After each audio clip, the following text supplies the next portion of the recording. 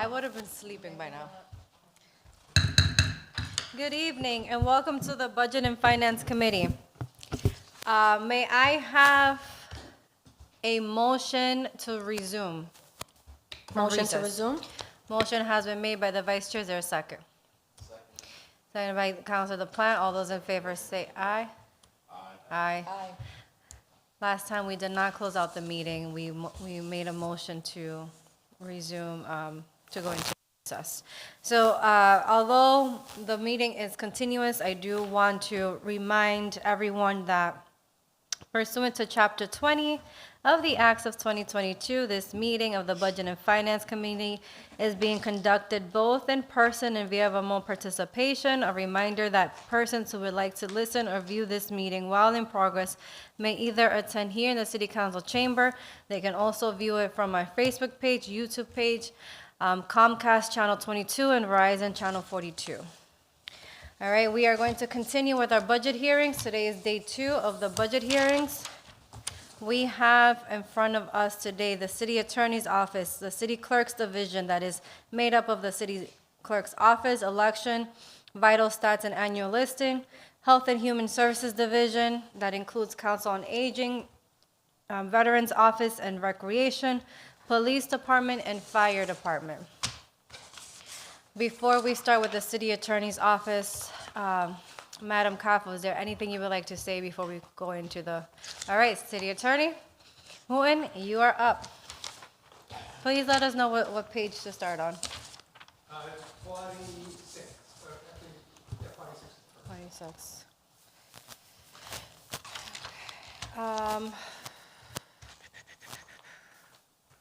Before we start, Director Shepherd, is the police chief joining you tonight? Yes. Okay, because I am being adamant about... Okay, thank you. Continue, City Attorney. So 46 is the overview of the general fund. As you can see, more information is available on page 47, which shows you the salaries, the purchase of services, supplies, and other charges. No drastic changes. The only difference that you will see is I'm dropping a half of person, which is I had 1.5 secretaries. I've been holding on to that while hoping to replenish my office. At the time, it's still just me. We've just concluded a long negotiations to see if I could add someone that has broken down. So I'm starting again. So hoping to have someone very shortly, have someone before you within the next 30 days. But it's still just me, one confidential secretary, and that's it. Councilors, do you have any questions for the City Attorney? Councilor Marmol. Oh, Attorney Houghton, so I'm assuming you're looking to fill this position eventually? I've been looking, yes, for over a year. Okay. We've had various candidates at various times. Just recently, we've had a candidate for the first assistant. That negotiations took a considerable amount of time, and it's just broken down, so I'm going to be looking elsewhere. What do you mean by broken down? We could not come to a meeting of the minds. Okay. I'm just wondering as to like why the reduction if you're looking to fill this position? No, the reduction is in secretaries, so... Oh, yes, that's why I wanted to ask about that. So we originally had 2 secretaries. We went down. One of my confidential secretaries retired. She was good enough to come back on a part-time basis, so we have her as a part-time basis. So, but there's still only me right now, so they've reduced that to 1 while I fill it. I may be back eventually, I hope, if I have a full staff to need another secretary, but right now 1 is sufficient.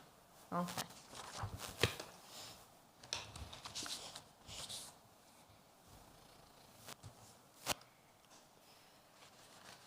Attorney Houghton, I know every year we go over monetary, I'm sorry, a question I didn't see. I can wait. That's okay, go ahead, Councilor LaPlante. All right, so the biggest thing that jumps out at me is just the lack of, fully budgeted with personnel, lack of personnel. We funded this department, fully funded with 4.5 people, in this past year, and we've actually had 2.5 people, I think, in this past year. Correct. So, and I think you were the one and only, I think, for the entire year of this current fiscal year? Current fiscal year, yes. Okay. So you can imagine, you know, we voted on this budget last year with the hopes and expectations that your office would be fully staffed. Almost a full year later, there's been no movement in your for staffing. And from where I sit, the responsibilities, the pressures, all the things that your office needs to do has not gone down, it's gone up. So I'm a little, I'm not sure what the right verb is. I want to say frustrated, but I'm not sure that's accurate. Disappointed, and I'm not sure that's the right word. But it doesn't sit well. Maybe that's the best way. That we voted for something and it didn't come through.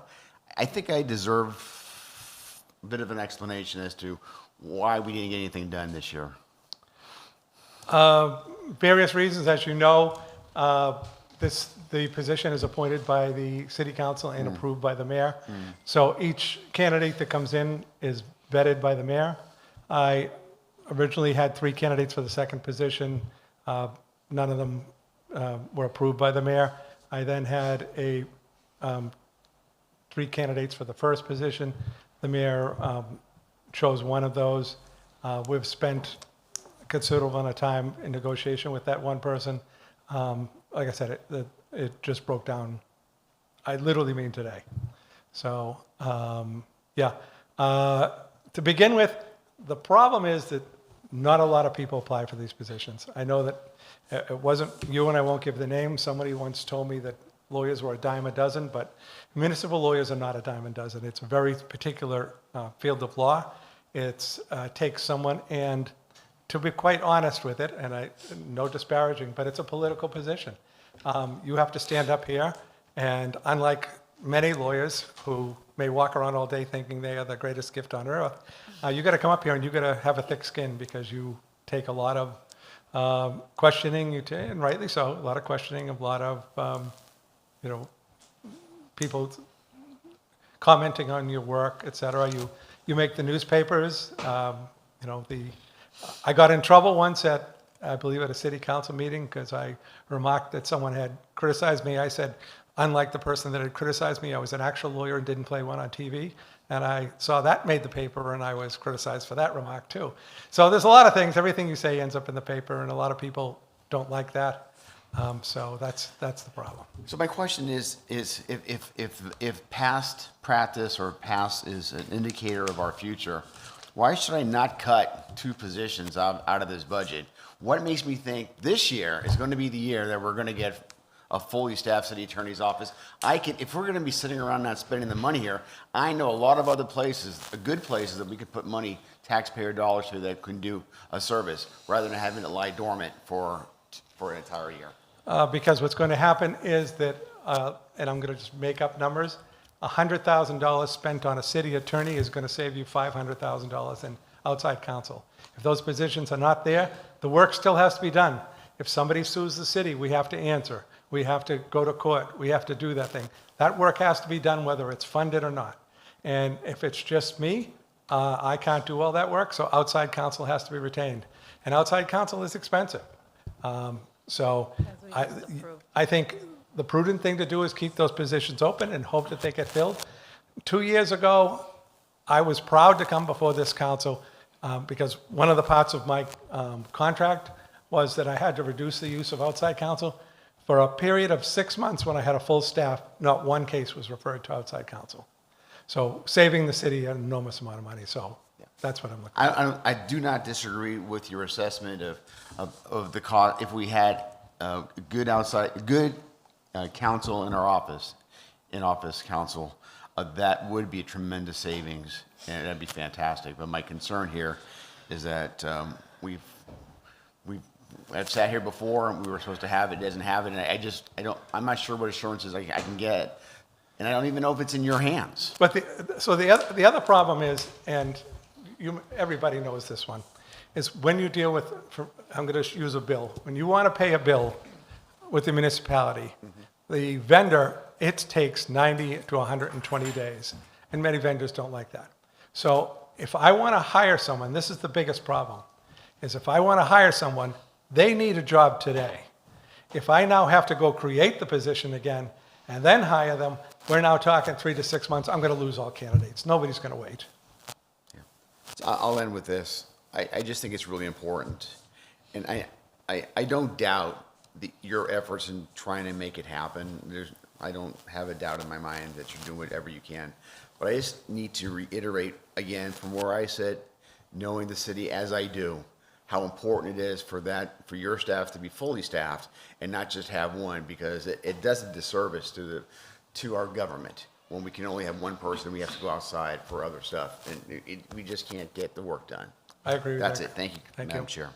Thank you. I'm going to add, because I know I'm very direct, as you know, as a counselor. You mentioned that for one position, you had 3 candidates, and ultimately, the administration, the mayor, didn't agree with any of those candidates. One of the key components to why your office is understaffed is that right there, is that the administration is looking for a specific person, and I don't mean specific person, that's the wrong term. They're looking for attorneys to be on their side. We're not hiring for the overall city, because there, as you stated before, as we talked about publicly before, there's this debate about, is a city attorney with the administration, with the city council, or the city of Lawrence? There's that debate, and it continues. So when we're looking for first and second assistant attorneys, what it comes down to is that the administration want who they want. They have an ideal persona, because there's not a certain person, but persona, and that's who they're looking to hire. And when we talk about these positions, we should be looking at their qualifications. And That's what I like. Believe me, I've always stated, and I will continue to state, I represent the entire city of Lawrence. Any person I hire, they have to understand they represent the entire city of Lawrence. If anybody wants a specific lawyer for themselves, they can hire their own specific lawyer. But the lawyer in my office represents the city. so, thank you. And I believe, in my opinion, as one counselor, that's 50% of the challenge that we're having when it comes to fully staffing the city attorney's office. Council President. Thank you, Madam. Thank you, Madam Chair. So just on the same issue of hiring personnel for the city attorney's office. Under the city charter, the city attorney, report to the city council, and subsequently you go ahead and hire other attorneys, including attorney number 1, 2, 3, 4, and so forth. Don't you think it will be appropriate to present those candidates to the city council under a specific item as your potential candidate to hire before you present it to the mayor? No. The reason Explain to being, me why. okay, I'm going to hire you. You might work for someone else. You might do another job. When you become a final candidate, okay, you're going to be here. Your boss is going to see you. If you don't get appointed, you might not go back to your job. Understand. So before I present someone, I want to make sure that everybody is on the same page. If I know that the mayor is not going to confirm a particular candidate, I know that you present, but it's with confirmation. So if I go to the whole trouble and the city council approves, and I go to the mayor's office, I've just embarrassed that attorney, because now they're not confirmed. I'm embarrassed their family. I don't look good because they trusted me. Again, I got to work with these people. I want hand in glove. So I would never do that to someone unless I had the feeling. No, I'm not guaranteed. You have the absolute right to say no to any of my candidates. I'm not suggesting that at all. But if I know right from the get-go they're not going to be approved, it would be disrespectful to the candidate to present them. Okay, I understand. I understand those points, and I agree with you. Until everybody agrees, it shouldn't be public. Once everybody agrees, it should be public. I got it. But that doesn't hold you from introducing finalists to councilors if they desire or request the information. And sometime we as a councilor, me as a council president, you have the liberty of going and doing the best for the office, because I believe as a president that every head of department should have the autonomy to run that department accordingly for the best interest of the city. And that's what I do with you, and that's what I do with the city clerk. And the liberty that is required and needed for you to do a good job, that's part of it. But that doesn't hold you from actually have a conversation about potential candidates that you are being interviewing that will be a good fit. Why?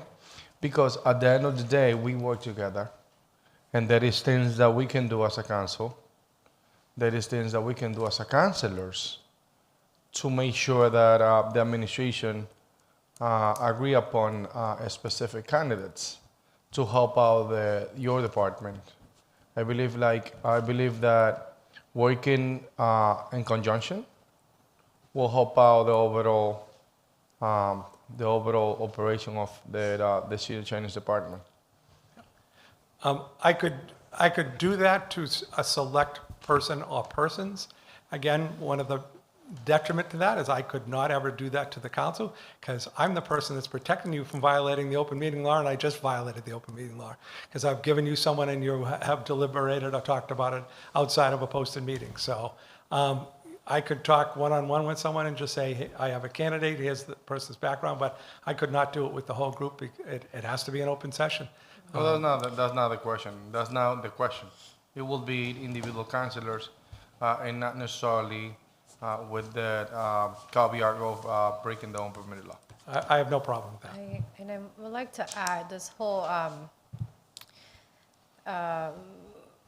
if the council approves a candidate and the mayor doesn't sign off on it, if the council as a whole, say in an ideal world, say the council unanimously confirms an assistant attorney, the mayor comes and vetoes it.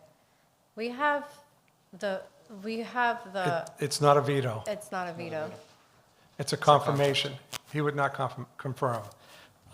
And again, I don't want to get into the mechanics of this, Yeah. but No, I'm glad I asked. 'cause I prior was to the same. prior to my administration, a couple administrations, we had the situation where there was a council candidate and there was a mayoral candidate.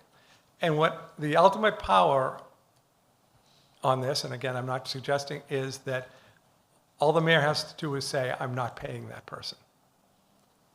I'm not going to sign their checks. I'm not going to sign their payments. And okay, I'm appointed the city attorney and I'm never going to get paid. So you need everybody on board. It has to, right. I can't have a situation. And plus, I represent both parties. I represent the city council and I represent the mayor. I want everybody to be happy because they're going to represent everybody. And Well, I think to wrap up and then I'll go back to the council president. You just made my case even stronger about the remarks I mentioned earlier, and I think it's important for councilors, when we do have these discussions with the mayor and the administration, is to look at the bigger picture. There may be a mayoral candidate, there may be a city council candidate, but if it's not the right candidate for both parties, we need to get it together and come together and do what's right. It's not just whomever the mayor wants or whomever the city council wants. I agree with you. Council President. Thank you, Madam Chair. I think that there's a possibility, what you just said, that the mayor at some point says, I'm not paying that person. I agree with you. That's a possibility that might happen. But I don't think that no mayor wants to go into the battle with the city council. Why? Because, and then eventually the city council will do the same thing, and that's not productive for the city.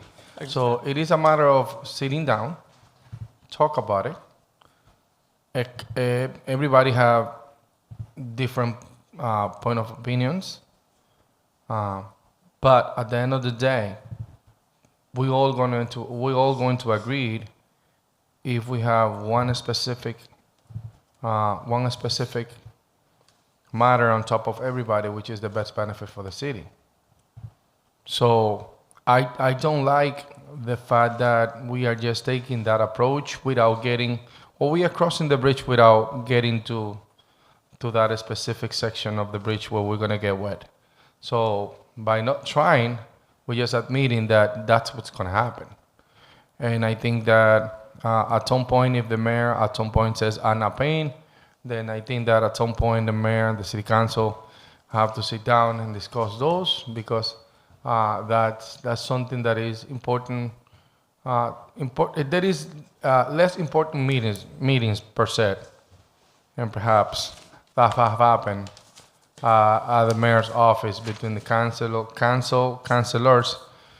and I think that might be something that is a lot more important than a lot of meetings that have happened between us. So let's allow us to go through that process when that happens, and let's see what happens. Okay. Thank you. Thank you. Any other questions pertaining to the budget for the city attorney's office? Seeing none? Thank you, city attorney. Thank you very much. Thank you, councilors. Next, we have the city clerk's division, and we have Madam Clerk Eileen Burnell. Thank you, Counselor. City Clerk Eileen Burnell, 257 Mount Vernon Street. Our budget is pretty much level funded. The increases that you see relate to salary, the majority of which are for the collective bargaining agreements through the different unions that my employees are part of. And those increases are actually pretty minor when you divide it across 9 different people. I know this is not a time to plug for my office, but I have your attention, and I get 2 minutes with the mic. So I have the best staff in the building. Like, I really couldn't have better staff. They work so hard. We are the absolute busiest office of all the they tabulate who goes into which offices, who gets the most mail, who gets the most online orders. Our office, every single time. They do an excellent job, and I just really couldn't be more proud of all of them. So if they weren't in collective bargaining agreements and I had the right to negotiate raises with them, I would love to do that, because I really couldn't be happier or more proud of my staff. We do the amendments of birth, deaths. We host a hospital, so our birth and death rates are so much higher than the other communities around us, and the staff handles it so beautifully. And then sometimes the hospital gets it wrong. We have to amend the death records. We have to amend the birth records. We get it done. We do the marriages, we do the business certificates, everything to dog licenses. And then the zoning board and the planning board, we retain their records for them. Plus, we work with you guys, plus elections, plus the census. We have a lot going on, and I think on a very tight budget, we get it done. Richard is here with me if you have some specific questions on the election stuff too. Richard and I have kind of gone through the budget, and I guess we share the same concern. We get that everything is level funded, and we get that that's a citywide policy right now because budgets are tight. Our biggest concern is postage, which sounds silly, but we're going to be mailing out a ballot in September and again in November. It's going to be a busy year. It's in a governor's year. It's going to be a ballot that's heavy because we send out a bilingual ballot, plus it's going to have ballot questions. We do the census cards. The amount of real mail that we send out the door is a lot, and the cost of printing's gone up and the cost of mailing's gone up. And that is our one concern, but pretty much everything else, we think we can make it work. Thank you. Councilors, any questions or comments? I have a comment. Council President. I have 2 comments. You raise your hand. I do, but go. So, Madam Clerk, 2 days ago we hear the same thing from Ramona, that they have the best staff. So I don't know. You guys need to talk. Let's wrestle. Mine's great. You guys need to kind of get on the same page. I will say, Which one is mine the is pretty best? awesome, so her staff is good. But mine is just a tiny bit better. Yeah. She's the one that approves the money. Well, anyway, I wanna bring up something to everybody's attention when it comes to the publication. in your office. A lot of that money before used to go to publication, publishing, public hearings, and so far so on. Individually, you have combined those since, and I think that that's gonna bring up a lot of saving and for the last few years and for the future. So doing that will help out tremendously. Obviously, there is other things that need to be changed within your office that we're gonna keep on working hard. But if we have the best heart and the best intentions, I think that we're gonna get it done. So thank you. Thank you. Council Marmo? I do appreciate your office efforts. I know that you guys are super busy, which is why whenever I do have any questions or concerns, I try to be super understanding, not having the expectation of you guys responding to me right away, or if something hasn't been answered. Like I'm really good when it comes to following up with you guys and working with you guys. So it makes me wonder, like a staff of 5 for your department. Is that sufficient? I would love more staff. I mean, I just don't know, if, we are busy. Like there are times when there's a line 2, 3 people deep, and if I had more staff, I would use them. You know what I mean? I don't think anyone is sitting around. And right now, we do have everyone's cross-trained. We're pulling poor Henry up from the basement, from the elections office to help out. And even with pulling him up, we're still busy. So if we had more staff, we would use them. Well, the reason why I ask is because, I've seen how we do create positions to help these higher positions. I'm trying to be respectful here. So I'm trying to gain an understanding as to an office such as yours. Yes, I did talk where to- it is a need for it. Yeah. Why is it that I don't see a push for having additional staff in order for your department to run I did have a conversation adequately? with Mr. Maloney, the prior clerk, and he told me that at one point he had 6 clerks upstairs, and I just have 4 right now. So that office could definitely support. Are you requesting this to the mayor? Like, has there ever been a request on your I have end? not requested additional Okay. staff. No, I have not. So good on you for pointing that out. That's a good request I should be making, yeah. Okay. The second question I have is in regards to the increase in pay, specifically, it's your position. Yeah. Is this increase to align with other city clerks, with other neighboring cities and towns? Like, are we there? Or is this just a contractual negotiation? Yeah, mine is just what's in my contract. I don't know, I don't think I'm far below other communities, but I don't think I'm like at the max or on the high end of the city clerk scale. But that raise that's in there is just based on the contractual raise that you guys have given me in my regular contract with you. Okay. That is all. I have another question. Councilor LaPlante? I don't really have any strong questions regarding expenditures and that. Where my questions lie are on 2 much bigger elements that we have talked about and that I've mentioned publicly. And I always get the name of it wrong, and I'm asking for your help on it.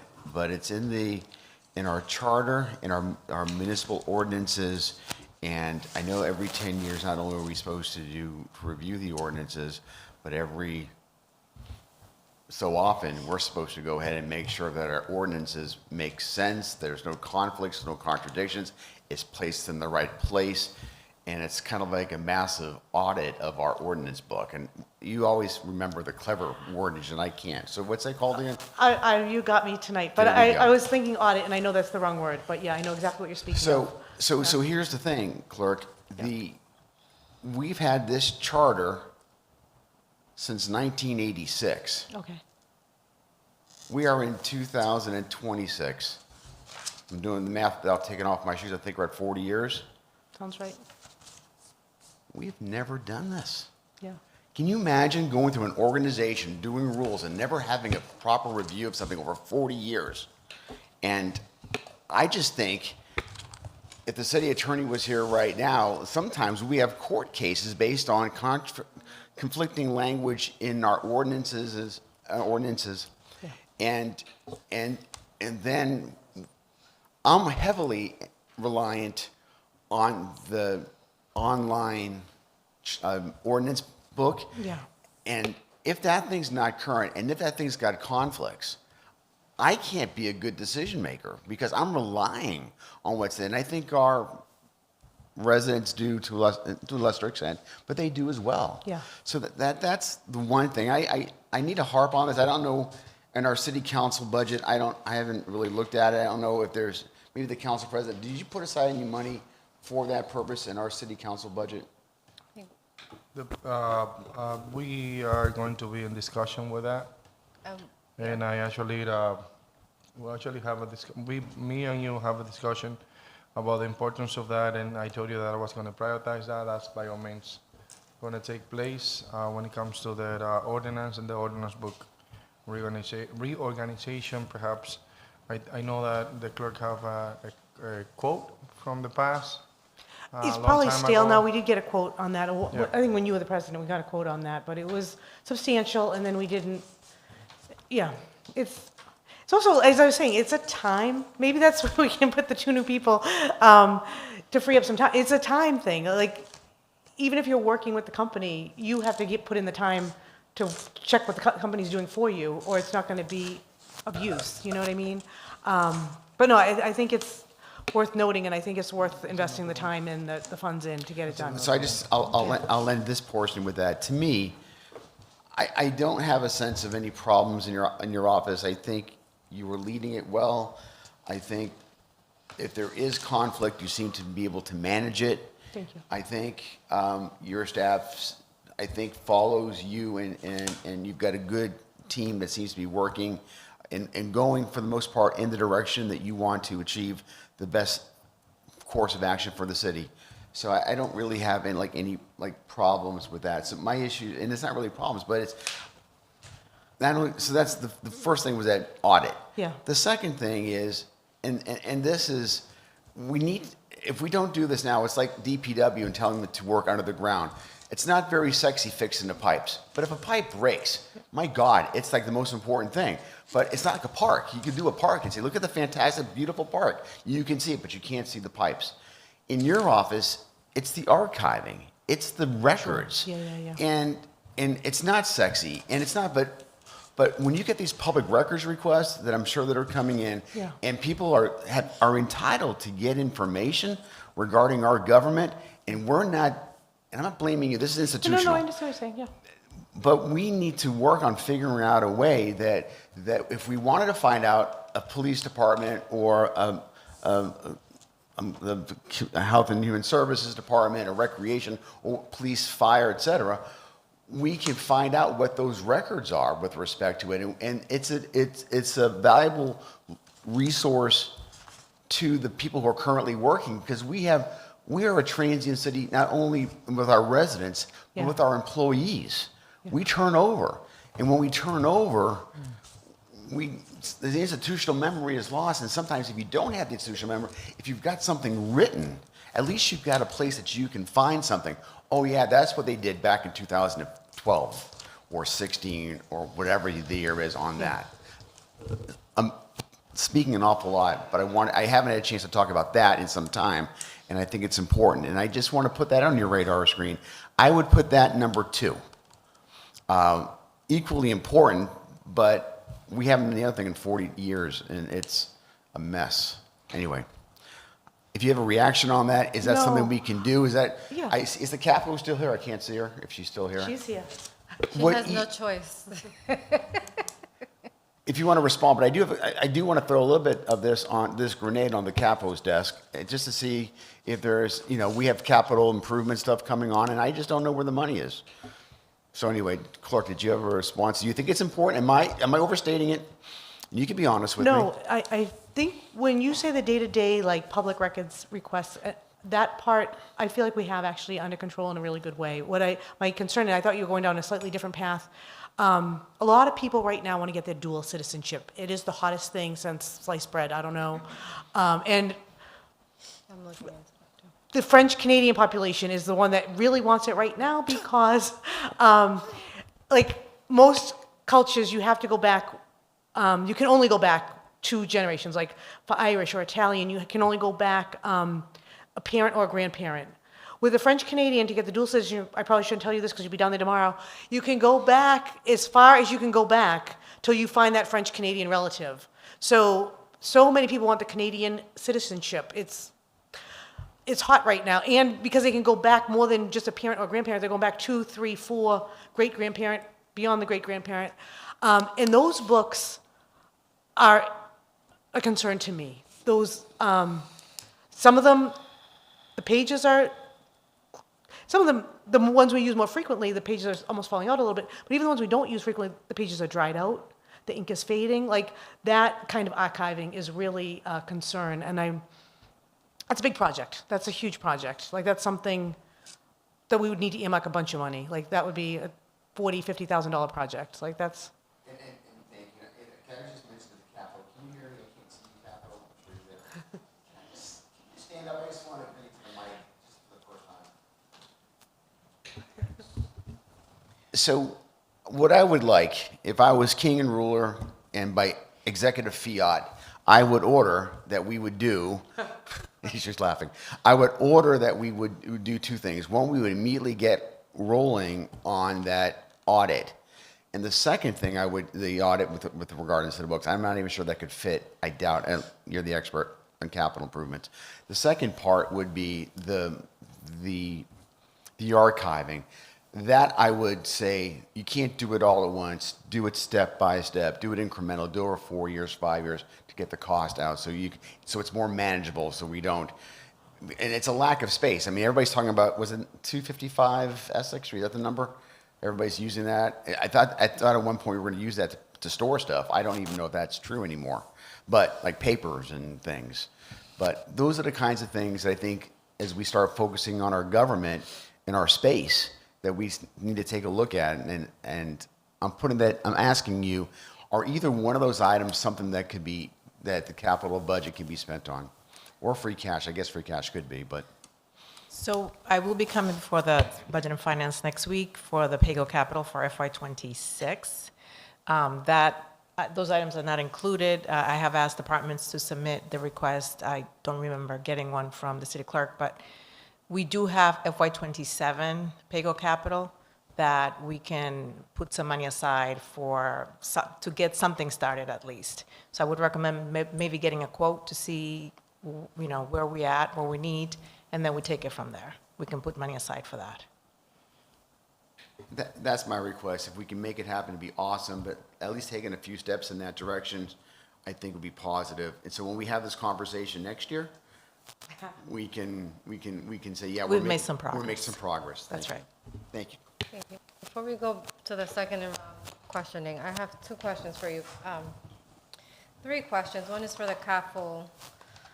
I was going to ask you, Eileen, but I guess this is more like a citywide question. Are all city employees, including, since we're talking about the city clerk's office, including the city clerk's office, subject to comp time?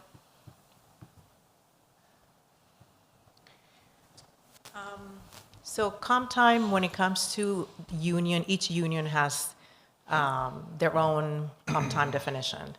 When it comes to non-union, we are currently trying to implement some guidelines. So we're working with the administration along with the personnel department and the city attorney. Okay, So that's something that's in the works. I'm going to request an itemized report for comp time per department and per employee. I want to look into that. I know there are some, I just want to look into it. I think it's important as we're reviewing this budget. So if we can get that to the Budget and Finance Committee, that would be great. Absolutely. Thank you. Also, I'm not done with my questions. This is a question, first a comment.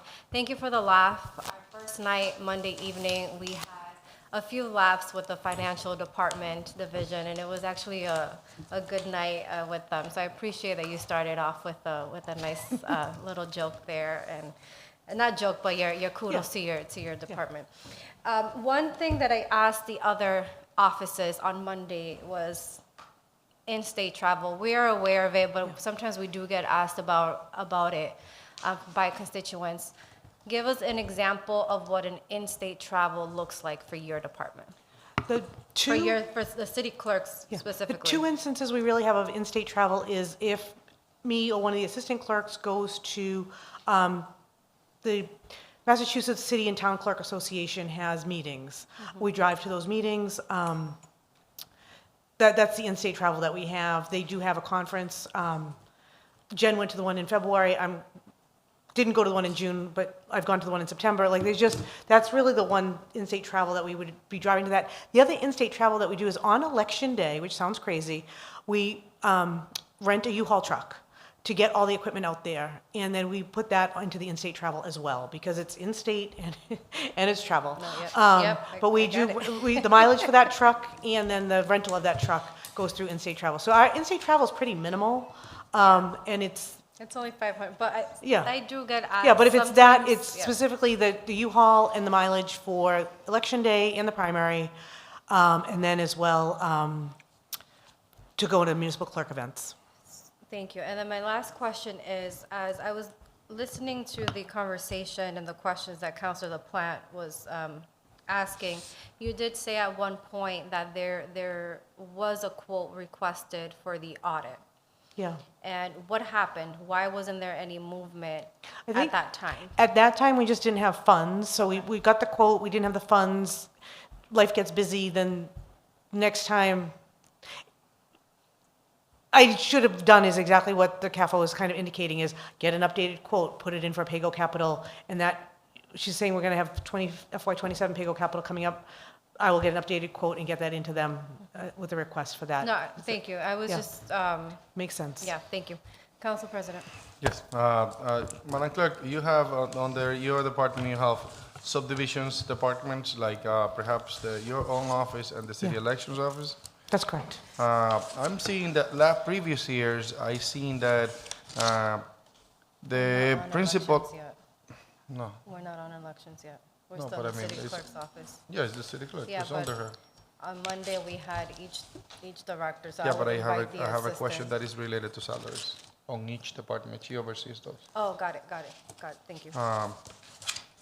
So in your previous years, we have, we made the change to make, as per the union negotiation, the principal account clerks. Yep.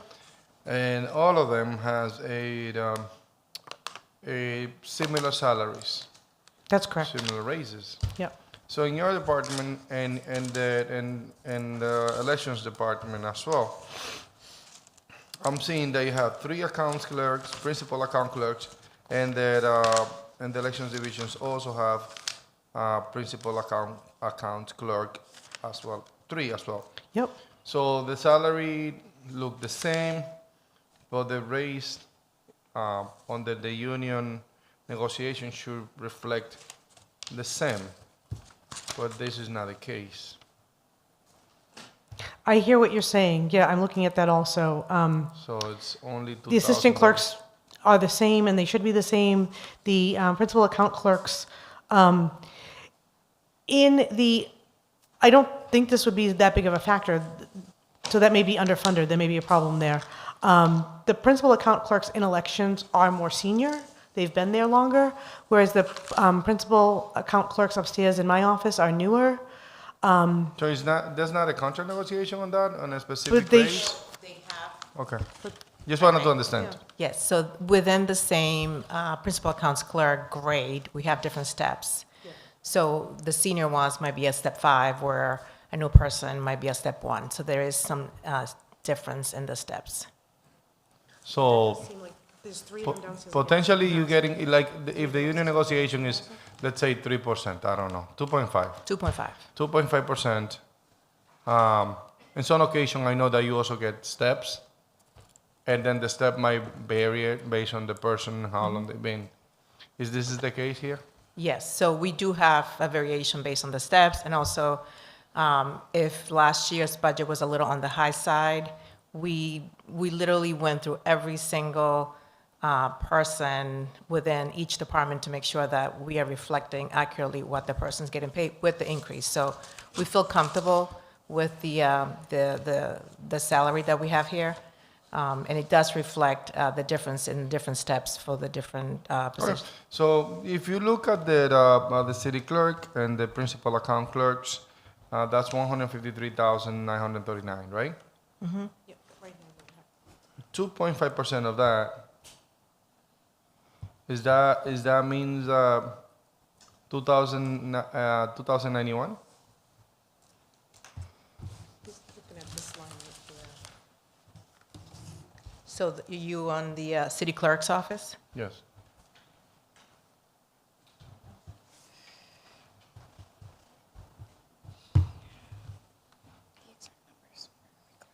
Yeah. Right, so we literally took every single person. No, it's not a And- person, it's a percentage. No, I know, but we have to take the person and the step that they currently have, and then reflect that on the budget. Last year's budget might have been a little bit off in terms of the steps and where the person fell in, But you know also what I mean? last year I had, well, like, I've had turnover. Right. So right now, all my clerks upstairs are brand new. Right. Versus downstairs, they're more senior. So that's why, I think that's why they'd be at a higher. It was step higher, right, Versus these ladies are at a lower step. right. So the city clerks are maybe step one because they're all pretty much new. Whereas the clerks within the elections department are all senior, so they might be on step 5.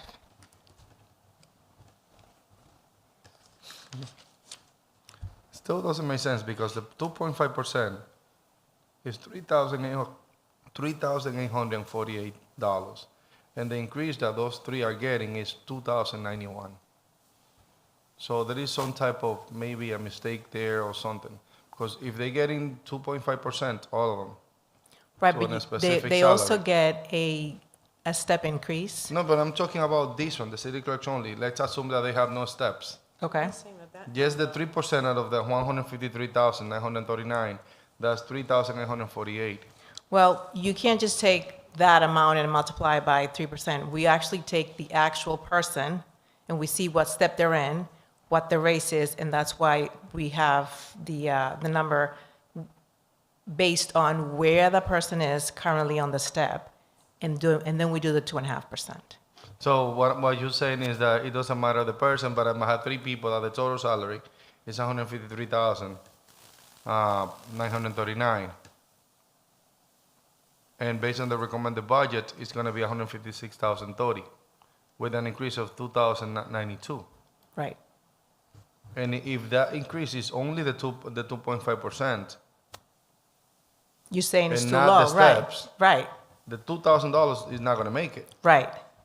So they're not The getting the 2.5%. FY26 budget might have been a little bit inflated, is what I'm saying. No, I'm looking at this number, I'm not looking at the previous budgets. No, but that's the increase you're referring to. You have to look at the previous budget. So basically, if you inflated last year, you say, oh, you get a little more last year, and now you're not getting it. No, I mean, you have to see what happened in the department to come up with that, because maybe, Like the base salary is also lower now because it's a new person coming in. It's not somebody that's been there for 10 years. right, It's so a higher it's all the salary. steps. So if you had 4 people, or 3 people on step 5, and then you go back to step 1. I'll call you tomorrow to go through the numbers. All right. Thank you. I'm surprised he didn't say though, the joke on Monday was, we'll see you Wednesday, don't worry, we still got you Wednesday, we still got you Thursday. Yeah, you see, I got you today. Monday evening was a funny night, I have to say, it was a good night. Any other questions pertaining specifically to the city clerk's office? Seeing none, we're now going to move to election. So on Monday, I gave the opportunity to directors or the main person in charge of their offices to come up and say a few words. So I am looking at Assistant City Clerk Richard Reyes to do a little introduction, tell us how your office is going, and then we'll get into the FY27 budget. Good evening, councilors. Good Richard evening. Reyes, Assistant City Clerk, Canton Street, Lawrence, Mass. My office right now, we're short-staffed. We have an opening, hasn't been filled yet. My concern is that the month of June, we get real busy, We deal with confirmation cards that are going to be going out to anybody who didn't answer the census. Also, we're going to be dealing with postcards that the state is going to be sending out to every voter if they want to vote by mail. That's going to be another project. So right now, with 3 people, it's going to be real difficult. Hopefully, we get somebody in there as soon as possible. So right now, we're hanging on there. We're doing pretty good for now. Thank you. Councilors, any questions pertaining to the elections department?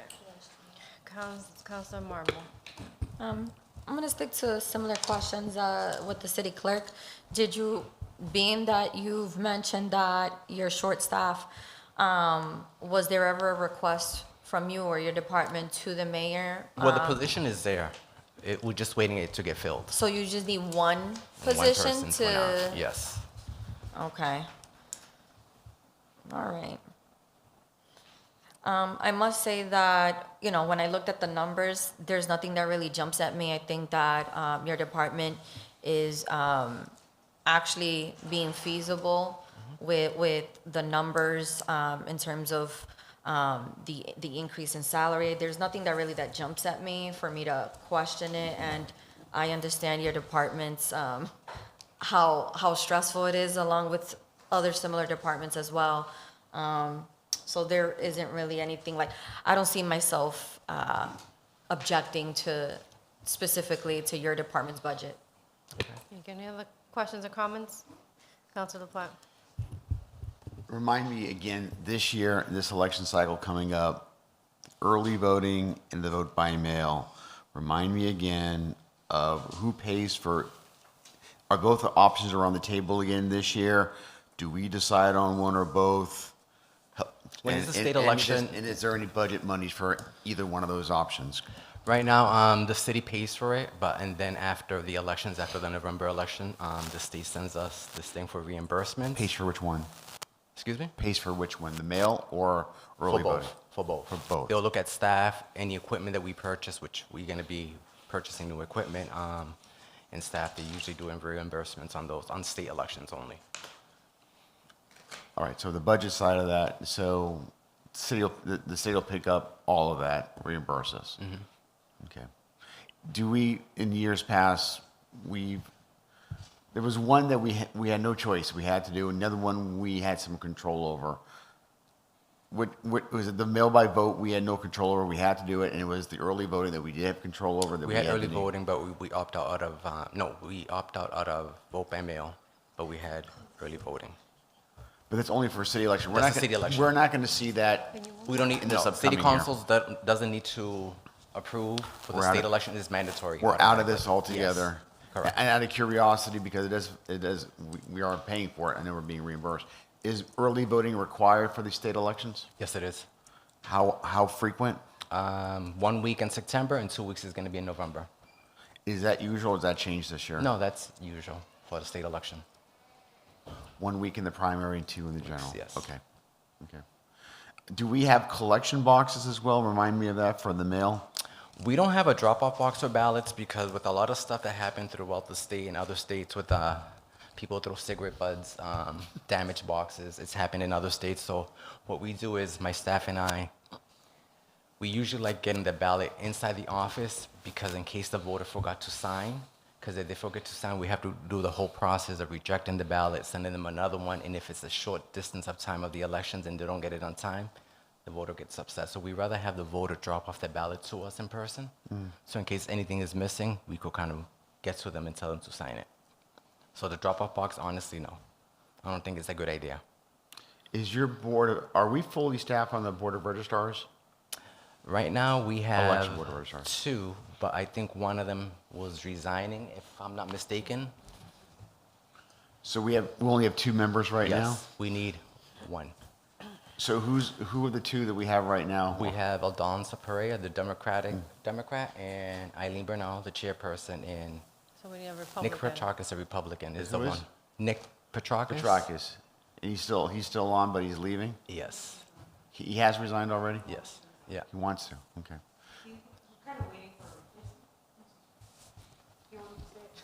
Yeah, we're just waiting on a replacement, they have to be Republican. Okay, great. Thank you. What is the is that an application process?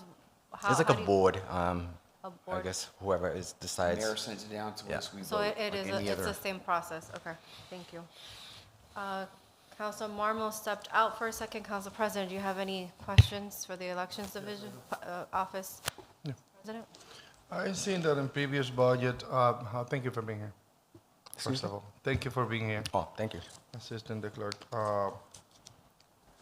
I'm seeing that in your department, over the years, you have the longevity section on the budget, and that's no longer, No, Yeah, in in our this office, budget? no. so nobody have, No. Not even you? It was like, that's a whole long explanation, but I mean, I don't really want to get into it now. see, It's- that's why I'm getting Yeah. my books. Yeah. From previous year, I look at it and look at the difference, and see that is a $2,000 longevity on that, I mean, $1,500 in longevity. I understand, I mean, we can definitely have that conversation, I Yeah. guess, later on. That's another one, I'm gonna write down a few. Yeah. Thank you. You're welcome. All right, I'm gonna wrap up the elections portion with saying, and I say this to you every chance that I get, Richard, I appreciate you. I know the work that you do is not easy. Elections, campaigning, I mean, a lot of positions within municipal government in general are political, but you are literally the definition, not you, but your office is political. I have a great staff. And what you guys do down there with the amount of work, with the little staff that you, the short staff that you, small staff that you have, I'm appreciative. I know it's hard, but your work and your efforts doesn't go unnoticed. So thank you for everything that you do. Thank you, Counselor. Kathleen?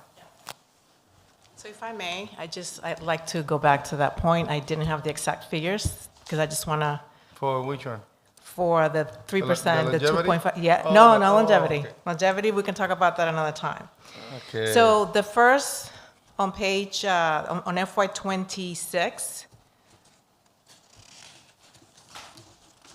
You have all three of them. No, but I have. for the principal accounts clerk, we had 3 people on step 5, right? 51,313.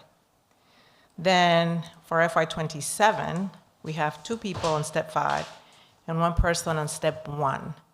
The difference between a step 1 and a step 5 is $5,000.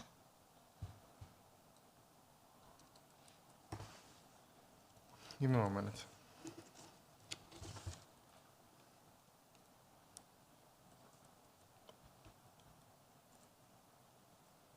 So, the steps are $5,000 or for 2 No, people? the total between, the difference between step 5 and a step 1 comes up to $5,000. So there's your variance. That's why it looks like it's not a 2.5%. It looks less than 2.5%. It's because one of the person is at 48,000 versus the step 5, they're each at 53,000. Yeah, but we have the total amount. Right, so we have to do it individually. Each person, depending on what step they're on, then you put in, Send me those figures without the names. I just want to see the numbers. yeah, absolutely. For the 3 people.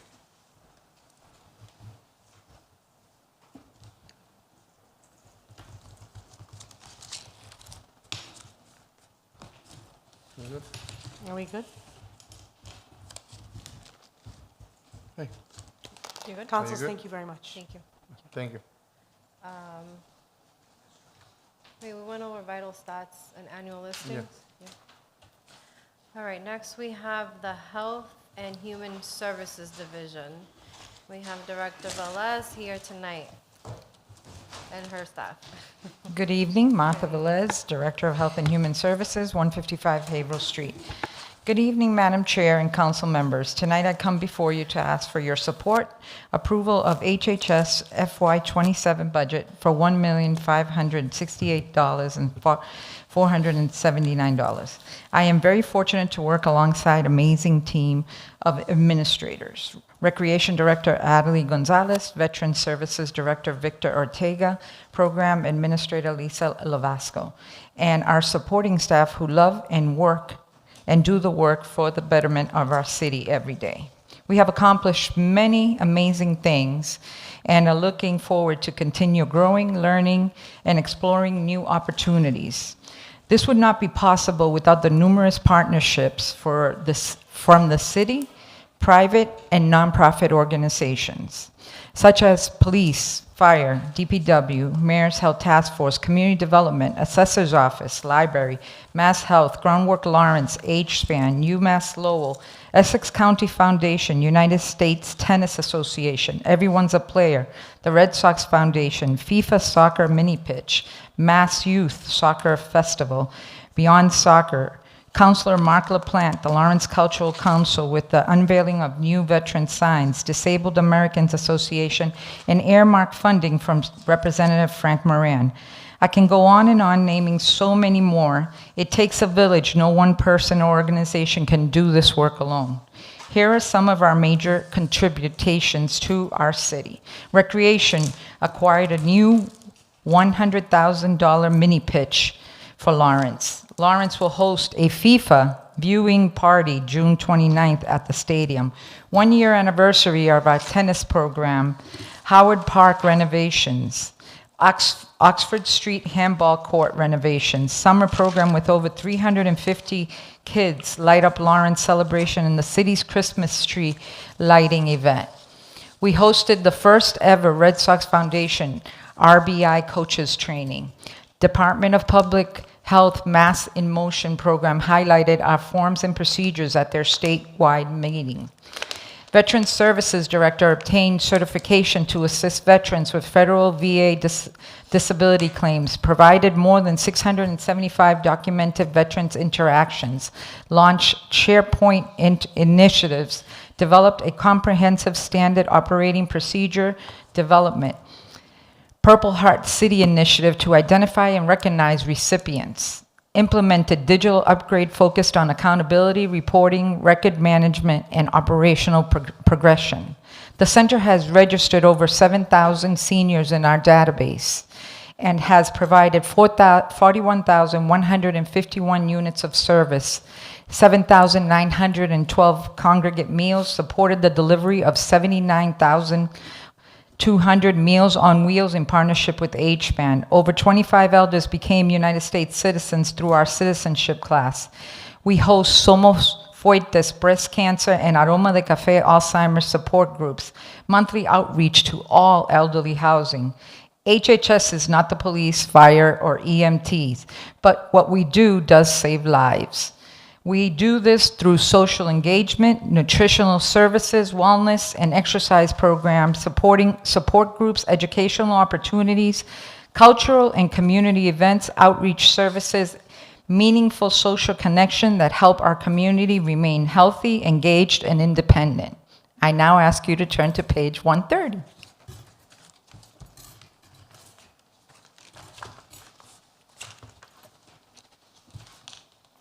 The Council on Aging's budget really reflects what the 2% raises for the staff, along with what we actually get in grants. I want to just make it clear that I am not getting a $33,000 raise. I made $156,000, but $125 last year came from the city, and $29 came from a grant, a formula grant. My salary this year will be a 3% increase with the contract, and everybody else is 2.5%. Martha, same for Council on Aging. Give us an example of an in-state travel. So in-state travel is basically the person that goes and does outreach to the elderly housings, they get it. If our case manager goes out and has to do a home visit, she gets it. If I go to a conference or my staff goes to a meeting anywhere that's in Boston, Springfield, and we do travel, but not a lot. I mean, now with Zoom, before we used to travel a lot more.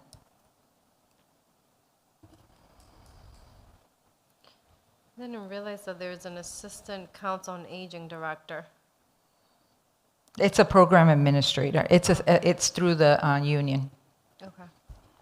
Councilors, any questions or comments for the Council on Aging? Councilor Marmol. I'll be quick. Director, I just wanted to say thank you for specifying that 33,000, 'cause I'm the type that I'm trying to make sense when I'm looking at, other positions within other departments, like other directors within different departments, with a similar salary range. And I'm trying to do the math. It's like, well, why is this position is like a $6,000, increase, Right. which would include the 3%, but then this is so significantly different. So mentioning the grant just illuminated a lot for me. So I'm assuming that has it always been that way, that your position, it's a portion of it is a salary proportioned by the city, and then the other remaining balance is coming from a grant? No, that was just last year. Okay, so for this fiscal year, That's Would all it be- city money. the 159 would be all city? Correct. Okay. All right.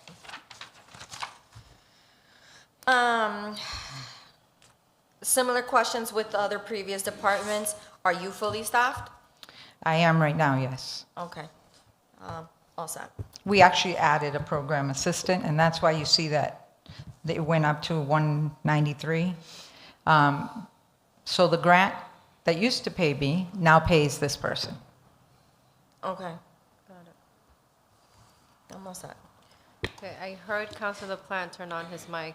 Councilor Plant, and then Council President. Is that the key now? Well, I heard, yeah. Like Morse code? And then I looked over here. No, it's easy to be next to him and like, Okay. All right, so I want to, Councilor Plant. maybe you should join us. so I wanted to thank you for your involvement in the Lawrence sign project. I'm going to be thanking the police department and the recreation department with Adelie and Lisa, and the veteran services officer. Your department has been extremely supportive, and I just want to thank you for being partners in this. And it's been a joy to do something like that and having the kind of cooperation and partnership that your office and others have shown. So I just want to say thank you. My pleasure. I've got a question on the Council on Aging. And this is the second time it's in the budget, and I think this year is the first year that we've had it. Do we currently have a Vietnamese coordinator? We do. And how did that go, and why is it Southeast Asia, or is it just Vietnamese? It's not Laos or Cambodia or any other of those Southeast Asian countries? It's just Vietnam? She's Vietnamese, she speaks Chinese and 7 dialects. So basically we have a lot more Vietnamese than any other Asian population in the city of Lawrence. When I partnered with the Asian Center way back, and this has started from way back like 30 years ago, there used to be a Cambodian population. Most of them have moved to Lowell.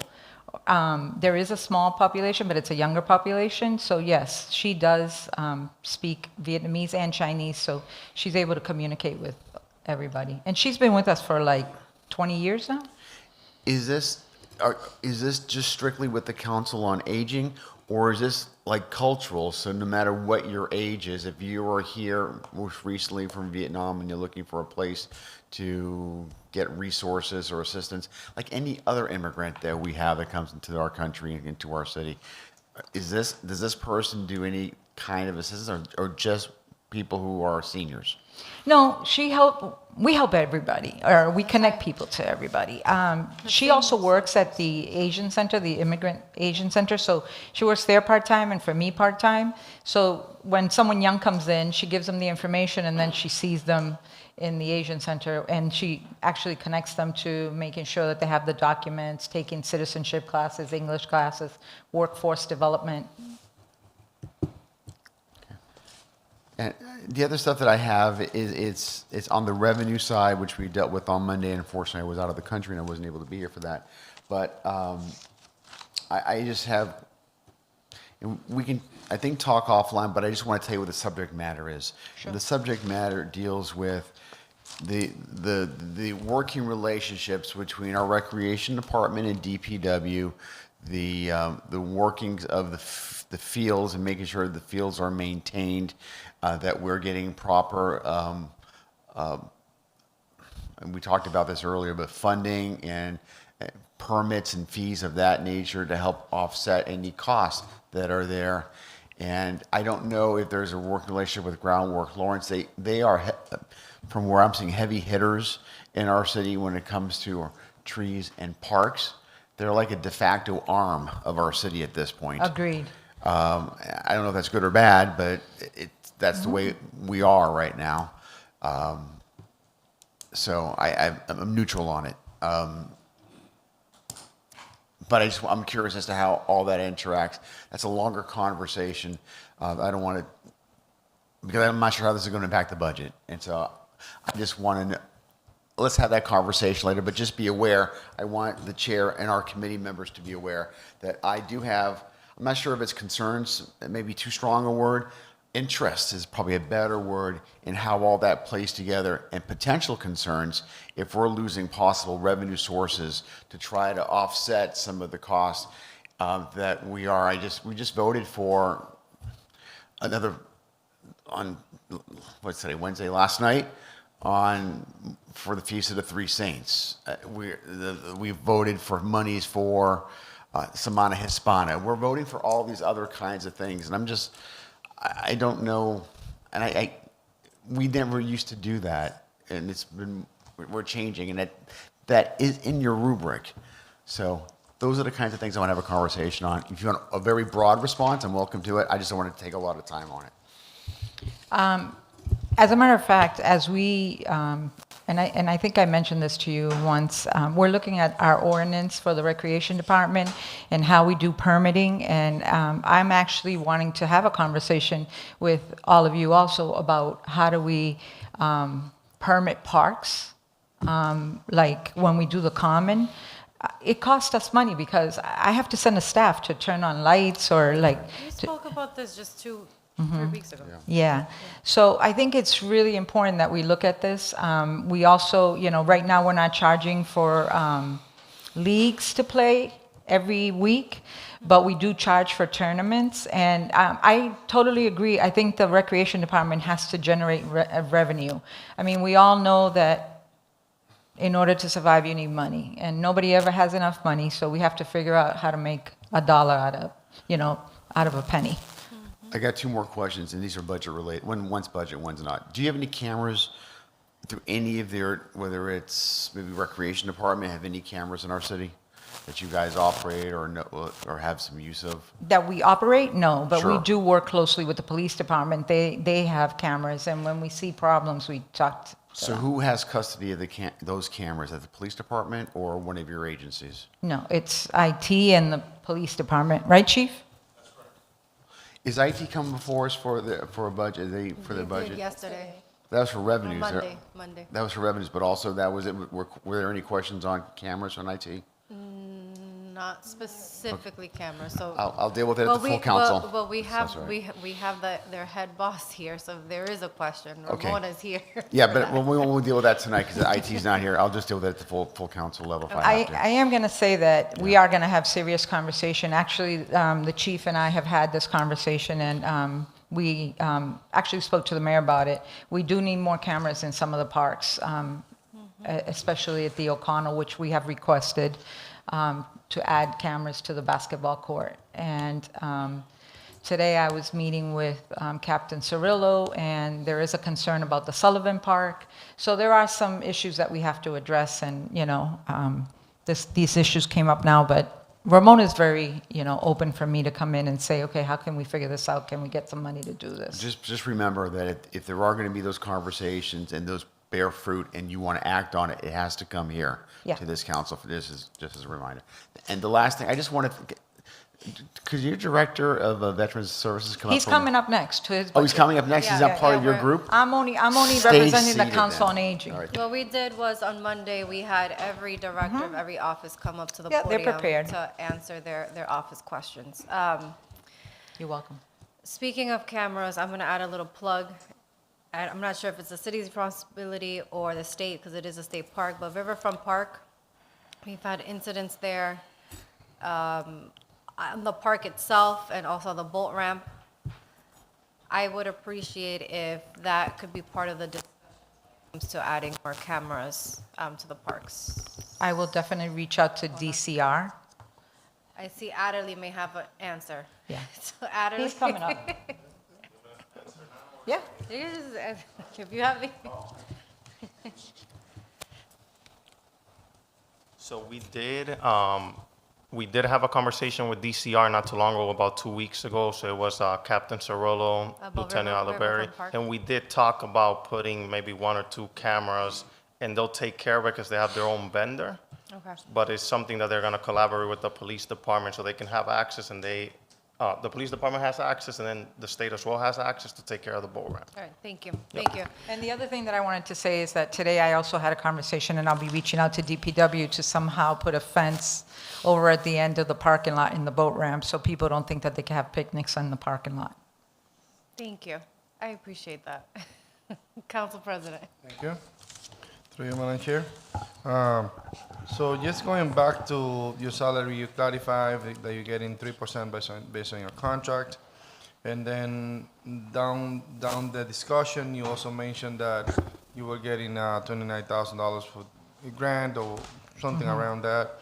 Can you just explain a little more as of what was the grant, what type of service you guys provide, so far so on? Because I have that question. Like people look at numbers. Yeah. But they don't look at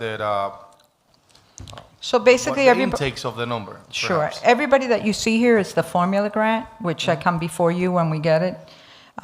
It's $16 a senior per year. And we have 14,000 seniors, 14,500. So we get roughly about $210,000. And basically, all of that goes into salaries, and it also goes into MCOA fees, because they're the ones that fight in the state asking for more money. And then any kind of subscriptions that we have. So we have a subscription for being able to show movies. If we go to a conference and we have to pay for that conference, it comes out of that. And my senior center gets paid from there also.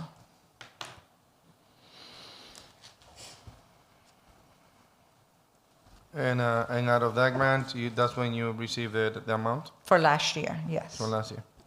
So we do receive these grants every year, and we actually approve it at the Absolutely, council. absolutely. I come to you every time Yeah. it comes, yes. So now you're not receiving that amount? No, I did. I received it, but again, For this next year, you're not receiving that amount anymore? we are, but we're getting a program assistant. So I took that money. The city is picking up my salary, and I took that money and paid a program assistant. So essentially, you're getting the 29. Oh, yeah, yeah. It stays the same for 10 years. It's based on the census. No. I'm saying essentially you are getting the salary increase of 33,000 because the city is picking up on it. Just one out of It's transparency. costing the city. Is Yeah, that what you mean to say? Yes. Yeah. No. I just want to make sure, like, because coming out of the it was city's at pocket the beginning, At the beginning, when you started, you say no, I'm not, but then eventually it is. I just want to make sure, like, because Yeah. I mean, the city will pick up to this year, and then next year will be on the budget from every year, and so far so on. Correct. It will be an increase, yes. All right. You also mentioned that. It's going to be a new position that's going to be paid under that, and I see that you remove one position out of your budget and increase one new position to your budget. So that's the position that was created, and then it's going to be funded now? Right. Okay, so in that position is program assistants, right? Yes. Okay. What is the base salary for that position? It's $25 an hour, so about 47,000 right now, Yeah, and then, about 50, yeah. yeah. And that's a union position? That's the new position. Union? With the, no union. No union, okay. With the 2%, 2.5%, it would come out to about $48,000, 48,483, I think it is. So is that person going to be hired or it's already been hired? They're already hired. Okay.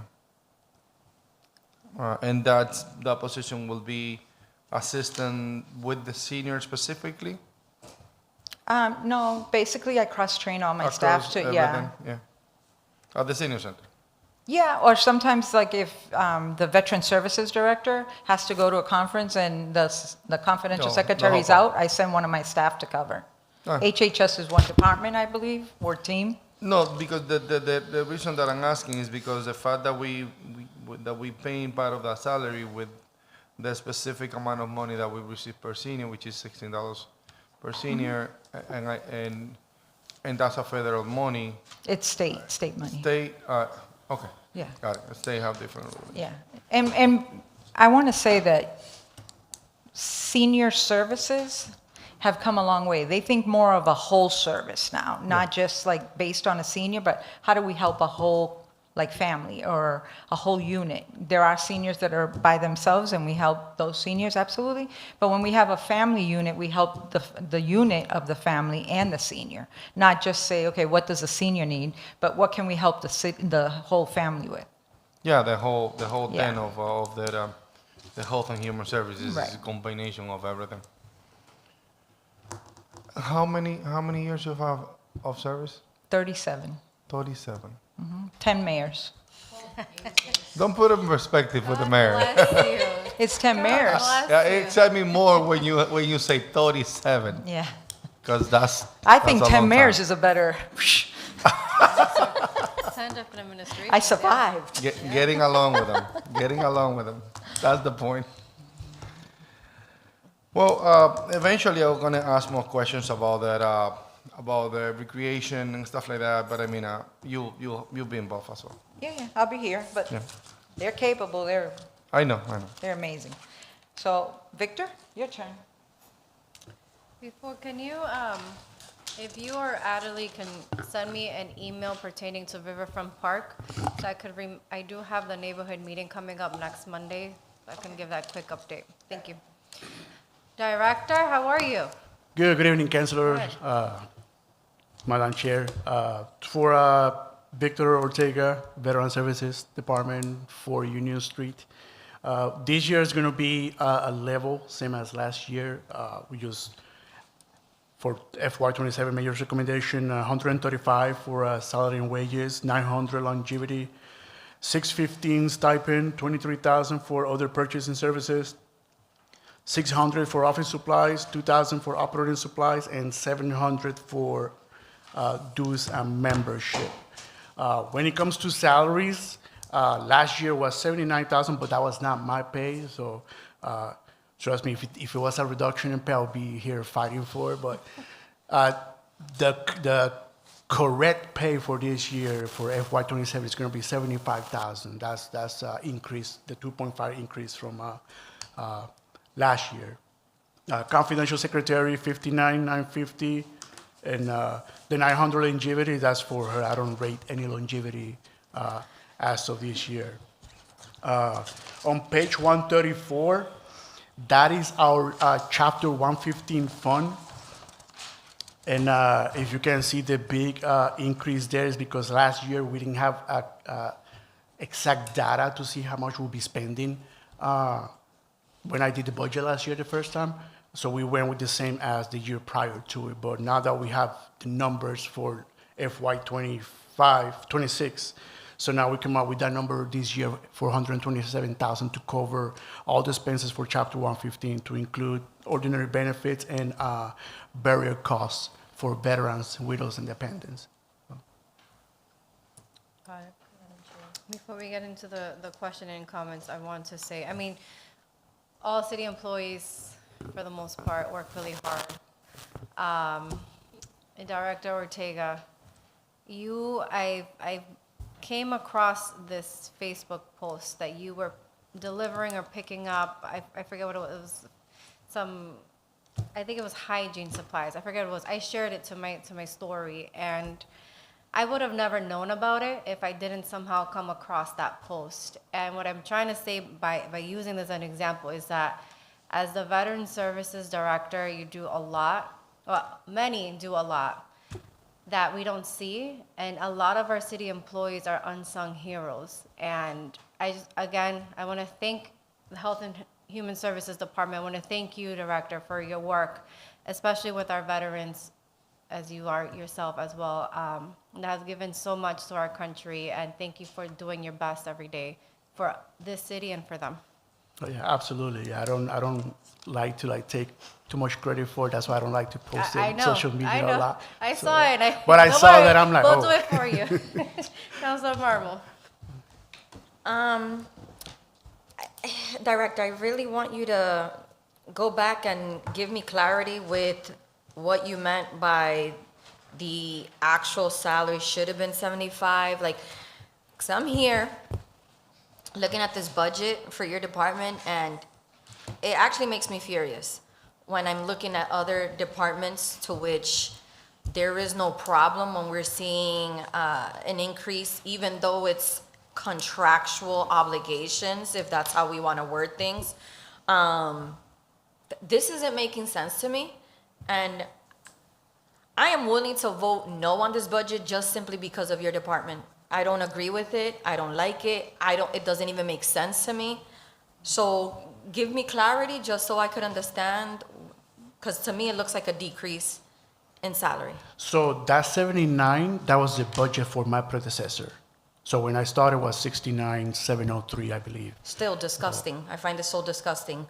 And it's a slap in the face to this department. It's a slap in the face to you as a director. It's a slap in the face to continuously I don't know if to place blame at the administration.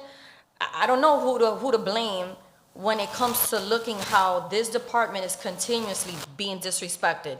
Is disrespected by not being fully staffed. Am I correct by that? Yes. By saying that? So honestly, I'm furious, and I am willing to vote no on this whole budget just because of this one department, because I don't see how it's an issue for other departments. Clearly, I'm seeing $6,000 plus on pay increases, and despite that, we want to defend the fact that there's contracts in place. Let's put it pretty. There's contracts in place. We have a contractual obligation of 3%. And so we can negotiate for certain positions, but then somehow we drop the ball in this department all the time. But I don't know what I'm talking about sometimes, so I don't know. I don't know if I'm furious for no reason. I believe that's the step for the unions, correct? Yeah.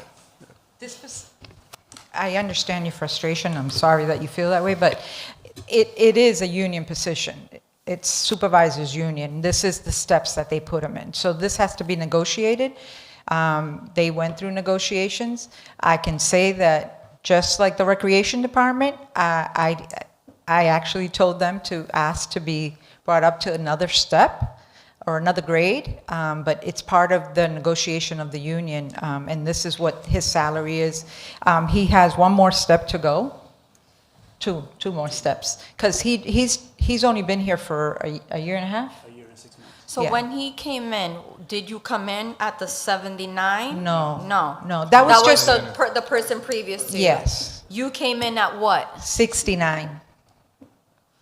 So you came in at 69, and He had it's- never been a VSO before. I actually interviewed him and love he did a great job interviewing. He really had a passion about wanting to help veterans, and that's really what I was looking for, is someone that really cared about doing the outreach, how to connect to veterans, and that's why we hired him. Because he had never been a director or had that kind of experience, he had to start in step one, which was $69,000. And then every 6 months, every year, no, 6 months, it used to be 6 months, right? First it was 6 months, now it's every year, I think. I have to check. So he started at 69, and it's being brought up to 75. Right. And he's been here a year and a half. Okay. Ugh, it's I know. still, like, I know. for a director. I hear you. It pains me. I'm sorry. I'm totally agree. It pains me to see these numbers, and to see how we're just like so easy to give. Someone that also hasn't been in a position before, may have We're just less so than a year we're and a giving half. money away and with salaries that don't make sense yet, you know, somehow they get appointed, and I just feel like I'm looking at this, and even though we're going off of the steps, but Yeah. I don't know. And then what's I'm going going to on- fight for my directors, especially, and I mean this. There's two directors here, which is Veteran Services and the Recreation Department. Recreation Department director does not sleep probably from Yeah, I know. from April all the way till like November. We're on call all the time. He's on call with veterans. I mean, so they're not an 8 to 4, shut your door, go home kind of position. It is not. So I hear you. I feel you, because I also feel like, my staff, the directors really deserve to make more money. But there's no control in that unless we really negotiate next year and really bring it up to. And how many open positions are currently in place for this department? There is none open positions. There are positions in the ordinance. We did agree that while he got himself, and if you notice when I spoke, about how he's really putting systems in place, there was no way to really keep data on how many veterans we were serving, what we were doing, what the outcomes were. So now we're doing that. So next year, we're definitely going to come before the city council and say, okay, he needs either a part-time or another full-time person to help him with the outreach. And I will definitely fight for that. But we've been knowing that, and I feel like this budget would have been the opportunity to advocate for this. We did speak to the mayor about it, but I have to be truthful, right? I mean, anytime I get money, I have to have data. I have to have numbers. And the only numbers that we had before this was the 33, right, or 44 people that were on Chapter 115. But now he's keeping track. Like you saw, 675 units of services. He's keeping track of the burials that he helps. He's having his confidential secretary do the same. So she's being trained also to be able to follow the process of shared point and do everything that needs to be done to be able to really show our need. Our need is, do we have something else? We give the Veteran Services Director, senior tax work-off people. My staff always helps him out. Lisa, our program administrator, she's always willing to help Victor. We create flyers together. We help him in whichever way that we need to help him. We put up flags together. We do everything together so that we know. I will definitely, next year, I know that he's doing what needs to be done, so there's not going to be a no, because there's going to be numbers showing. Yeah. Well, my apologies for No. showing my I actually frustrations. like your passion. But yeah, my frustration. I'm going to put you on my side. It's just seeing kind of like the gross negligence from I other understand. departments where the numbers aren't making sense, and then I come across his department and I'm like, and it's time and time again. Right. It's not a one-time thing where it's Right. like, we're having a rough time this year fiscally. Let's be a little bit responsible. It just seems like it's every fiscal year. Your department seems to be like, like you're a mat and people walking all over you. I want to hear from Director Ote, because I'm looking at your face and you're very blank. And I'm trying to read you. And Monday, there was minimal, like the directors of the office really held the conversations for their offices. And I want to hear from you. What is really I understand being short-staffed, but where do you really need the support that Director Velez can say, all right, next year, like this is for sure. Where is that hole? So I'll be completely honest. Yes, it would be amazing to have more staff to it, but we have to look at the bigger picture that we are in. We don't have a place to put them at.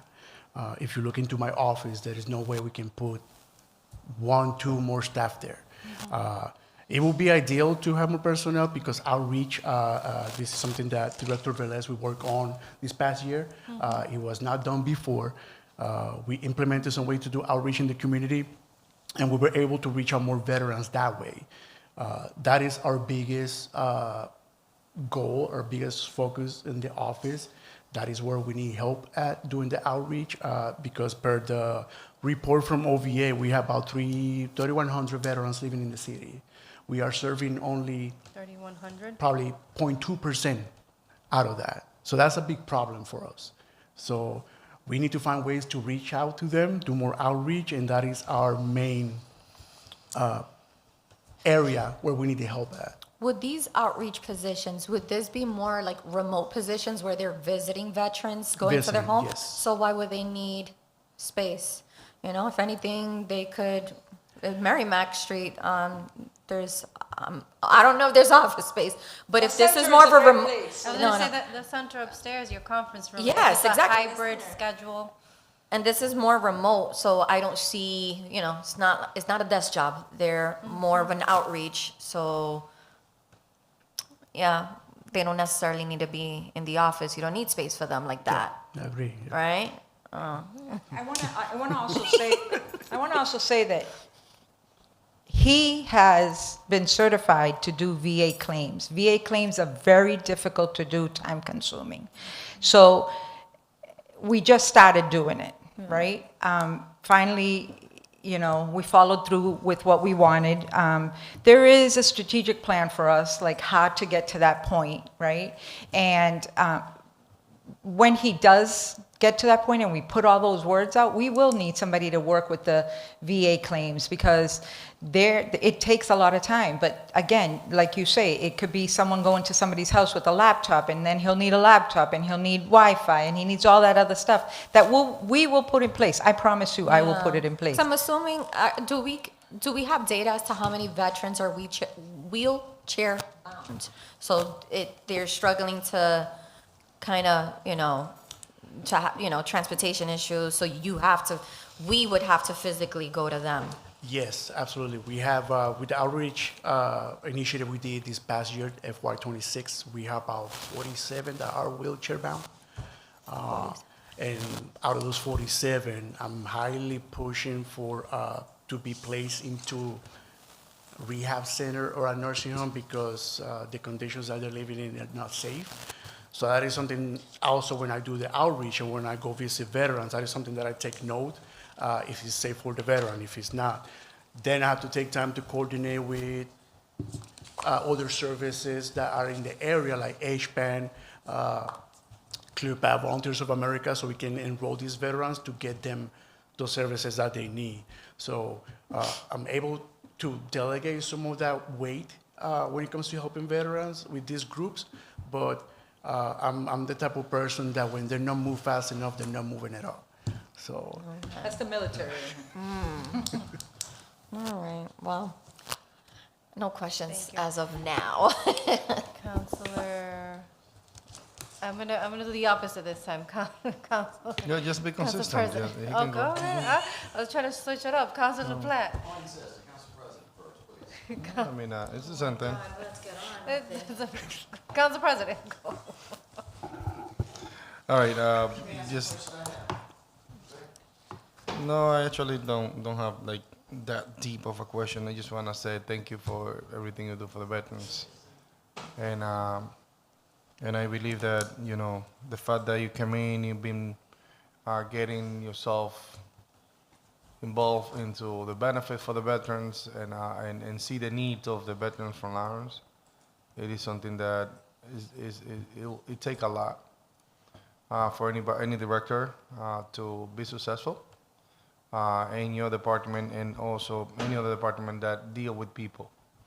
Health and Human Services is for that. So thank you for joining them. Thank you for doing what you're doing. Yeah, absolutely. Thank you for helping us with the flags. Oh, yes, That's all. sir. Counselor Platt. And thank you. In all seriousness, I do appreciate all that you're doing. I actually I want to throw some bouquets in your direction. I'll save that to the end.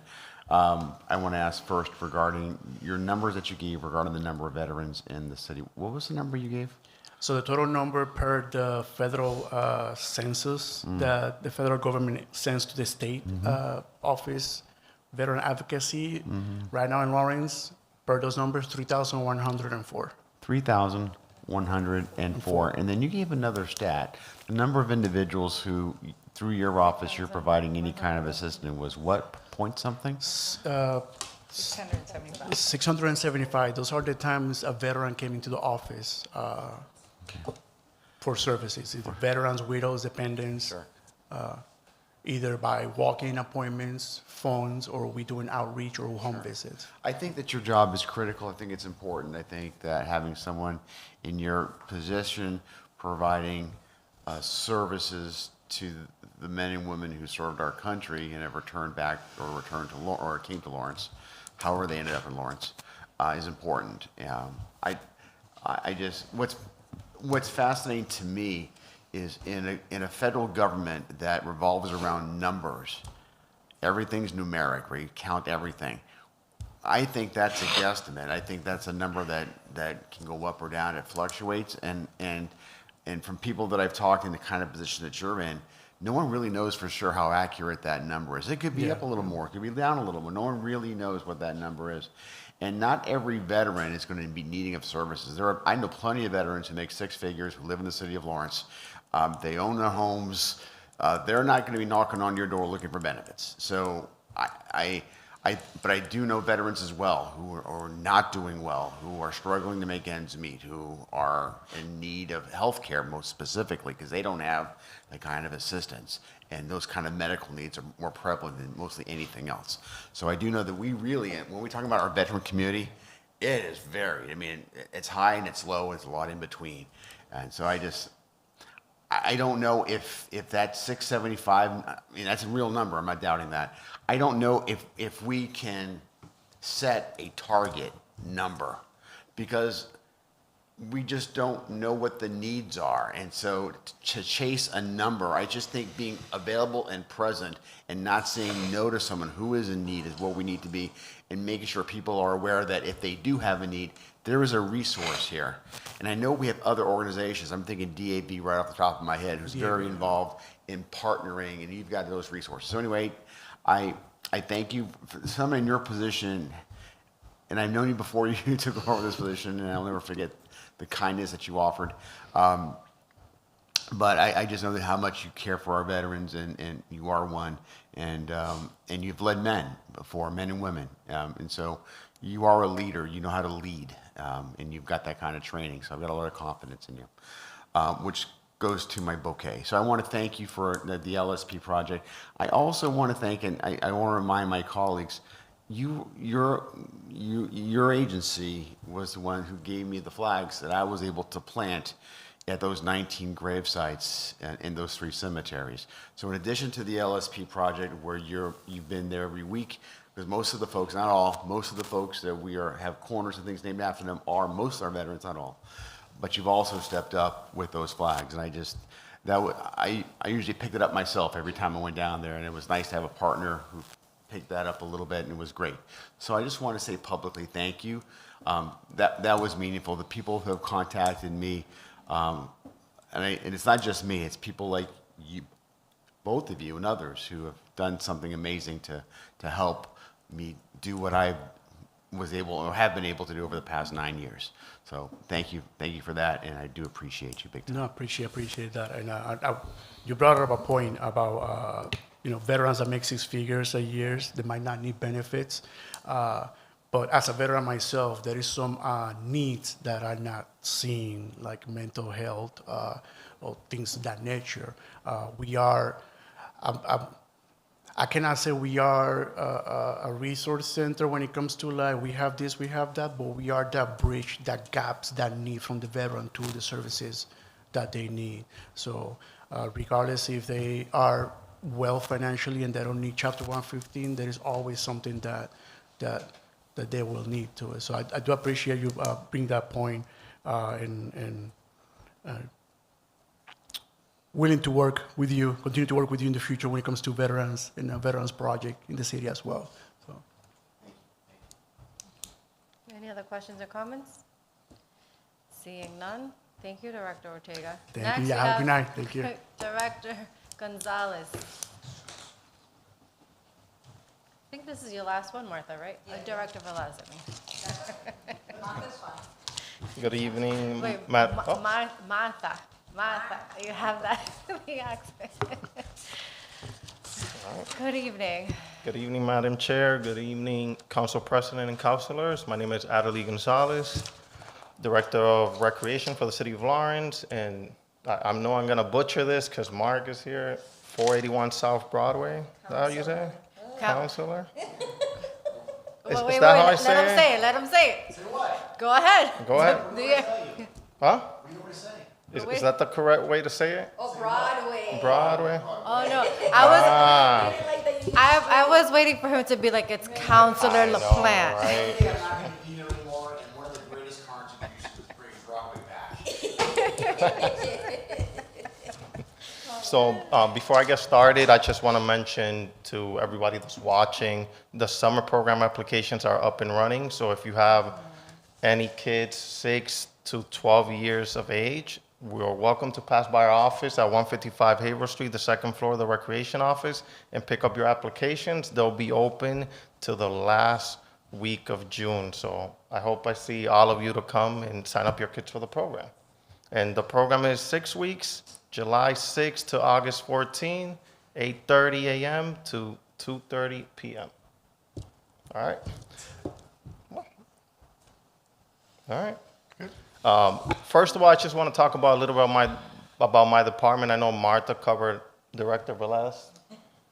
I know it's like, covered a lot about my department and everything we're doing. One of our biggest things and accomplishments is working with Mass in Motion. We have created a lot of things, a lot of programs, a lot of structures with that in my department when it comes to tennis in the parks, all the relationships like Director Velez mentioned with the Red Sox Foundations, with FIFA, with having the Bruins, Celtics, Patriots, New England Revolutions. All these organizations come to our city and take care of our students and our kids has been a great success. We have a young lady that works at the Council on Aging, but Martha lets me borrow her once in a while. It's a great help for my department. She is Mass in Motion, you can say. She does everything and every program with my department in Mass in Motion. I think is she the one who when the first session of the Of the tennis tennis program when that you she were was there, sitting yeah. in the, she's So amazing. Alexa Villa. Yes, she's amazing. So she's a huge help for my department. When I'm focused with Director Velez on other things, she's always on top of things and getting things done for my department. It's a huge help, and it's worked out a lot. A lot of things have been happening because of her, so kudos to her. When it comes to structure in my department, we have been tirelessly years after years working on how to structure our department better. This year, for the first time, when we get churches that want to get permits for the corners to preach, we're charging them $25. Because like we said, we have to make income somehow and revenue for the department. So having something so small to come in, it helps a lot with some of the bills that we have to pay. So that's one of the new things we added this year. Another thing is we work tirelessly with the city clerk's office on permits that come before you guys to approve. So any common, South or North Common, they come in, they fill up a citizen serve applications with our department, they pick a date, we put that in our calendar, the city clerk's office confirms with us. Once it's approved and okay by us, it comes before you and you guys approve. That's another structure that we put in our department. We're still working tirelessly with the softball organizations in our sports, but that's something that we're still gonna keep working hard and keep developing in the next couple of months or maybe the year. And we'll keep working on that. Our collaboration with DPW is getting better. We have started a new Excel sheet and Google Sheet where we're communicating more on what is it that we have to do on parks, staffing at the stadium, or any maintenance or anything that the park needs.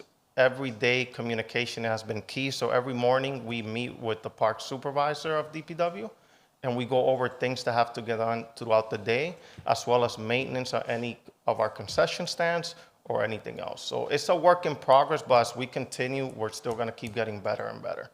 And if you have any questions before I go to the budget, I'll be sure to take some. Thank you. I have a comment, two comments actually. What you have done, this department, with recreational services this year is amazing. And with the limited budget that you have this current fiscal year, where you have introduced tennis, flag Flag football, football, soccer, cheerleading, basketball, basketball. hockey. Like I mentioned, I went to the first tennis program last summer, and then a few months ago, you guys had the Girls in girls in sports. sports event. That gymnasium was packed with young girls from our school system, and it was beautiful to see. And I'm rooting for you guys. I want to see more of that, and I know funding is an issue, but the fact that this has been successful from the start, and I know Director Velez is a data person. That data right there speaks for itself. So I'm hoping that helps you, makes your case stronger when it comes to advocating for funds for programming in our community.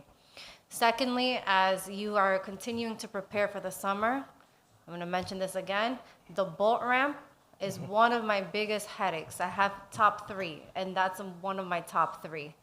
I get calls consistently from constituents that live in that area about the boat ramp, and I know there is still a meeting coming up for it. Please keep me in the loop.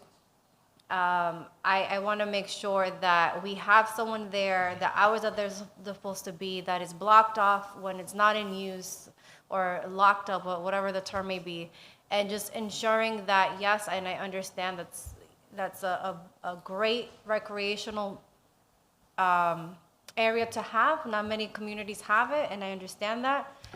But we need to find a balance as well, because I do get numerous of calls from residents that live in that area pertaining to the activity there. So that's my last little plug for that. Well, regarding the boat ramp, since it's not open yet, that's why you're getting a lot of calls and a lot of neighbors giving you complaints. But as soon as we open the boat ramp, it's fully staffed. We have 2 individuals per day. One goes to lunch, one stays, then they come back there together. But once it's there, we pretty much keep everybody out of the boat ramp and we keep order. And when there's always a problem or we have anything that's happening, the police department and the fire department are always there to help us out, and it keeps order on the boat ramp. But I mean, we'll work on that. And like you said, there is a meeting coming up for the hours of this year, and we'll keep you in the loop for that. Thank you, I appreciate that. Yes, and we also changed the law as Thank you. well. Councilors, I see Council President's ready. Council President. We'll Yes, switch it from Council Martin. So, Director, thank you for everything you do. Thank you. You're one of the directors that I get, that I call a lot for a specific reason. I'm involved with sports, so the recreation department is definitely a special department for everything we do when it comes to sport in the city of Lawrence. And the way that I defined the recreation department, and the way that I see it, the way that I have a vision for it, is that we fund, or communities fund recreation department with the purpose of getting kids out of the street on an affordable way. If we change from there, and then that might become an issue, because that's the main purpose. The main purpose of having a locally funded department that help out, work together with different groups, organizations, and help out manage the local fields and the local sport activities throughout any city, at least in Massachusetts. There is other ways of doing that that many organizations or many cities and towns use, and that's using nonprofit organizations that they manage the park, that they maintain it, and the recreation department goes away. We don't want that in Lawrence, but we don't want the recreation department to work similar to a nonprofit organization either, because that's not the purpose. It's 2 different systems. Both of them work. Cities have different needs. In Lawrence, we have a recreation department run by you, an athlete, that not many people knows your background as an athlete. If you share with them, I don't want to share it, so they know, and people up there knows what you have done when it comes to sport. This is the time. Okay, so I guess you put me out there in the spot. So what a lot of people don't know is I was a Lawrence High track athlete. I was the Division I state champion in the 800-meter runners. I was one of the top 20 800-meter runners in the country at the time when I was a senior. My talents took me to a small college in Kansas my first year. Went to a Division I school after Kansas State University. After I got back, I joined the Dominican Olympic team where I ran for 6-8 years.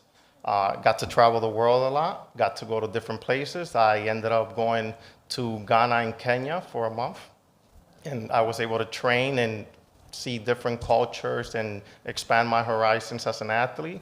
And now I've been at Lawrence High School for 4 years now, and I'm the distance coach for the school. So it's great to be back and, give to the community that built me. I was a Oliver graduate, so I did 4th to 8th grade, Lawrence High School kid. So it's good to be back and give back to the community, that gave so much to me and gave me the opportunity to go so far. So like you said, not a lot of people know that. I don't share that a lot with anybody, but I mean, now it's out there and everybody knows the kind of person I am and the kind of athlete I was, so. No, and the reason why, I know that story for a long period of time, but since I've been here in the council, you come every year to talk about the recreation department, and you don't share that. This is the first time, and that's why I was like, I need to put him on the spot. Yeah.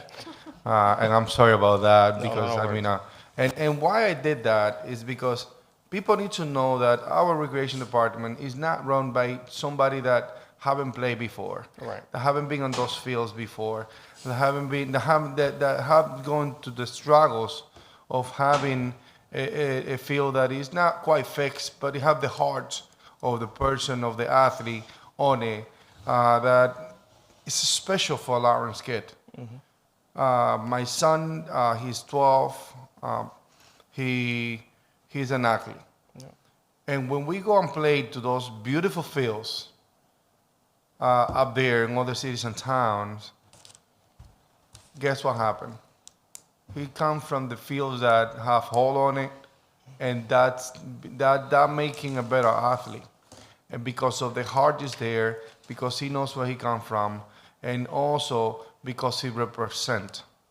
And that's a key issue that recreation departments in general throughout Massachusetts have. The kids represent, and they don't have a lot of money potentially. They don't have a lot of resource potentially, but they have that heart that make them special. Yeah. We want to keep that allowance, and through the recreation department, I believe that we are doing that. Do we need to fund the department a little more? By all means. I'm seeing that you have new items on the department. We definitely, if you guys put it on there, that's because we need it. I understand that. You also mentioned that I think that maybe Martha mentioned it, that the fields and the leagues, and that for different sport, the tournaments are going to be, they're free during the weekday, but you're going to charge for the tournament. Did I get that correct? Yeah, so the leagues are free, but when it comes to tournaments, they're charged by hour. We have a system that we implemented of how we price the tournaments. Yeah. So when it comes to that, that's why I wanted to make sure that we mention the importance of the recreation department, because we understand when you said the mentality is we need to make some money to keep on doing what we're doing. I got it, but I think like there is ways of getting those funds, and there is ways to identify also those tournaments that are making more than a regular tournament, that are not. They just did it because they want to have fun. Right. So En español se dice, no podemos pagar justos por pecadores. There is not everybody is going to should be judged by the same way. The same sense, Exactly. I know better in Spanish. by the same sense. But that's the idea. So those that are creating the problem, let's identify those. But those that are just having a tournament to have fun, I don't think that we should use the same formula. And you can, there is ways of identify that and put in the result. Perhaps, I'll give you a good idea. There is tournaments that don't bring more than 100 people to the site. There is other tournaments that do bring more than 100 people, 200 people, 300 people, 1,000 people, probably 2,000 people, maybe 3,000 people down on Lawrence Street. I'm part of it. I go there. I love them. But we cannot judge those tournaments the same as, a team from Pennsylvania come up to Lawrence, and we're not going to be able to host that team because they don't have the money to pay for the fields. So that's what I'm getting at, and that's an important conversation to have. I don't think it should be the same way, but I believe that if this is not fully implemented, that we should have more discussion before it's fully implemented, because trust me, there is going to be people that only have one opportunity to play, and that's on that specific tournament. And if we don't have that specific tournament done, and then potentially we might have more people on the street, and that's one of the main purpose of the recreation department. So, Adali, I know that you're well prepared. You have Marta behind you as your boss. She's also an athlete. And you guys understand the need up there. And it is important that we kind of continue the conversation. I think I want you to know that Adelie and I meet with everybody. Yeah, I know. And even with tournaments, we ask the questions. We ask if they're going to charge. We ask how many people are coming. We ask how many parks they're going to be using. Unfortunately, in the past, everybody was used to just taking 5 parks. And if they didn't use it, they didn't use it. And if they did, they did. And now there's a structure. And to be honest with you, the charge for a tournament that normally there is a prize at the end of whoever wins, or money's being collected to fundraise for an organization or for something. We only charge $25 an hour to use our parks. So, I mean, if someone that doesn't have a lot of money, or then use one park and then maybe grow into the next one. But it's been a wild ride. It really has for Adelie and I. I think that we both have always agreed that it's probably been the hardest thing that we've had to do, is to structure how it's being run and to learn from our mistakes and to learn. And we've made mistakes, and I'm the first one to admit it. I'm sorry we made a mistake, and I'll be the first one to call somebody and say, all right, how do we fix this? But then we have people that, no matter what you say to them, they don't want to fix it, or they don't want to play nice in the sandbox, and your hands are cuffed, and you have to say, okay, because, there's people that will negotiate with you and people that will talk to you, and then there's people that will talk to you and tell you something that's not really happening, and then you find out that something else is happening, and then there's a lot that goes on. But I think we'll get to a good space. I really do. I think that we're 90% there, where trust me when I tell you 2 years ago, we were probably only 5% there. And it was tough.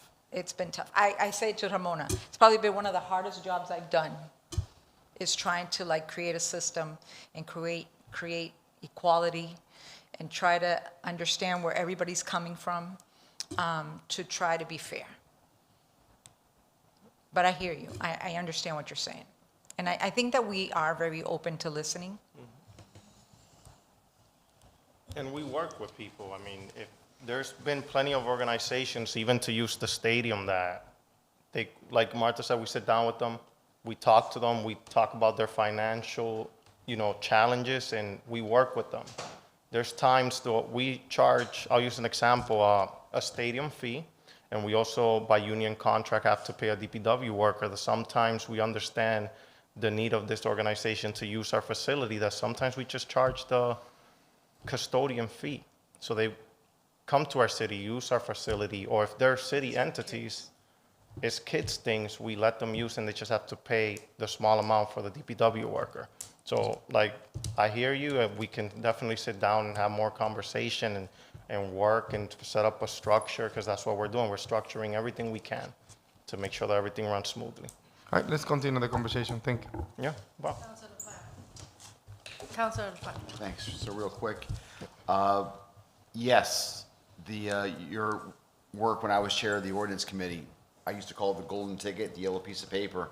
It's the most important thing in our packet on any issue that looked for a permit that I thought was the most important, was making sure that there was no conflicts Right. on that day. And I knew if they had the golden ticket there, I was feeling pretty good about voting yes for that organization, for that place. So I think that was a really a small but important change, because we rely on you heavily. I know I rely on you heavily when I take my votes.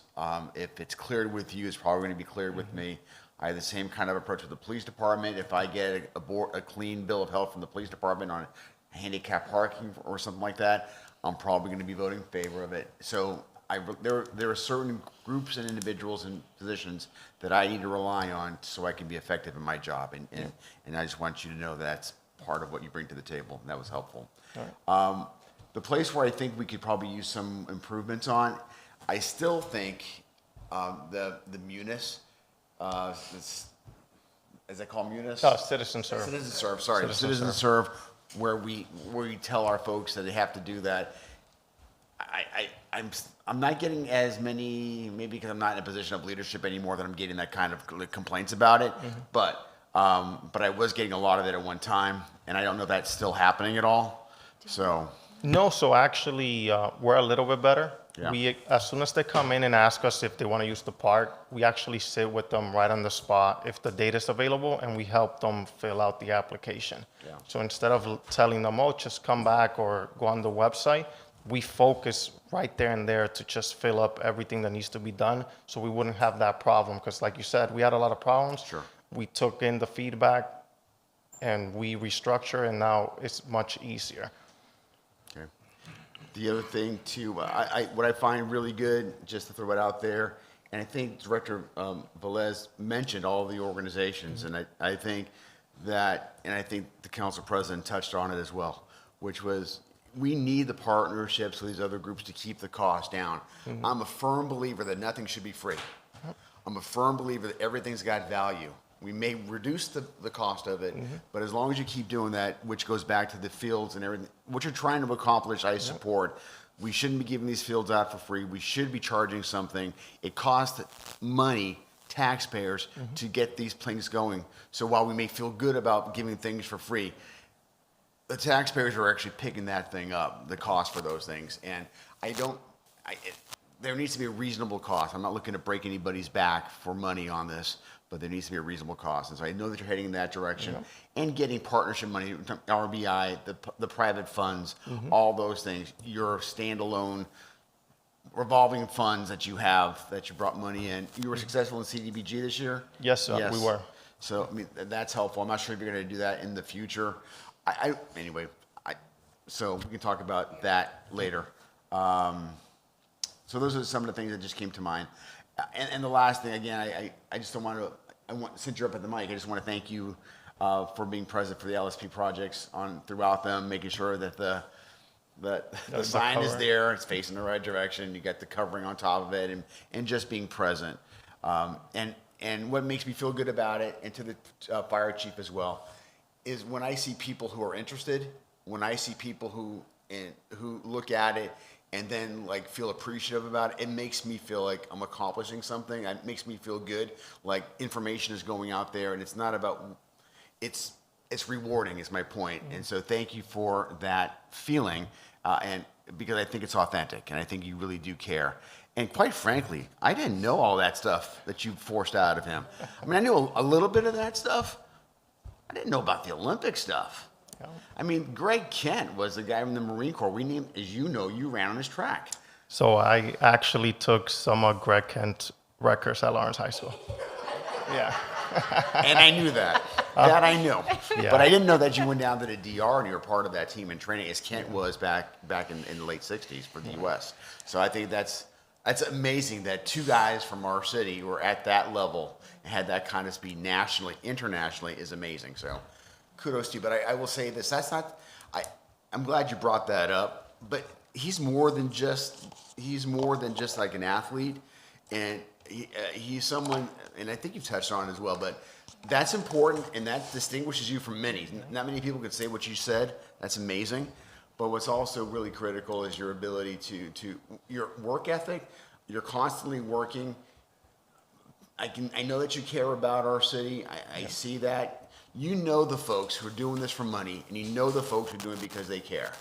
I know when I see you, you're not doing this for the cash. You want to make an honest living. I know you want to be paid reasonably, fairly, all that. I know all that. But you're doing it because you care for our city, and that means a lot. So thank you for that service. Thank you. Council Marvel. Well, I'm not gonna add another 30 minutes of giving you your praises, because you already know you're great. So, I wanna get back to the budget. Yep. And on top of the two questions that I have for budget, I did hear you talk about the activities, and I know during the summertime, there's a multitude of activities happening. Correct. I'm wondering, what do we have to offer during the winter time? And I know that considering the big snowstorm that we had, I don't know, I remember like back in my younger years here, we used to like be able to, what's it called, at the reservoir. Not, I don't know if that was legal or not, but I'm wondering, what are legal ways of enjoying the winter season, and how could we use the weather that we can't control to our advantage when it comes to coming up with these type of activities, and kind of bringing out the youth and even adults during this time that normally people are usually like stuck at home, it's too cold, or there's nothing to do. So I know there's a lot going on in the summertime. What is there that your department focuses on in creating what initiatives, what programs for the winter season? So actually, it's funny that you mentioned that. We have been talking about that and structuring some of that stuff. So we were thinking, I won't give too much detail, but hot chocolate, sleds, something small at the reservoir where families can come, use the hills. Yeah. Ice skating rinks Yes. at the Common. There's a lot of things that are in play, and funding is a big part of it. So it's something that we still have to structure and bring you guys the right numbers so we can have an idea of things that we want to do. We did reach out to a company that does come in and does, portable ice rinks that can be put in a flat surface and all that. So we did get quotes for that. So we are thinking about that. We've also talked about something that the city did back a couple of years ago before me, of taking kids to Disney on Ice, getting tickets for low-income families. So there's a lot of things that we've been talking about, and a big part of it is having a bridge in communication with the school department to open gyms, because like you said, there's many of our kids, some families have the ability to leave the city and go on vacation when they have winter break, and there's some that don't. So we want to give them that opportunity to do something and not just be at home not doing anything. So it's something that we're still talking about, and hopefully we can make that connection with the school department to be able to use the gym. Okay. Or our biggest goal, to be honest, like since we're up there, is maybe every school in our districts to be open, and us have a staff or 2 staff members and run sports inside the schools during those winter breaks. Like girls in sports? Like girls in Yes. sports, but for that whole week where they can come in one day and do basketball, the next day hockey, dodgeball. I would love that, and I all that kind wanna- of things. Please bring back field hockey. Field hockey. You like it? I'm a I did volleyball it girl, At so the Frost School, they used to have it. I want us to get to a place where it's the next step beyond talking. It's like, Right. allow me or any one of us counselors to help propel this initiative, because honestly, like, I feel like if this is in the talking stage, I'm hoping to see something a little bit more established this year, so we can have it already up and running for this upcoming winter season. So it's like, I want us to like use this last winter season that was pretty, it was horrendous, but like, how could we turn something bad to something good? It was like, all that snow, we could have like used it to our benefit and create something special for our community. So the whole ice skating rink, like, that's it sounds dope, and I'm hoping that we are just doing a little bit more than talking. Because talking, I'm sorry, like, I hear that so often, and it's like, you have a really good idea, and you're talking about it for five years. So That's definitely not me.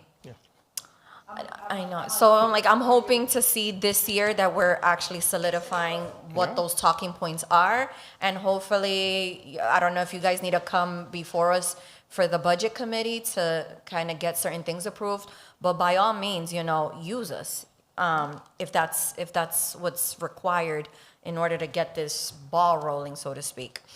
The second question that I have, and it's not yet on the budget, but I do have questions on the budget. Today I had a conversation with Billy from Optimum. Yep. He mentioned to me the skate park behind Rise Academy. Miserville by the Leonard School. Yeah. Say that again? Miserville Park. How do you pronounce it? Miserable? No, Miserville. Miserville? Miserville. Miserville. Yeah. Okay, I need to do better. Miserville.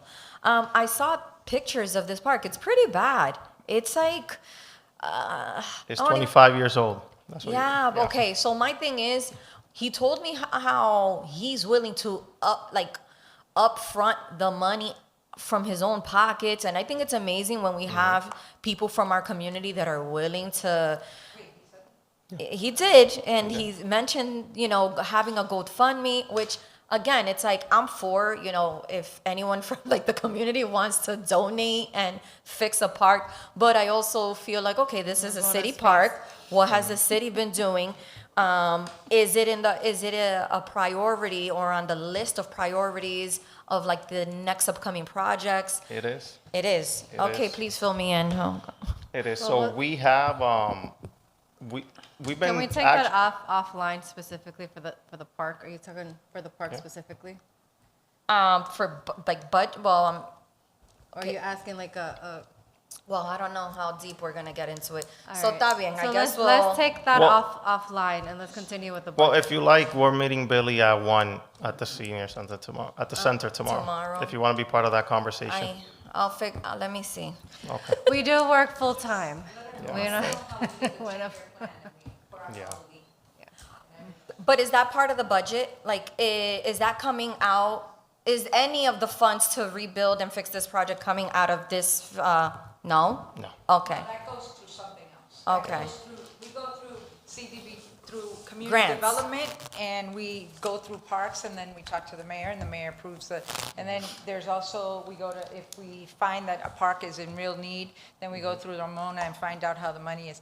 But I can tell you that as far as park, for the first time ever this past year, Adelie and I called everybody to the table, every single league, every single sports, to come tell us what the needs are, so that when we build the 10-year plan, it's everybody's voice. All right. I'll touch base with you offline.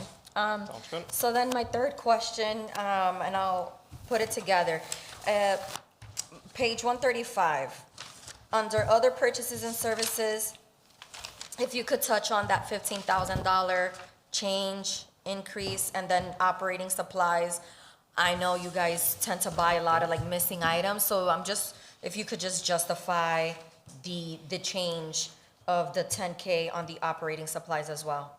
Oh, yeah, definitely. So when it comes to other purchases and services, so you guys been to many of our events. You've been to 4th of July. We're actually hosting Summer Bash June 16. A lot of the things that we bring to our residents in our community, we need money to do that. So the bouncy house, face painting, anything that we do in our events that require equipment will come from that. Again, we've been lucky the past 4 years that we had ARPA money, and ARPA money has come to an end. So having this will help us out to keep, the same style that we have with our events, to bring in more opportunities for the kids to go down a water slide bouncy house, to have a bouncy house, to have a DJ play music while they dance in the common. All these different things come from that. When it comes to operating supplies, summer program, 350 kids. Toys don't last sometimes, those 6 weeks. So we have to continuously buy supplies for the kids. And it doesn't stop in the summer either. When I have, Easter, when we have all these kids' activities, Christmas inside, we have our cornhole, our Connect Four, all that comes into play.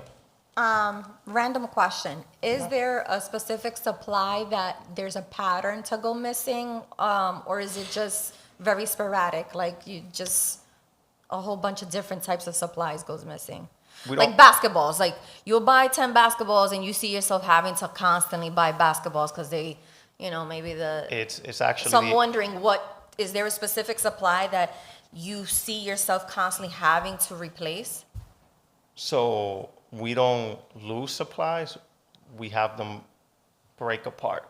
So Okay, that makes sense. Connect Four, Okay. cornhole is a big one that gets destroyed. It probably lasts us a couple of So weeks. you don't lose supplies? We don't. We actually do inventory before and after we're done with our summer program. Yeah.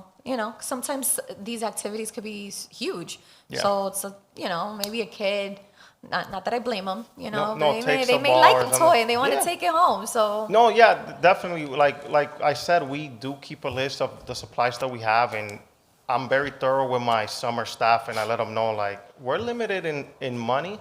We have to take care of what we have. It's not, it's something that we have to cherish that may not last, and we might not receive money, or we might have to spend, another year without something. So we're very thorough with that, like I said. And before we start the program, we do a list, and after, we check and balances everything that we need and we have to replace. Okay. All right, I'm all set. All right, well, that wraps up the Human Services Division. I do have to say, Martha, I was expecting, Director Velez, I was expecting you to chime in on the My Department is the best little competition here that we have. I was waiting for you Here to we go. say. Ready? We don't have to say it, we know it. We know it. That's a Lawrence High School. That's what my job. Thank you. Thank you, everyone. Thank you. Have a good night. All right. I'm trying to keep this as lighthearted as I can because. Huh?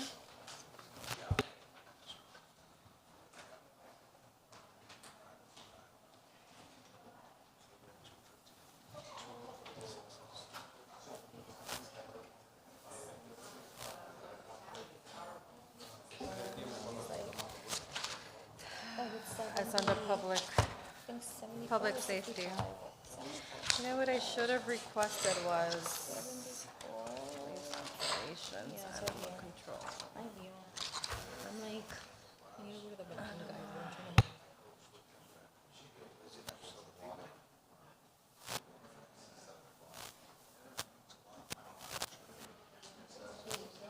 Can I get a motion for a 5-minute recess? so moved. There's a motion, is there a second? Second. Oh, Second. sorry. Second by Councilor Plant, all those in favor say aye. Aye, the ayes have it.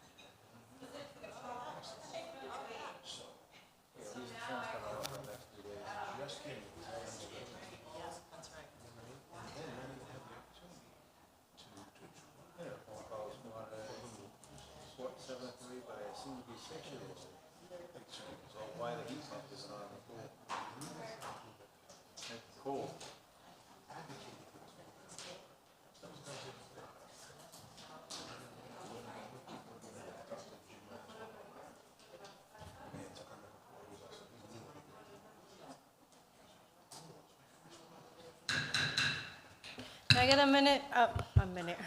Can I get a motion to come back from recess? So move. Motion has been made, properly seconded.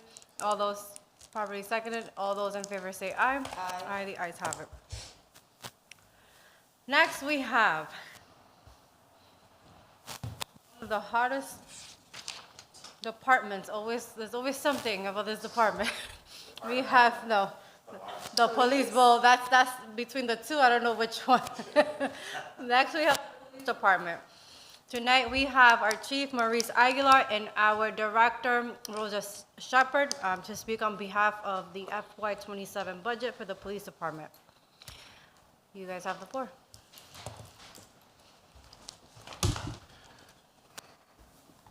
Good evening. Please bear with me a little tonight. I'm at a constant war with pollen, and today it seems to be getting the upper hand. So I've got a massive headache, but we are here. Hello, everyone. Maurice Aguilar, 90 Lowell Street, Lawrence, Massachusetts. And I'm just going to touch base on the FY27. I think overall, in the grand scheme of things, I think that we have prepared what's as close to, level funded budget as we can. Overall, from last year, there is an increase and a change of $296,787. To put things in perspective, that constitutes a 1.6% increase. When you're looking at it from the Consumer Price Index, which deals with certain goods and services, the CPI has gone up 2.7%. Inflation has gone up 2.4%. The cost of living overall has gone up 2.8%. On a global perspective, everything has gone up. And so I think that when we maintain a 1.6% increase in and of itself, I think that is huge, particularly when you consider that we've hired 11 new police officers since July of 2025. And we've seen a reduction in personal services of 132,000, which is the result of a redistribution of certain line items and moving around for more efficient uses. Again, I just want to put things in perspective as to how we compare as a community vis-a-vis other similarly situated communities. Since the 2010 to the 2020 consensus, overall, and throughout these 26 years, the city of Lawrence has seen approximately a 47.1% increase in its budget for the police department. That constitutes 2.4% compound annual growth rate. You compare that to Lowell. Lowell has risen 91.9%. Brockton, 93.4%. Newton itself, 113.4%. Fall River, 76.4%. All of them a lot higher. And these are communities, consequently, which, as far as population is concerned, they're not quite similar. In fact, they are, I think, less than what we have. There's a big difference between the census numbers and what real life indicates to us. So that's the overall grand scheme of things as far as the general fund and the money and the rationale. Before we get into the weeds, I know we're perhaps getting into page by page and any questions. If you have any questions on that in and of itself, or we will proceed as you deem appropriate. Let's get into police administration. What page is that, Counselor? Page 66 and 67. 66 and 67. Very well.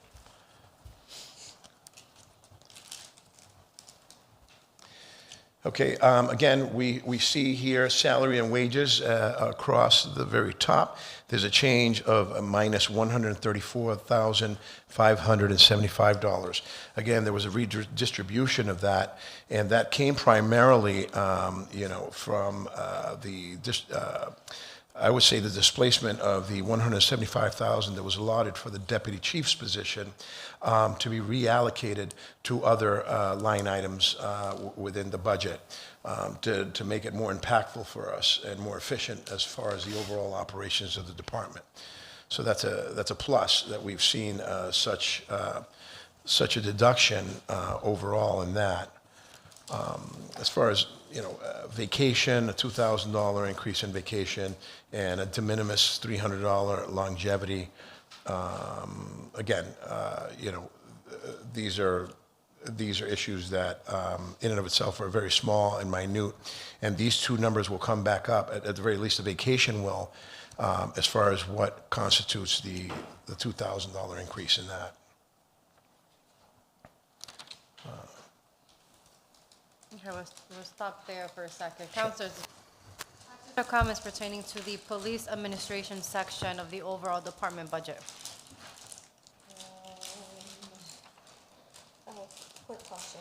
Councilor Marmo. Chief, under police administration, the confidential secretary, I'm noticing a decrease of one.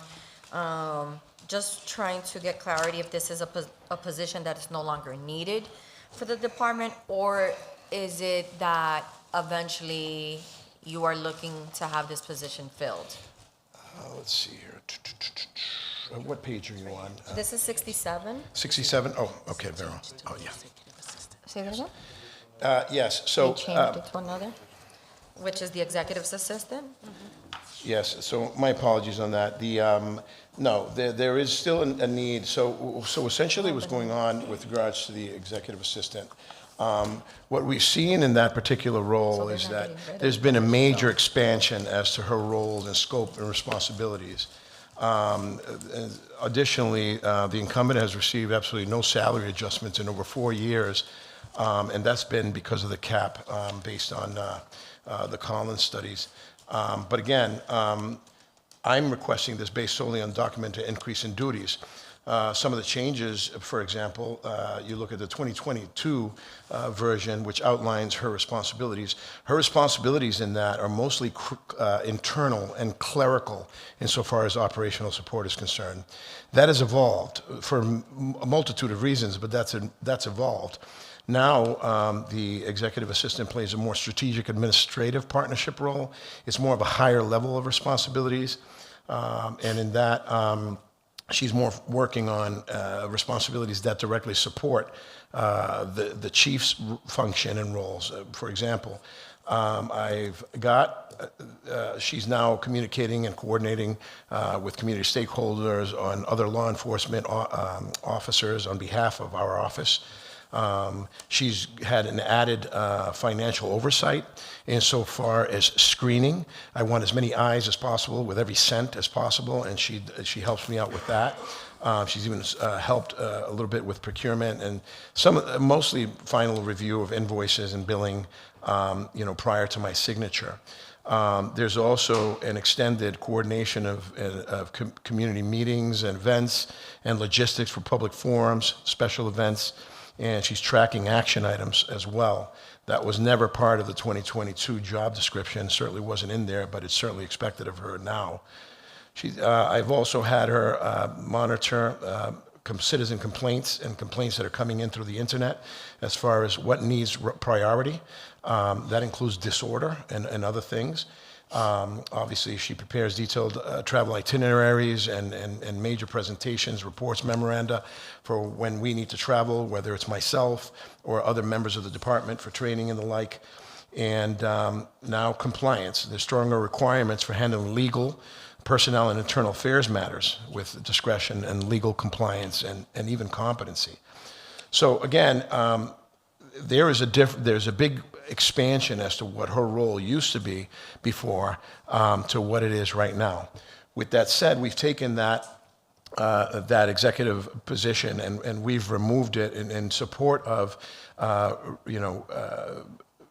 relabeling it as the executive assistant, which is more akin to what she's actually doing on a day-to-day basis when you look at job descriptions across the board.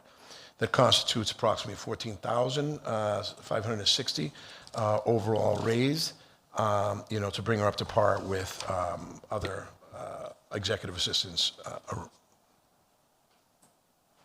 Councilor Marmo? No, any other questions or comments? Just a piggyback, through you, Madam Chair. Council President. Just a piggyback question on what Councilor Ramos was discussing. Yes. Is the executive assistant position already been created? The executive assistant position, I know, was posted. It was brought before the council. and I believe that it was tabled pending further, it was tabled on February 17th pending further documentation. I am unaware of what exactly that means, but it's tabled. But it was posted and brought before the council accordingly.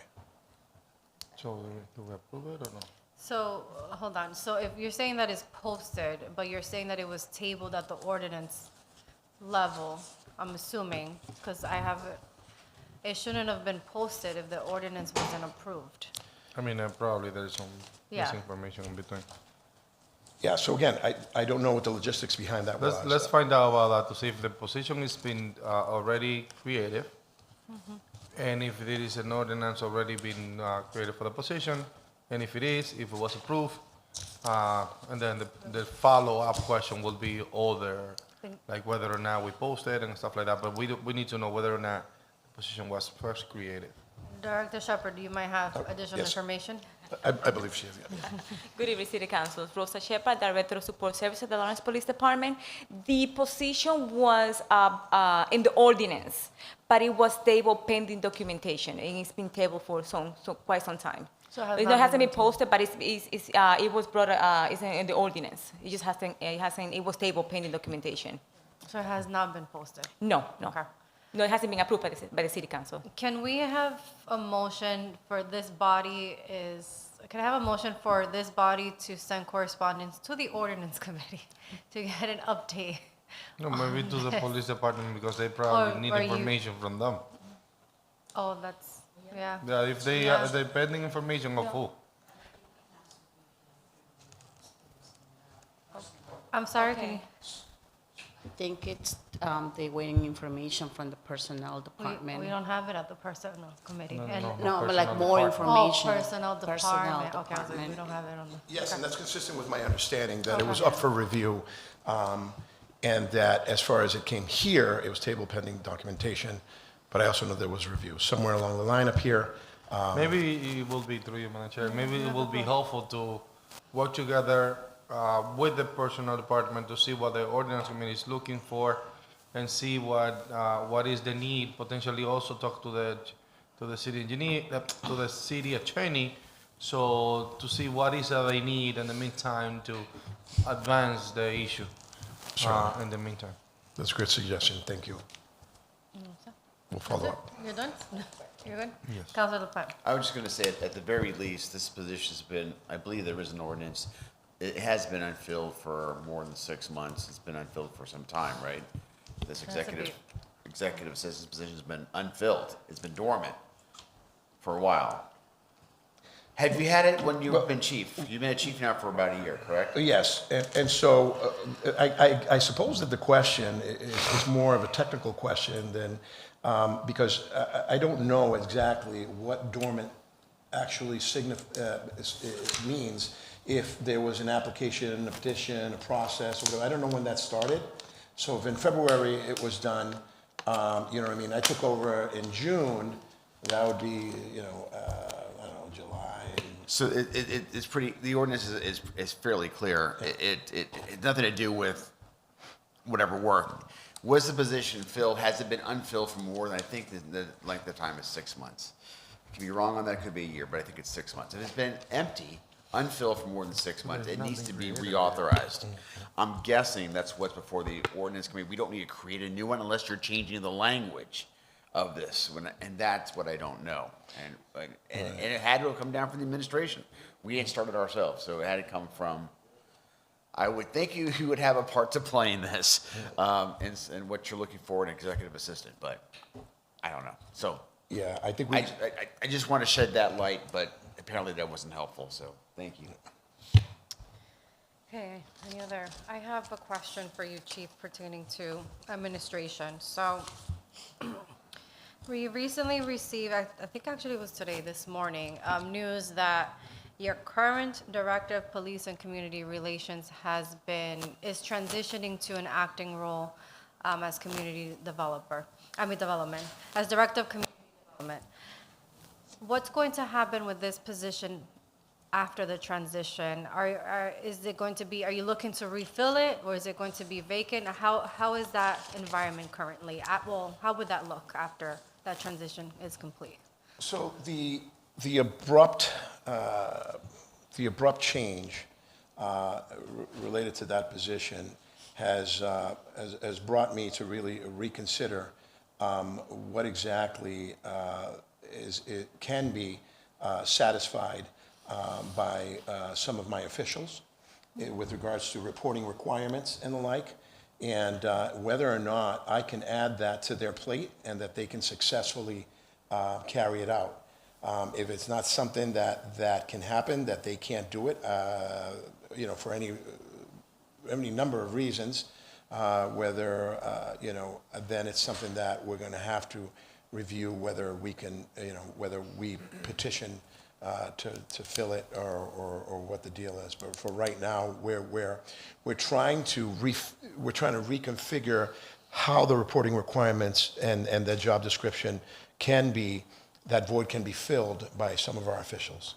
Okay, so, hold on, so 1 second. So, I asked, so we have a similar, not really that similar, but kind of sort of a similar situation with the IT department and the cybersecurity position. Some difficulties there fulfilling it. So I naturally asked, well,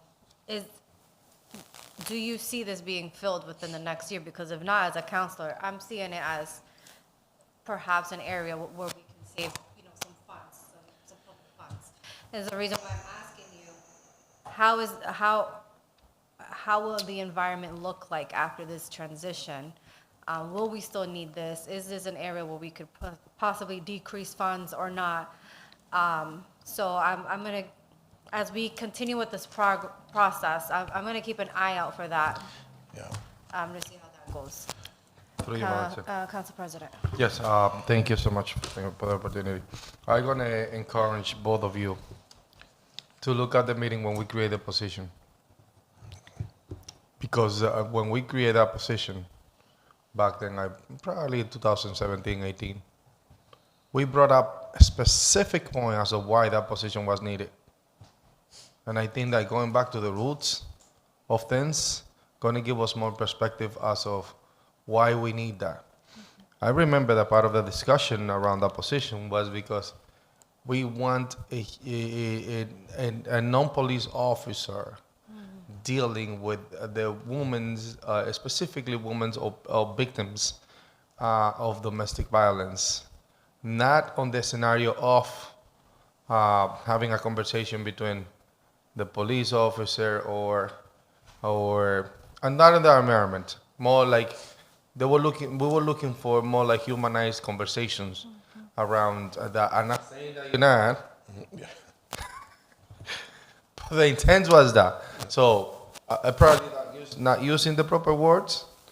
But I encourage all of you to look into that discussion because it was very interesting at that point as to why we need at that moment the position, and the need is still there of having that person on that position.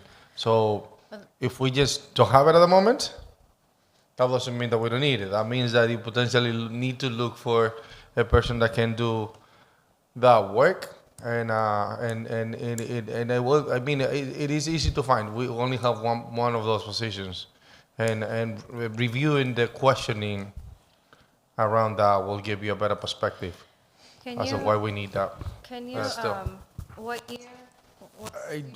From top of my head, 17, 18, around there. But we can ask for the city clerk to give us the item number. Okay, yep. And then when it was discussed, when we approved the position, and then take a look at the video. That's helpful for me, so thank you. I think that your recollection is correct. I do recall when that came up, I submit to you that the dynamics were quite different back then as well. Remember, that was during, George Floyd era, and there were a lot of things going on in that regard. But even with the needs of domestic violence, that was part and parcel of one of the things that I was very instrumental in bringing up, which was the domestic violence high-risk team, the domestic violence within the unit, within the Lawrence Police Department. And those departments have grown and evolved substantially with regards to services. I certainly am not going to let this go on for 2, 3, 4 months without knowing what we're going to do. I have a meeting with my command staff this week relative to what the reporting requirements are. I want to make sure that we're in compliance with what's expected of us and what those requirements are. Now, if for any reason I foresee that we cannot fulfill those, and I'm very sensitive to the needs of the civilians and battered women and the like, to be represented by a non-authoritative figure. For that reason, I've changed. You're using the proper word. For that reason, I have a female officer who's very experienced, very compassionate, and understands the mission in the DVU now. But if I see, Council President, that this is going to be elongated in any way, or if in any way it deviates or separates from the intent of what the position was supposed to do, or if we don't need it anymore, I will come forth and I will be completely honest with that.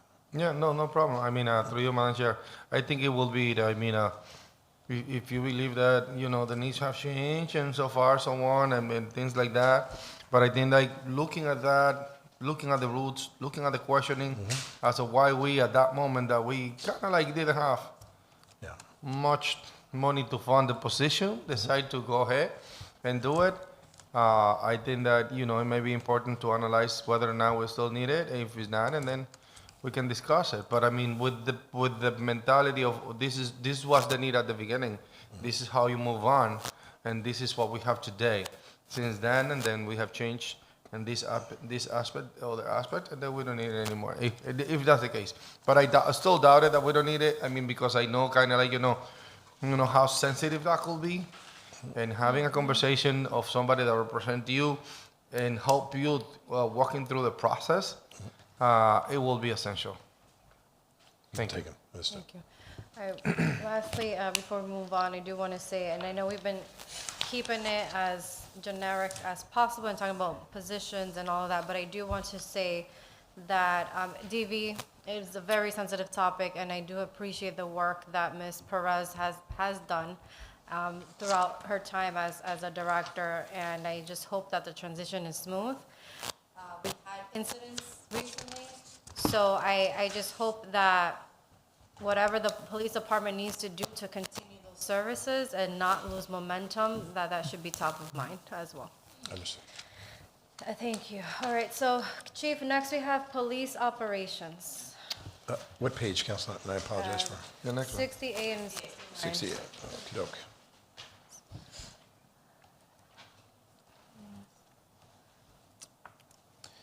Okay, overall, once again, as far as salaries and wages are concerned,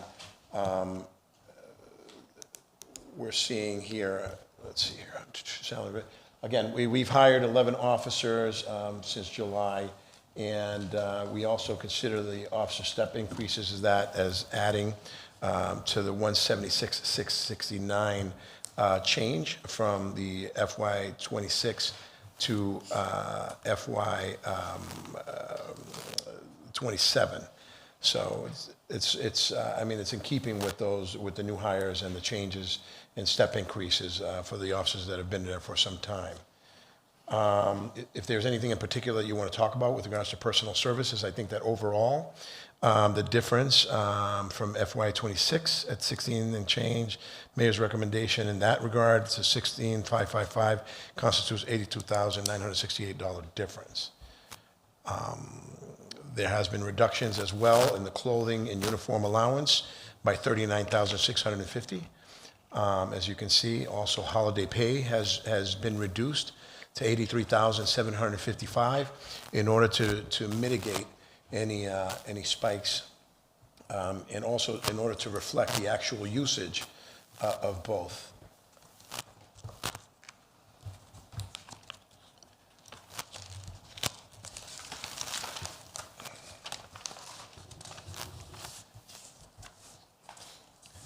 Staffing as a general matter, just so you know that the Lawrence Police Department is currently authorized for 200 total positions.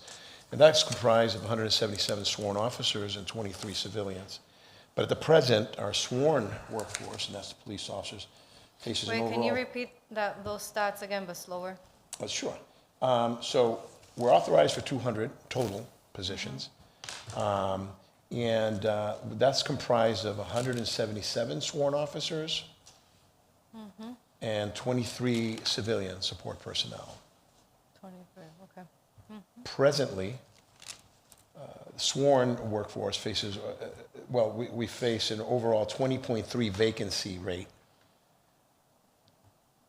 And that number is driven by a 23% shortage in frontline patrol officers. Of the 31 vacant positions that we have, we're trying to stay on top and ahead of that with 6 people that we have in the academy, but there's still 25 vacancies there.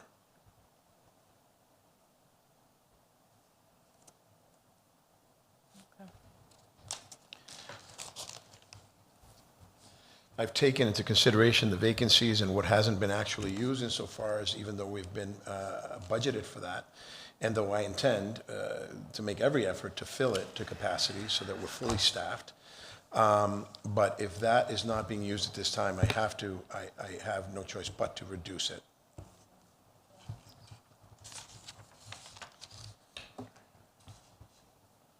And just to confirm, 25 vacancies in patrol officers. Patrol officers, that is correct.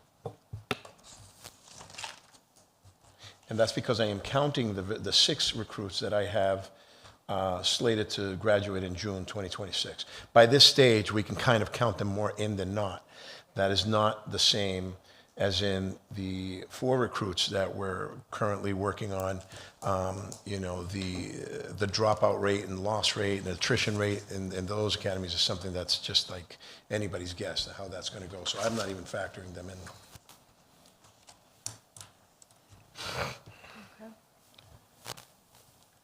Purchase and services has increased by $91,550, even though there have been cuts there with regards to office equipment, repair and maintenance. Again, overall, some of the costs are anticipated company cleaning company service costs for the new building. As it stands today, we're standing at approximately 10,000 square foot building. We're going to be moving into a 50,000 plus square foot building. So you take the regular number that we've consistently counted on, and we have to make adjustments in the upward level to be realistic about what that's going to cost. I don't have a specific number as to what the estimate will be on that because that's still out on procurement stage, and we don't know where that's going to go. But realistically, we do need to anticipate that square footage wise, that's going to increase, drastically.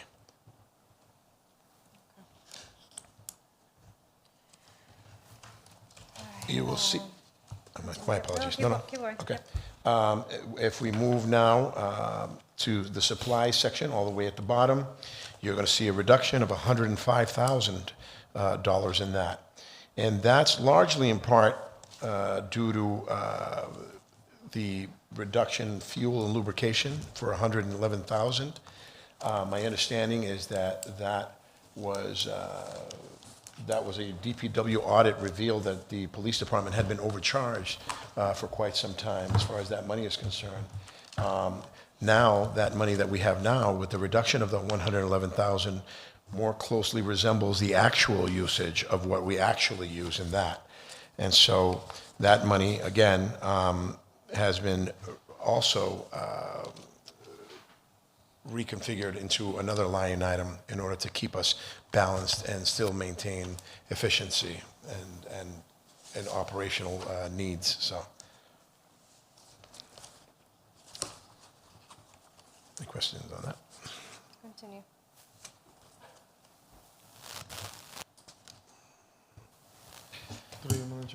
So we have other charges and expenses and capital outlay to go over. And then we'll open it up for questions. Okay, so, yes. So, with regards to the capital outlay, as you can see, that's just zeroed out. My understanding is that what we would typically use from capital outlay to buy motor vehicles or what have you has been zero funded since 2023, and that we have successfully petitioned and received money from the PayGo account in order to address any needs as far as the motor vehicles are concerned. The computer and software, you are going to see a substantial jump on that to $356,000. And that money there, like I said, we've moved around a couple of the line items, specifically the $175,000 from the deputy chief's position.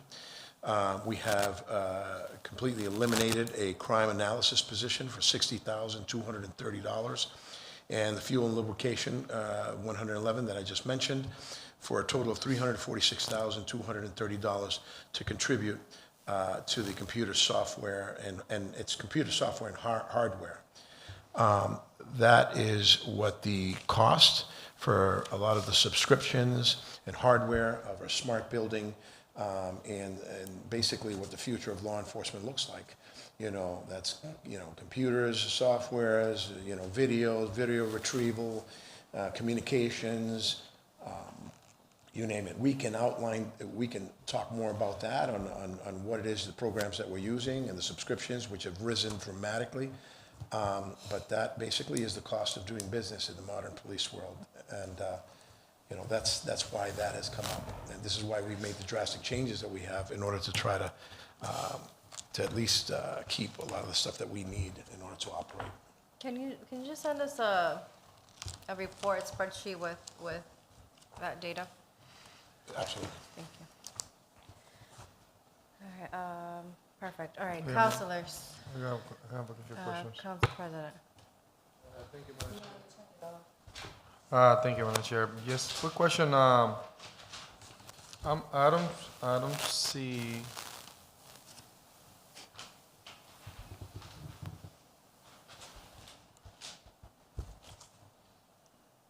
So you went from 2024 20 sergeant to 2027 26 sergeant. Tell me about it, how you changed your operation to justify more sergeant instead of removing one lieutenant and now having the operation with 9 lieutenant and 26 sergeant. Yes, so when we're looking at this, first of all, I think that, you know, we need to look at the sergeant line item with the patrol officer line item right before it. I think that at some point, there was a conflation with regards to the line items. Basically, they were either blended or misunderstood, miscalculated, something to that. I can't speak to the past budgets, but what I can tell you is if you look at the sergeant's pay, going up $584,604, but there is also below it a base salary adjustment or pay adjustment for the patrol officers of $369,004. When you look right above that, so it's really a difference of $215,000 when you deduce the 584 to the patrol officer 369 adjustment. When you look right above it to lieutenants, there has been a displacement of one lieutenant position, and all the way across it says that the change is $24,088. But in fact, what that difference is that's the rank differential between a sergeant and a lieutenant. It's $24,088. And so what has happened is, in order to bring in more sergeants, is we've taken that 24,000 and split it at least into two, which would constitute the difference into the sergeant's position. No, what I'm saying is, Madam Chair, what would be how your operation change to justify more sergeant and less lieutenants? Mm-hmm. So, well, as far as operation in and of itself, I think that what I'm looking to do is sort of flatten the organization a little bit.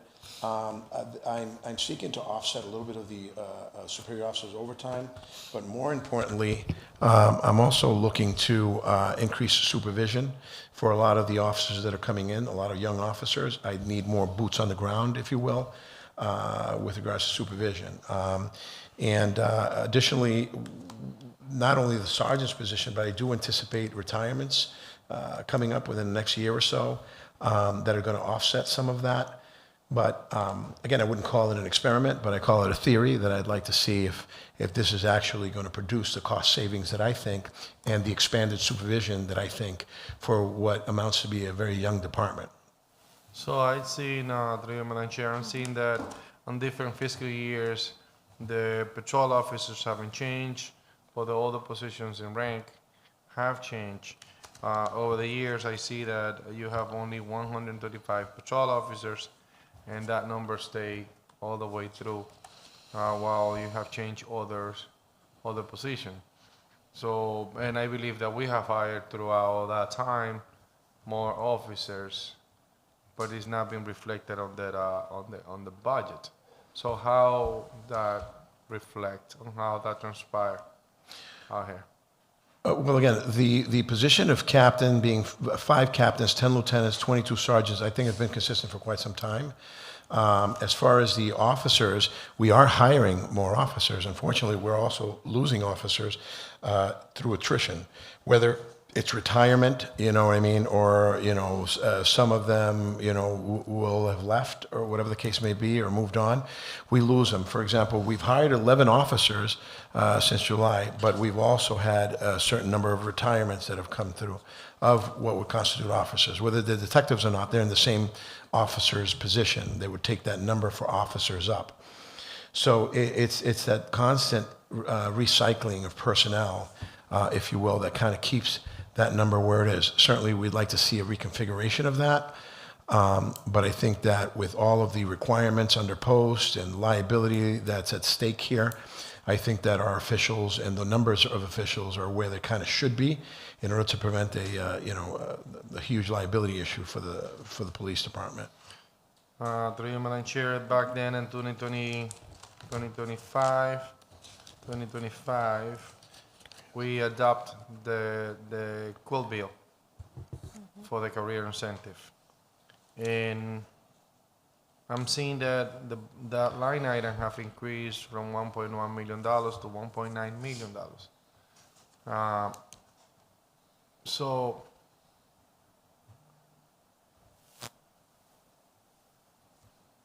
I see that the mayor recommend only 1.5 million instead of the 1.9 million that was actual for 2026. So you told me how that decrease went down. Did we pay police officers more than what we were supposed to, or the career incentive was not there? There was people left. I mean, explain it to me. Walk me through so I can understand. So what's happened with that is basically, again, we've had a couple of retirements, but more importantly, I've taken a very hard look, and I've cut it right to the edge, but not to the point where it's risky. I'm looking at actual use. What are we actually using as far as the career incentive? And I want to ask for what we're actually using. Now, with that said, there has been, at the very least, a consideration, and we put out, I had emails put out, anybody who anticipated that they were going to receive, a bump up as far as an educational incentive. An example would be, I've got my associates, but, now in, in June, or July 5th, I'm going to graduate and I'm going to have my bachelor's. That would constitute a 5% increase on that.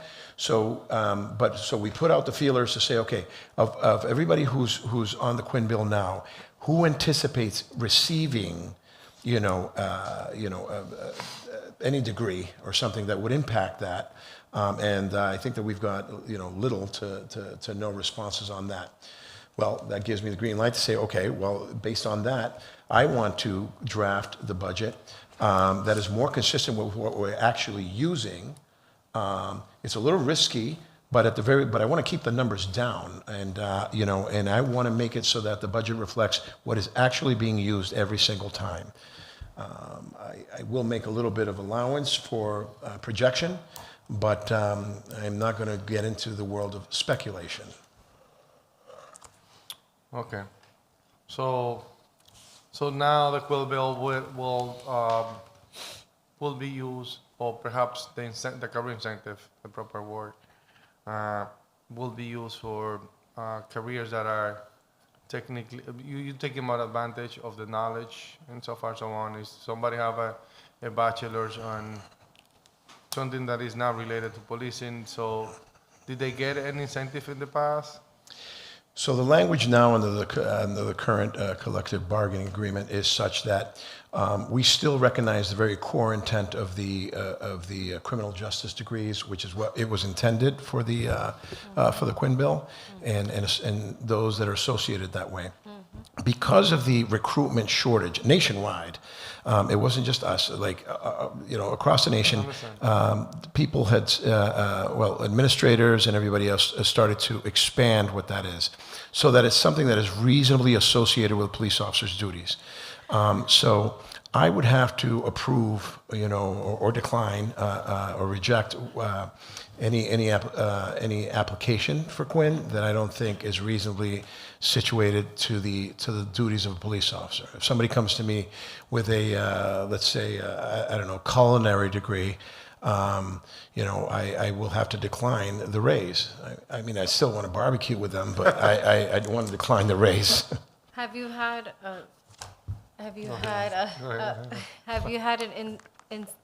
situation where you had to decline and share what that area of study was? Okay, yeah, I'm currently in talks, and I don't want to, tip my hand as to which way, but there is currently a police officer who's got a degree in.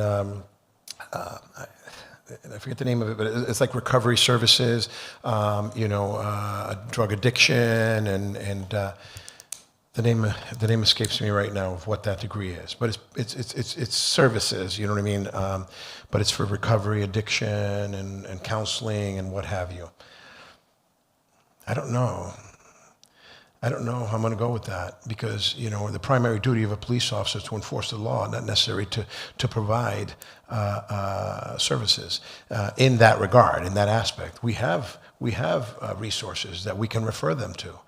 I don't know necessarily that I want to burden my budget with that. I'm not saying it's a stretch. I do see the nexus, but I don't know what my numbers tell me. I don't know. That's going to weigh heavily on which way that goes.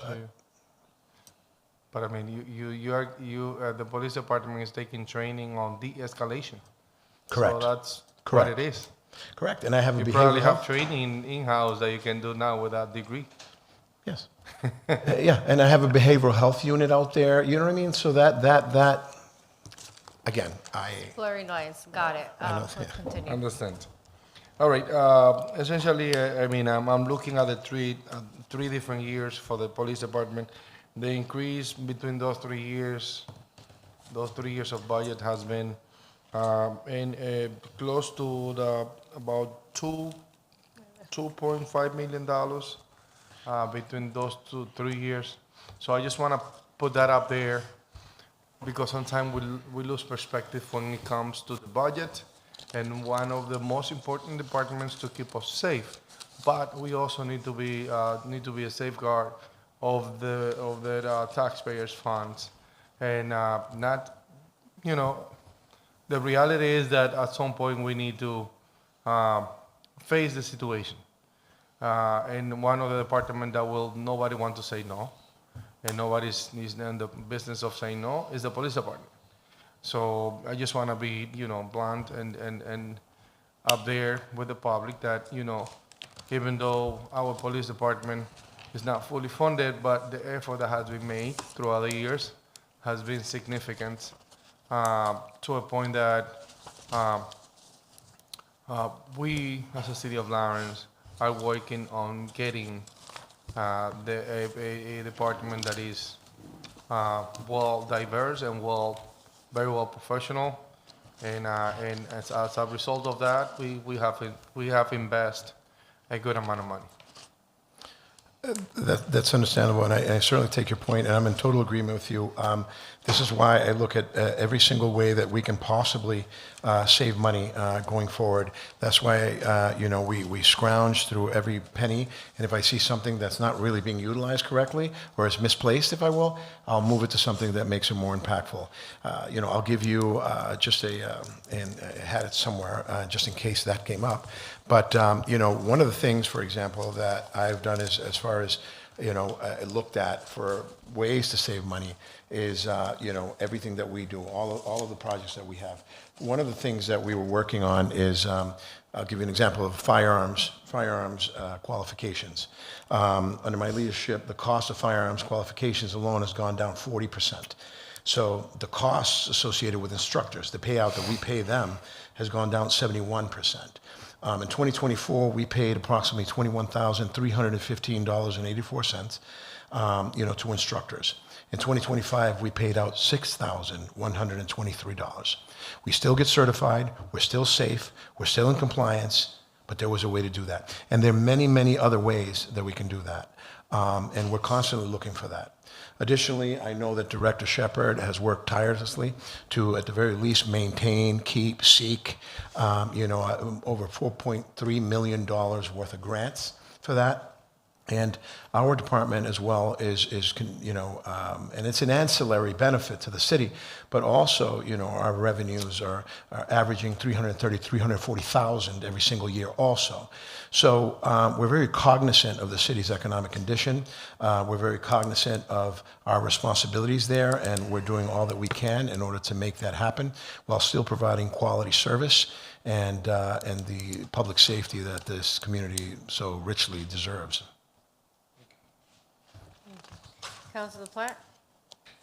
Yeah, I want to be asking for some brief responses. I think the first one was, Chief, I think the council president was alluding toward it. I want to dig just a little bit deeper, and that's the superior officer versus the patrolman ratio. As it was previously mentioned, the numbers have shifted, so we're having more superior officers, and the patrolman number stayed the same. I think it went from, the number's already been mentioned, I think it was 3 more sergeants, I think, that were added to it. From your perspective, you inherited this, more of your fingerprints were on this budget than the last budget. What's the right ratio? I don't need the theory behind it. What, in your opinion, is the right ratio? Are we heading in that direction? Do we need more superiors, which is what this budget's doing, or less superiors? So my intent here and my strategy on this is more of a longer strategy, which would benefit either my successor or whatever the case may be down the road. It is not entirely. I see the difference between the 3 sergeants. The other numbers have remained the same. The 5 captains, the 10 lieutenants, 22. There has been an increase in 3 sergeants, and but that has been offset by the displacement of 1 lieutenant position. And the reason for that is to offset a little bit of the cost. But that's not where I'm going. That's not where I'm going. I'm going to ask one more time, and I'll move off if I can't get down there. So what I'm looking at is captains, lieutenants, sergeants, superior officers, patrolmen. I look at basically how the unions are operated, right? That's how the unions are constructed. Correct. I am seeing small, but a trend, larger number of superior officers, whether they're, in this case, happens to be sergeants, so lieutenants, captains, or sergeants, and the patrolmen staying the same. Am I to infer from that you believe that we need to have more superior officers and keeping the patrolmen at that level? No, that would be the wrong inference. And in fact, I would disagree with the premise that there is a trend. A trend would indicate more than one instance of a rise. This is a one-time deal for 3 sergeants. This is an attempt to reduce, as they would say, flatten the organization or the hierarchy of the organization so that I have more supervisors without the added expense.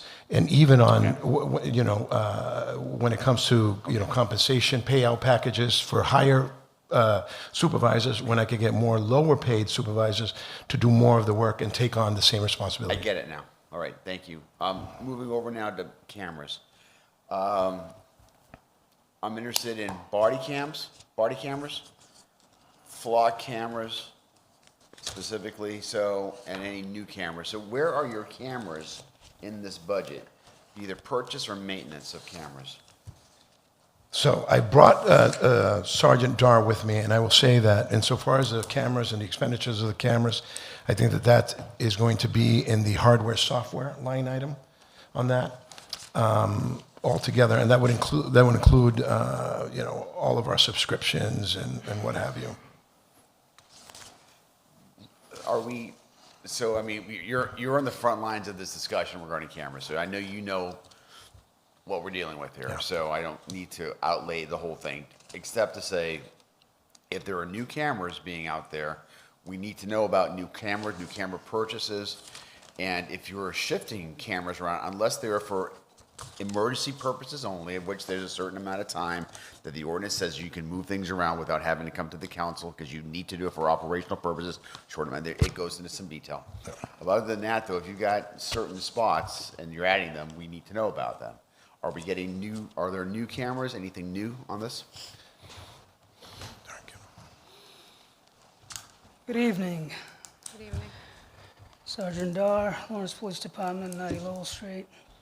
As far as the sequence of your questioning, body cams goes back to bargaining. So obviously, if that's not been addressed, we've obviously said this many times, we are interested. We are also looking at avenues as far as how we're gonna procure those versus either it's grants. Right now, as far as the budget lays out, software only, it's operational, solely operational, what we have right now. So anything that we've relied heavily on grants have exhausted. That's why the cost had to be offset from other line items to software line items, so it made more sense. We do want those cams as soon as we have, actually, the chief was part of that project as well to get the policy in place at the time. We've also had negotiated, while I was on the union, regarding that item as well. Which So- item is this, Sergeant? I'm sorry? Which item, just cameras This in is general, body or cameras. Body cams, okay. Yeah, so I'm going in your line of questioning. So Yeah. first is body cams, as far as that goes. Next would be city cams. City cams, we work in conjunction with city IT. Our manipulation of those, as far as the quick deploy cameras, we are not, to make it clear, we haven't purchased any cameras Okay. just yet. And I do understand that when we do, obviously the council is going to be the first one to know because we are coming to you for those fundings. So that's to come. It's not part of what's projected right now. We're talking about sustainability. We had servers that were failing. They had to be replaced immediately, which means when you go back to review anything, you have a buffer. And that buffer is continuous, and we can't have that. There's a lag in time, lag in processing, and it's just, and obviously it's a machine. It's going to fail ultimately. There's a end of life on every item when it comes to tech. More others than some, but when it comes to that storage, its operation, it's very particular. We're reactive when it's to the cameras, especially on the PD's end of things. So there is a crime that occurs, we review it. That's what the cameras are there for. We don't have the luxury of sitting around and watching these cameras. There's 414 of them that the PD has access to. At any given time, we have a set amount of LPRs that are, License plate readers? yes, those are independent, so those are flocks. Right. Those we move around as needed as well. Again, it's operational. If we think there's a need at a particular area of the city, we'll deploy it there. And I know it's not a new implementation, it's the current implementation of those flocks since its inception. So nothing has changed there either. As far as, I know we previously discussed this when it comes to the regards of access and timelines, it's only 30 days. To answer that question, this was from our last meeting. It is only there for 30 days, so. All right, so on the body cams, I'm just going to issue my opinions on that. I think it's in the city's best interest. I think it's the patrolmen's officers, their union best interest, as well as taxpayers, because I think our officers are probably in the right, and to have that kind of evidence is probably going to be helpful. And if we're in the wrong, we're in the wrong, and we need to own up to that. And the cameras show that. But I think what we find from the stuff that I've been reading is that the municipalities and governments have found that the body cameras have been an asset with respect to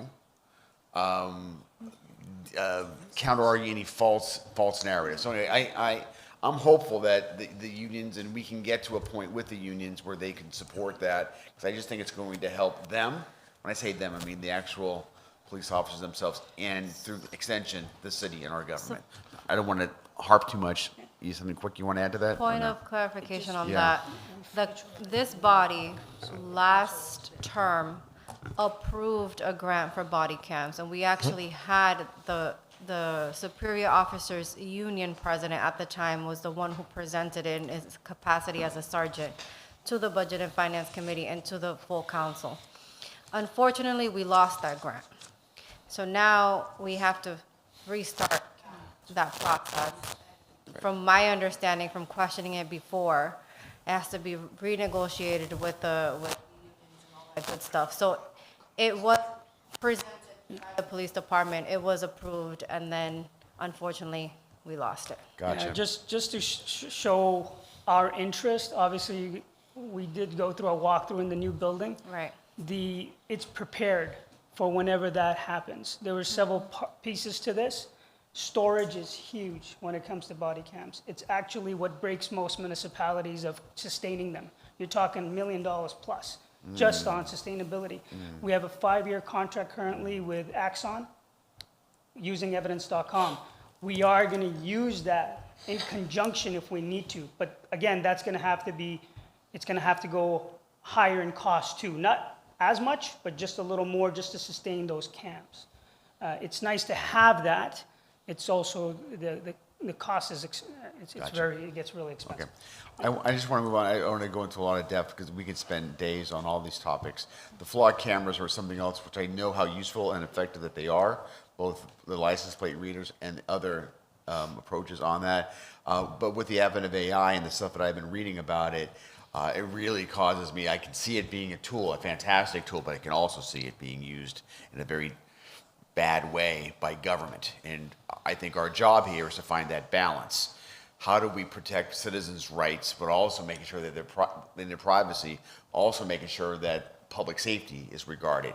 And there's a balancing act there. And so this AI information that's coming so rapidly right now is making our heads spin as far as what Flock is going to be able to do to see things, to actually paint pictures, to really showcase like real-time stuff that could be really invasive. It's an amazing tool and potential abuse. So we really need to get on our horse when it comes to that ordinance. I think that's our job, that we know exactly what we're saying yes to the police department to, yes, and that the police department is being honest with us about what those tools are, and that we have built-in safeguards that we don't trap other people's privacy rights. So anyway, that's a real concern, and I am going to the ordinance committee next Thursday, get that thing out of the committee and onto this floor of this council so we can take some sort of votes and some sort of decisions on it, because it can't just keep sitting there. We got to move on it. So I'm hopeful that we can make that happen. So I'm not sure I need a reaction unless you have a quick reaction on the Flock stuff. No, just to say, look, my intent, and you can count on the fact that I am going to be in complete compliance with whatever ordinance you have and whatever requirements you have relative to our use of such technology.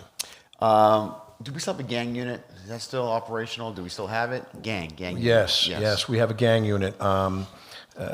Due to staffing issues, we've had to merge the gang unit into what's essentially a firearms investigative unit, into the detectives division. But we still have a very functional and effective gang unit, yes. The same numbers as we have in the past, numbers of the up or down? Well, I'm not sure what the number of personnel? Personnel numbers, yeah. The personnel numbers are the same. Same numbers? Within the gang unit, yes. Okay.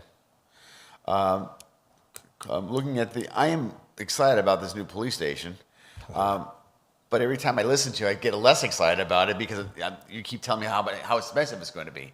So I'm like, and I'm looking at the budget, I'm thinking, you're in a ridiculously outdated, uninsulated heating HVAC thing. It's a disaster area. And I'm thinking, you move over to the new police department, the HVAC, heating, all those other things are going to, those monies that we're flushing down the toilet is going to be going away. So I'm actually looking for improvements in our budget on these kinds of things. But I'm not seeing that. I'm seeing costs going up as opposed to going down. So to me, it's counterintuitive. I'm not sure if you have a reaction as to why it appears as though some of the purchase of, well, I'm not sure where it's under, purchase of services, maybe electricity, water and sewer, repairs and maintenance.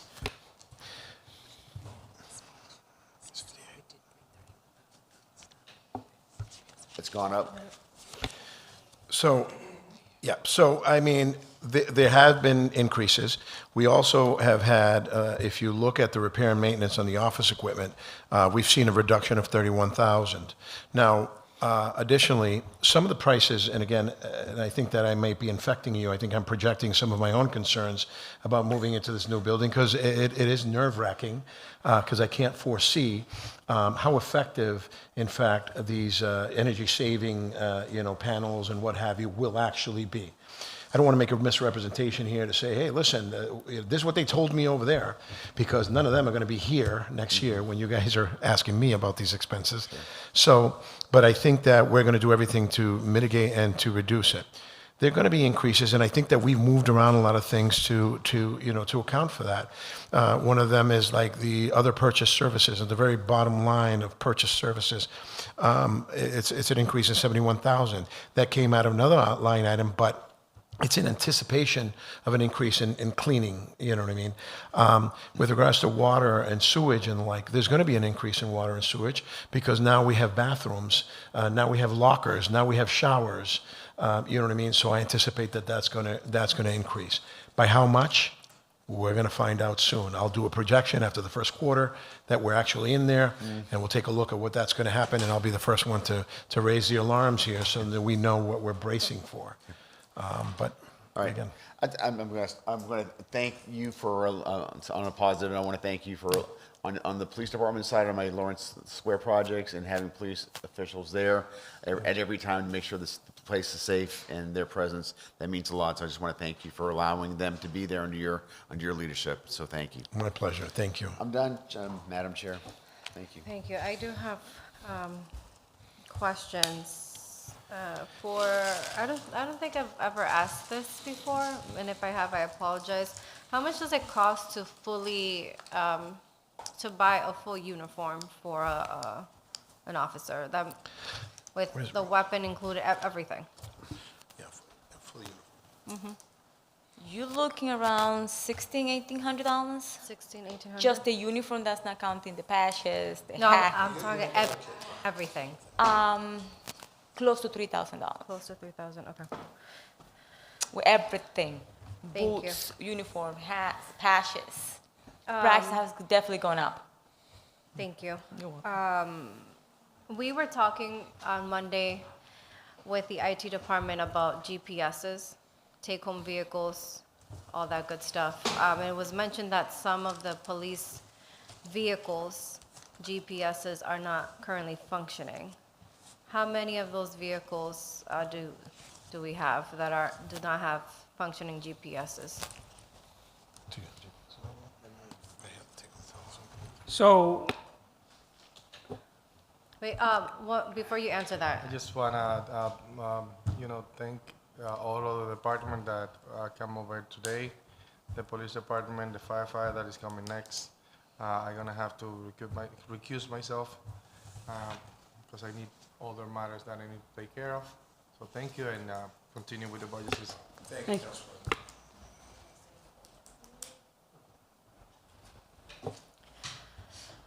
okay, so how many cruisers?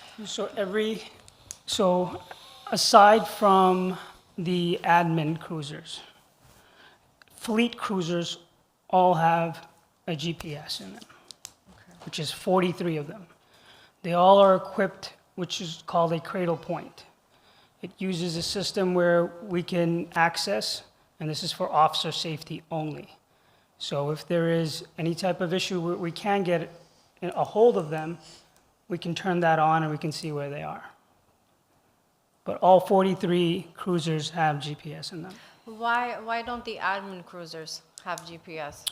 It goes I'm gonna retract, certain admin cruisers do have, and others don't. It all depends on the package. Some packages are not equipped with that same computer system that carries the GPS. It's just a lot more costly when you start doing it to every single one. Just the makeup of one of those, it's around $11,000.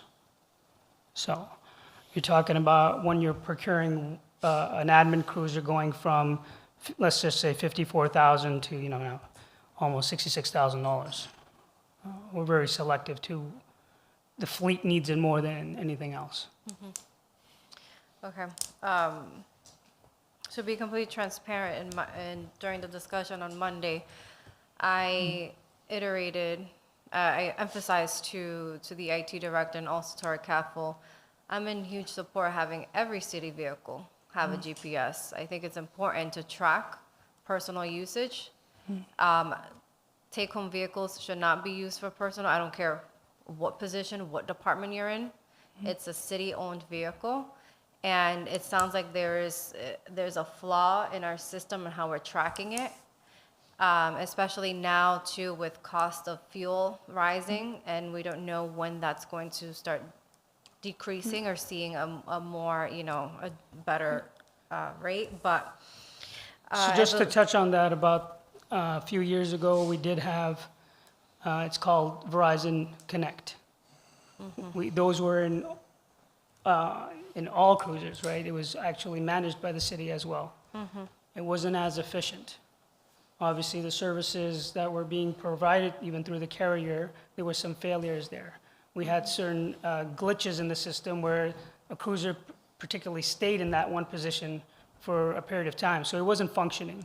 Obviously, there is other technology out there. The cost is excessive, so you have to choose as to how you're going to handle that. And if we're looking at outfitting everything, I'm pretty sure we can do that if that allows us. I realized, being a third-term city councilor and for 4 of those years being chair of this committee, or 3.5 of the years being chair of this committee, I've seen that when the city wants to get something done, we find the funds. And city-owned vehicles has been an issue before. Take-home vehicles has been a hot topic before, and we need to become better at keeping track of city property, which includes fleet vehicles. So I understand the argument about the cost, but again, if it was like that across the board, then I would sympathize with it more. But I've seen our municipality move mountains when they want to get something done. So. On that note, Madam Chair, I've implemented a take-home policy, a vehicle take-home policy.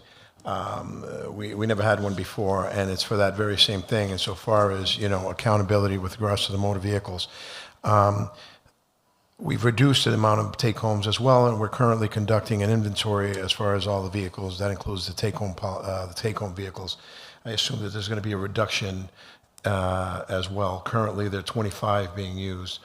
Now, relative to the use, as of the mayor's use restrictions of May 7th, 2026, everybody's been in compliance. I'm gonna save you some airtime with that. We were privy to that conversation by the CAFL, and we were informed of that. Okay. So thank you. Oh, great. But moving on, I've been asking departments this across the board. In-state travel in general is always a question. So give us an example for your department of what an in-state travel expense looks like. Yeah, in-state travel can constitute anything from training. A lot of the training is done away from here. MPTC is out in Linfield and so on, and so training. We have court sometimes in outer jurisdictions. That includes Boston and other municipalities. So that's kind of what the in-state travel looks like for us. Okay. Thank you. All right, let's move on to animal control. Is there any final questions or comments? No, animal control.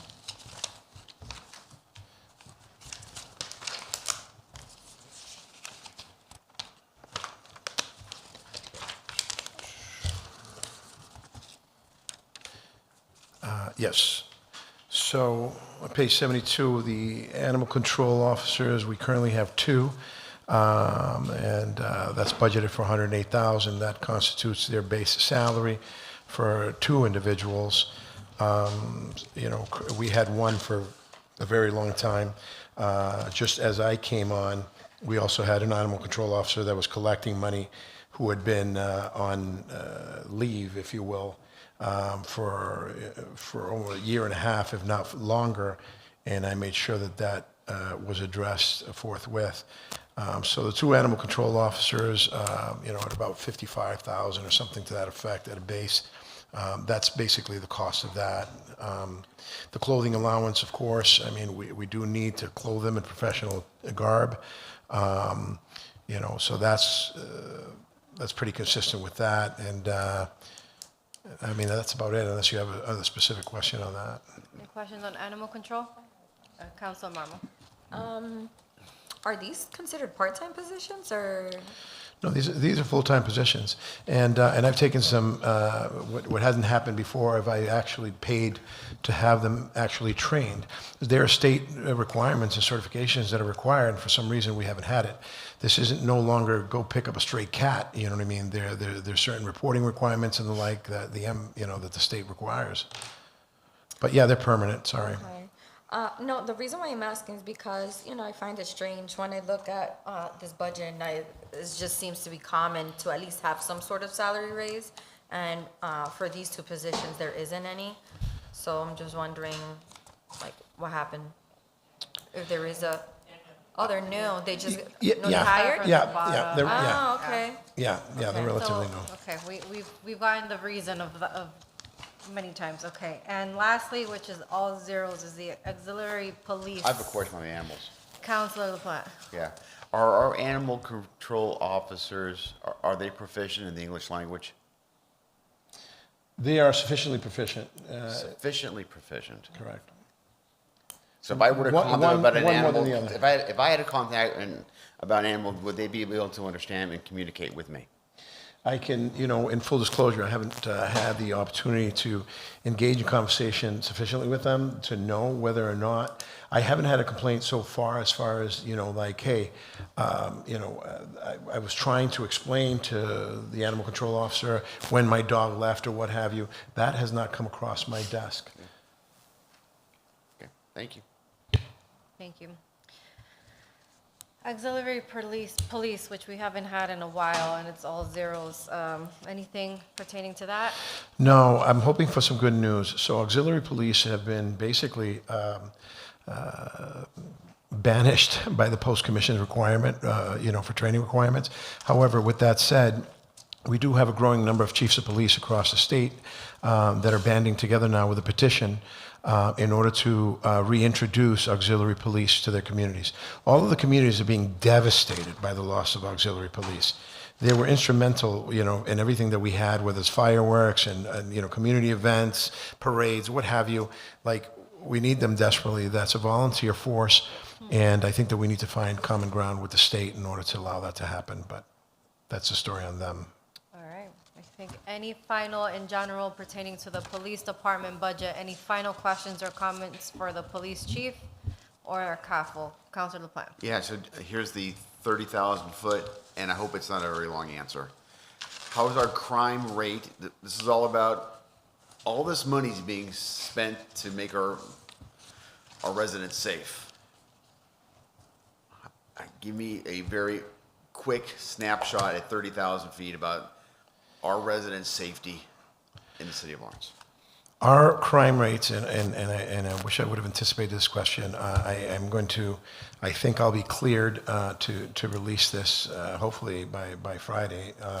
What do you mean by cleared to release this? Well, right now, there's still a little bit of ambiguity here. I need some actual solid numbers on some of the stuff that we need to put together. Okay. Because I saw a difference on it, and they need to reconcile these numbers before I release it.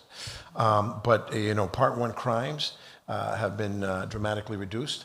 You want to talk about where your money goes, the Lawrence Police Department solvability rate supersedes national solvability rates, sometimes by 100%.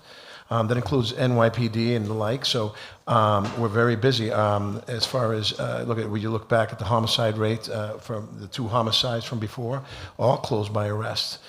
So the investigators are very busy. They're doing their job. Crime is going down. Part 1 crimes is going down. The only thing that is unfortunately persisting for reasons that are beyond our control is nuisance, like the motorcycles, and the noise, which I'm hoping to put a dent into as soon as the noise ordinance, God willing, passes, that I can unleash a zero tolerance policy for this nuisance noise. And that's going to have an incidental effect on revenue as well, which I suspect will be positive. Thank you, Chief. And from where I sit, as a resident, not only an official, but as a resident, that's exactly what I see. I see a lot. I see the drug stuff. I know it's out there, but I'm not seeing it. I'm not getting calls. I mean, I'm not saying ever. I'm not getting a lot of communications. I get some, but nowhere near what I used to get on drugs. I'm not getting, every now and then I see spikes, neighborhood break-in car breaks and spikes periodically, and then they go away. But the big issue is the nuisance stuff. That is what drives people to move out of the city. Absolutely. Honestly. Absolutely, including myself in my own neighborhood. This happens all the time. So, yep. Thank you.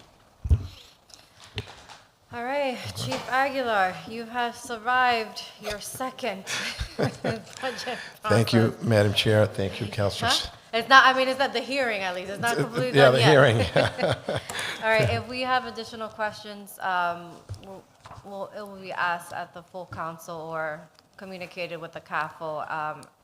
Any requests, I don't remember if we made specific requests for the police department, but our secretary here makes notes, and you did.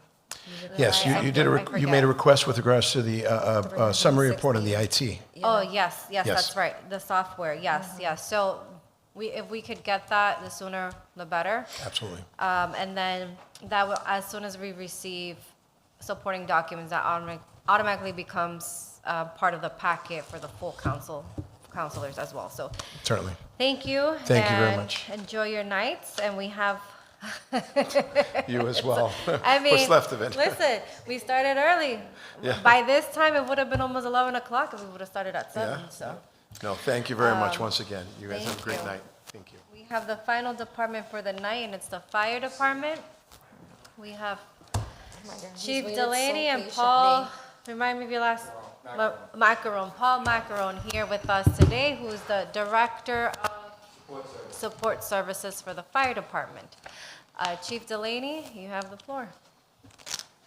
Good evening, Madam Chair, Councilors. Patrick Delaney, Fire Chief, 65 Lowell Street. Proud to be up here tonight representing the men and women of the Lawrence Fire Department who work extremely, extremely hard. We're a busy community. We put together a budget that is level funded, and I'm here to answer any of your questions. As always, you've heard me, there's a lot of numbers that I may throw out throughout this. One of the numbers that I'll state is our minimum manning. That's how many people we could have on duty at one time. That is, the minimum is 24. 2 of those are fire alarm operators. One of them is the incident commander, which really leaves us 21.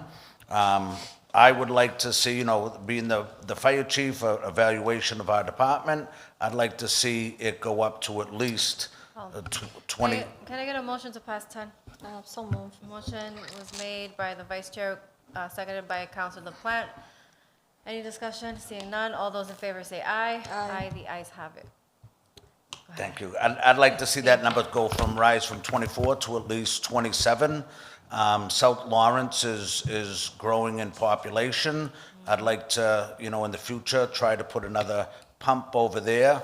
I understand, what state the city is in a little bit. We're looking for the federal government to possibly give us a federal grant. That's in the future. We're putting that together. We've had talks with the administration, and I think they're cognizant of the fact that, we're a growing community. And when the community grows, such as Lawrence has, 10,000 units, over 20% in population, you really need to grow your public safety. And the fire department has been stagnant in our numbers for years, and I think it's incumbent that we keep up with the growth that our city is seeing. All right. Thank you. If you, Let's do the same process as the police department. Let's start off with fire administration. Walk us through that FY27 budget. okay, fire administration, so we're gonna go start right on page 74. We have our five divisions: fire administration, special alarm, mechanical, electrical. You go over to page 75, that is your fire administration, where it breaks it down. I'm gonna start on 76, I'll go line by line if that's what you wish. The first increase in your first line, fire chief, 45.5, that's last year and this year. That's the salary increase. Assistant chief is remaining the same, that went unfilled this year. I am looking to try to fill that this year with help from the council, drawing up an ordinance, getting a job description, and choosing a candidate. I think it's really needed. All our surrounding communities have an assistant chief. I go to meetings, I'm very close with the Methuen chief, the Andover, North Andover, the Haverhill chief. They're all smaller departments than us. They all have this assistant chief. If we have any questions on that, we could get back to that. Yeah, let's just go through every section and Yep. then I'll open it up to the That sounds council great. member. When we go back, you go down 410 to 301, those are increases for our Director of Support Civilian Services, our payroll specialist, and our principal account clerk. Those are raises from our civilian population. You go right down to vacation, there's a negative 9730. That's because we have some retirees that won't be buying back vacation. And our newer members that we're taking on, they don't really have much vacation, so they don't buy their time back. Longevity, that's a plus in 79.9, that's contractual. Academic compensation is contractual. And then the stipend, 29.5. Some of your stipends, when we talk about our EMT, Bless you. 2% academy awareness, and our hazardous awareness defib. That covers our administration. Moving on to fire suppression. 77 is a overview of everything. If we move over to 78, I'll break it right down. Our captains, we have 7 of them. There's a 10,339. That might be a little bit of glitch. That might have been an error. It should be a little bit of lower. Lieutenant, that's just the stipend raises of our 21 lieutenants. That's just the math, comes out to 756. And firefighter boilermen, that's contractual, comes out to 324. Your civilian dispatcher retirements, we had some retirements. We're just happy to hire 2 new civilian dispatchers.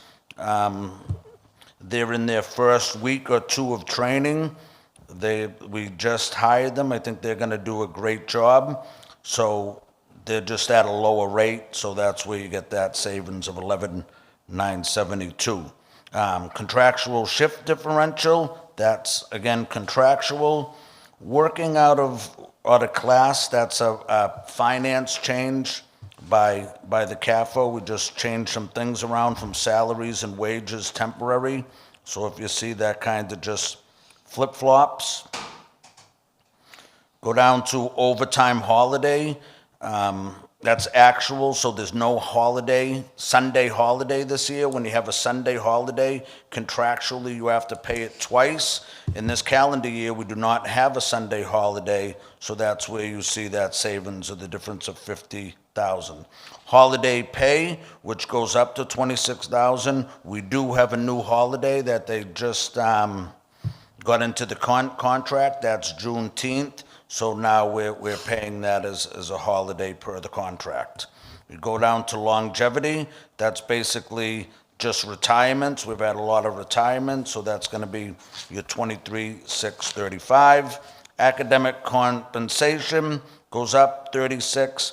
829, more of our younger members have more education as they come on, and even some of our other members, they're going to school, which we really promote, and they're getting an education, and there's a monetary value to them doing that. The stipend, again, there's new people taking advantage, there's more EMTs. You know, Northern Essex in the last couple of years has allowed, you know, you could sign up to become an EMT. It's usually a pretty good figure that you have to pay. Over the last couple of years, they've been doing it for free.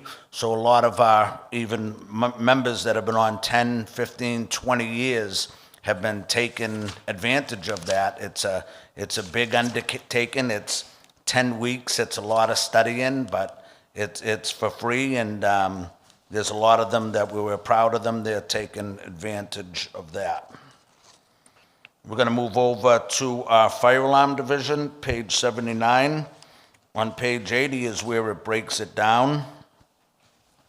The electrician, savings of $268. We just had Kevin, our electrician, just retired, so the new member does not get as much.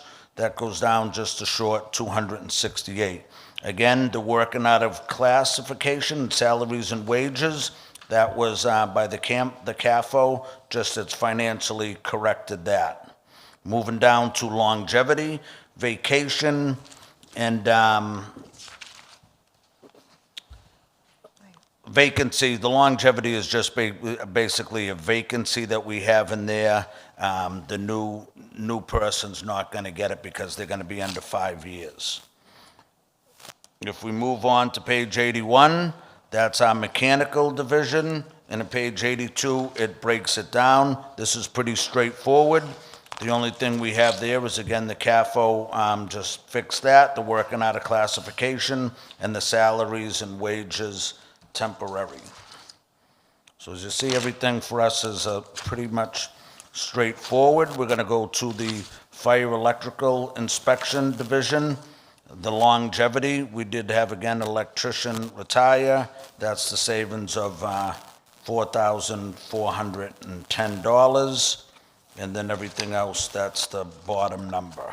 All right, so let's go back to fire administration. We're going to do the questioning by sections. Any questions pertaining to fire administration? Councilor Marmol. Chief, so there's two things. One is specifically in regards to the salary increase. CAFO, is this contract? Like, Where are we, where are you? Page 76. Yep. It's a approximately $45,000 increase. That's my increase from last year combined with this year. I'm As sorry? contract. That's my salary last year combined with this year, I believe, that's contractual, my salary increase. I feel like I'm lost. Why would we combine it? Why not? So when the chief started, the budget for '26 was already done. So he became the chief. He had a contract with a higher amount, but it wasn't reflected in the budget because it was already done. So this is like a cumulative effect of 2 years worth of increases that were not reflected in the prior year. Okay. Okay. Sorry, I could have explained that better. No, it's fine. I was like, what do you mean? Why? I'm just going quick, I guess, I'm sorry. Second question is page 77, employee training. Why is it $0? Wait, that's fire. Fire suppression. Oh, never. I'm sorry. Before we go to fire suppression, Councilor Platt, any questions for Only one question, Councilor Platt? and I Yes, wasn't sir. going to ask it, but you brought it up. So the assistant fire chief? The assistant fire chief? What? It's not as much fun as Monday, I know. We had a blast on Monday night. It was a lot of fun. I know. CAFO, your department still has the crown. Still has the crown. And she deserves it. You know, I'd really like to show my appreciation for the CAFO. She's been so helpful through everything, and we appreciate her. We're talking about the funny parts of Monday. But Yeah. sorry, I missed it, so there was a lot of laughs apparently. So, but Yes, Counselor. so the assistant fire chief position. Yes, sir. I will tell you, if you're going to bring that up again at the full council, I would not use the argument that Andover, Methuen, and Haverhill have it, and if they have it, it must be good. No, They also have squirrel catchers over there, and I don't think that because they do, we need to have squirrel catchers here. I think the importance of that is we go to the Essex County Fire Chiefs, and as I stated, I'm very close with them, and we go to a lot of meetings together, and as, you know, we always bounce stuff back and forth, and I see how much weight that their assistants carry for them and extra things that they do. I think it would just allow our department to flourish a lot more. I'm kind of on an island by myself. I'm the only one that's really not in the union out of 140 members. Having somebody else as my assistant would just allow us to do more. And as part of that, I'd want the council, obviously the council is going to be a big part of that with the job description and choosing the person that would be well suited for that. I could probably spend a good half hour up here about how many things that they could do for us. I mean, we're a very busy department administratively. There's a lot of, my emails alone, my phone calls, my correspondence. We have 5 divisions, even labor disputes, discipline. I could just go on and on. So when I say that they also have it, I like I said, I'm very close to them, and I see what their assistants, how much, weight that they carry for their departments. Yeah, so I appreciate that. I don't want to spend a half hour on every piece of what they would do, Yes, but sir. I think it would be helpful if there was 1 or 2 items that you said, if I had this person would do this and this, Right. and this would free it up for me to do a lot more things and make the arguments. Right now, I'm like, I just don't know why. I could do that right now if you Two give things. me 2 minutes. You want? All right, I can. Okay, one, they could act on behalf of the fire chief when I'm not available. I'm pretty much available all the time, but sometimes I need to be in 2 places at one time, or I might, be on vacation, or they could act on my behalf. They could oversee department-wide staffing and deployment, including assignments, transfers, and scheduling, conduct disciplinary investigations, recommend corrective actions when necessary, handle labor management issues, grievances and contract and presentation, participate in collective bargaining, preparation and negotiations on behalf of the city, the department, develop and implement department policies, procedures, and operational directives. One of the things I'm trying to do is redo or update our SOGs and our rules and regulations. That's a major undertaking. And again, I don't really. I have a couple more, but you get. Yeah, my I think drift. I get and we're gonna save it. So now it's just a Yeah. functional question. Is Sure. Is that ordinance to the assistant fire chief? Is that an ordinance position? I believe it is. I believe it, not an ordinance. I don't think it would. So it wouldn't be union, but we'd have to come in front of the council to. Maybe. But this would be a new position, correct? This would be, yes. It's a new position. It would have to be ordinance. Since you don't have it, if there is an ordinance, you need to reauthorize it. Yes, sir. So you could put this 150 earmarked or bookmarked in there, but Yes. eventually, for this purpose. But we had this, you recall last year, Yep. I think we had that, there's a lot of go-arounds last year, but one of the go-arounds was regarding these positions. I could explain it as I remember it last year. You allowed it to keep it in my budget for periodic inspections. We moved the money elsewhere, yeah. I wasn't able to get anybody through the door. As I've stated before, we're having difficulty with the hiring process. I think on April 14th, I recommended to personnel that I wanted to hire 6, and we started the process. And I will not have anybody being able to work on a truck till at least St. Patrick's Day. It's like 10 months. By the time we go through the process, we get the bidding out, we get everything out there, we interview everybody, they go through that process. I need a name to secure a spot at the academy. And then right now, one of our newer members, Diana, we had to get her, we're sending her by herself because we had to get her into the October academy because it was filling up. So right now, the academy, if I had a name today, that the academy probably couldn't start them until November, December. I'm not going to have a name to send them probably to July. They're not going to be able to start our people probably January, February. And then that's 2 months. That's March, April. So let's do this, Chief. Let's, you and I have a conversation. Yes, sir. Away from this arena right here. And more, Dave, I can go back and forth a Okay. little bit more. But thank you for the starting. Sure. part of the conversation. I'm done with this part. For this part, okay. So now we're going to fire suppression. So Marma, you had a question pertaining fire suppression. I did. My question was, under employee training, I see it zeroed out. Could you help me understand? Is training not required, or are we moving this under other? Where are you, purchase- on page 78, Counselor? 77, under purchase of services. So, okay, are we zeroing out employee training because we're putting it under other purchase services? Yes, I believe so. And why is that? We haven't had employee training. I believe we do have some money earmarked in personnel. I believe we have 10,000 that we could spend on employee training.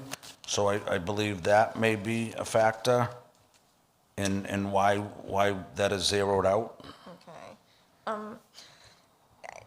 I'm sorry that I'm gonna have to use you as an example. That's okay. Being that I'm seeing it now. Sure. But I'm pretty sure this is probably something common with other departments. And I don't know, maybe this is a personal preference. I'm not sure if my colleagues feel the same way. But I would like to see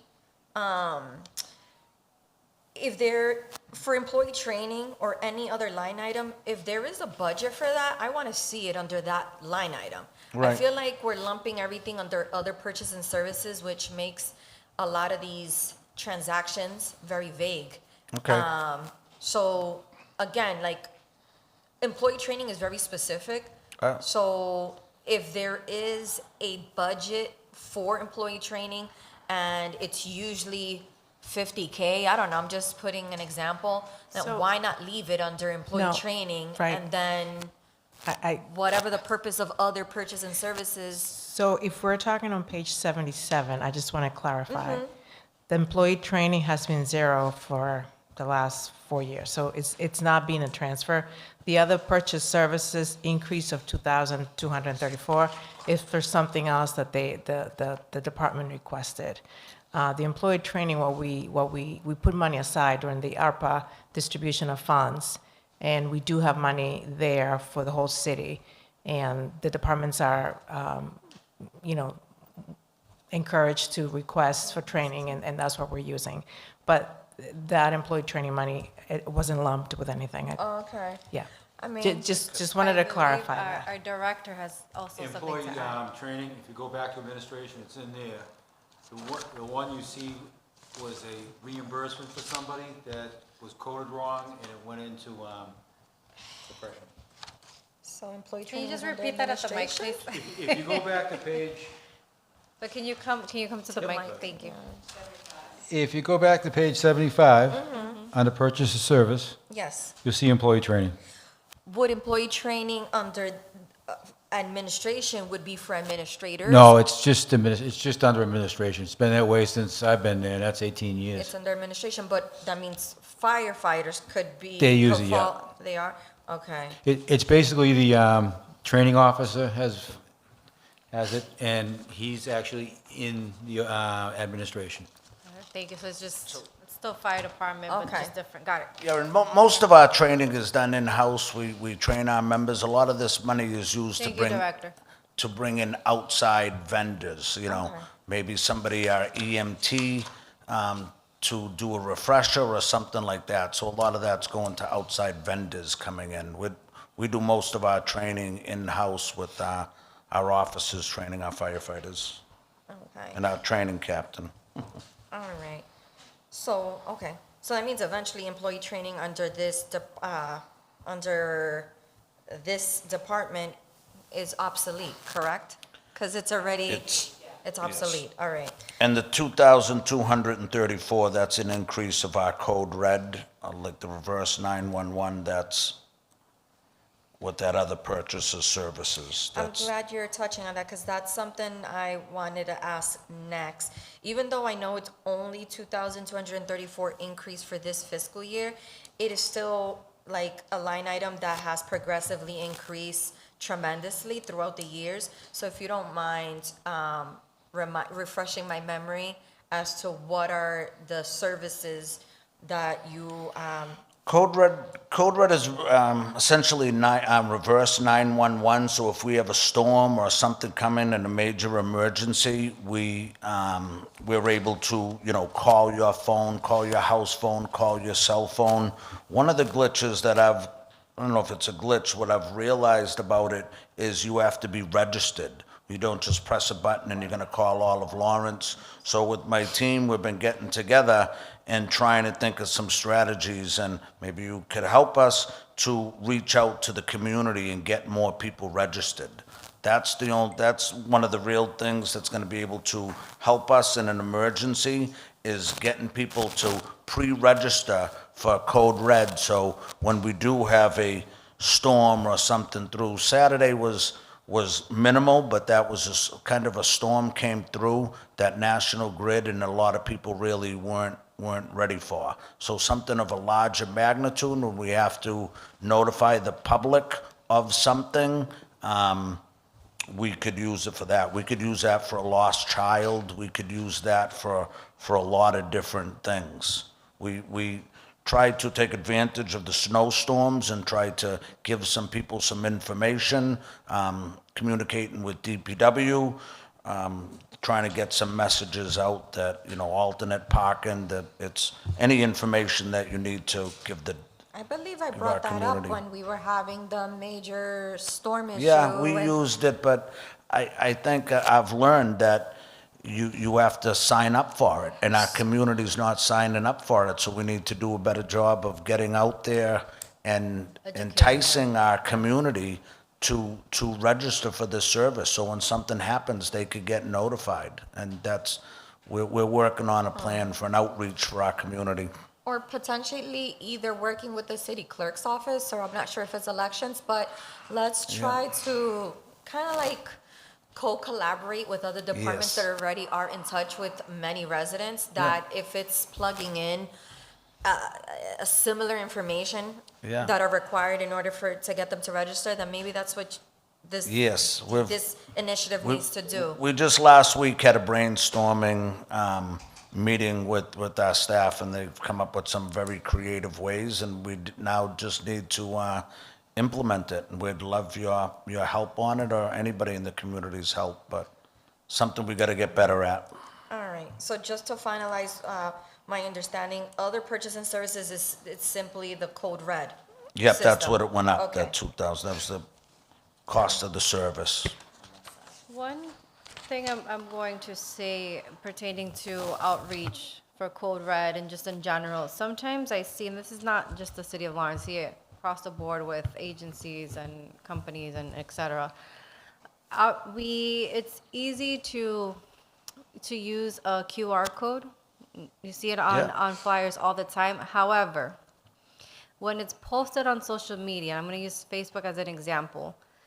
You post, I'm just saying, not you, but general. Like people post the flyer on their social media, or the company's social media, municipality social media, and it's just a QR code.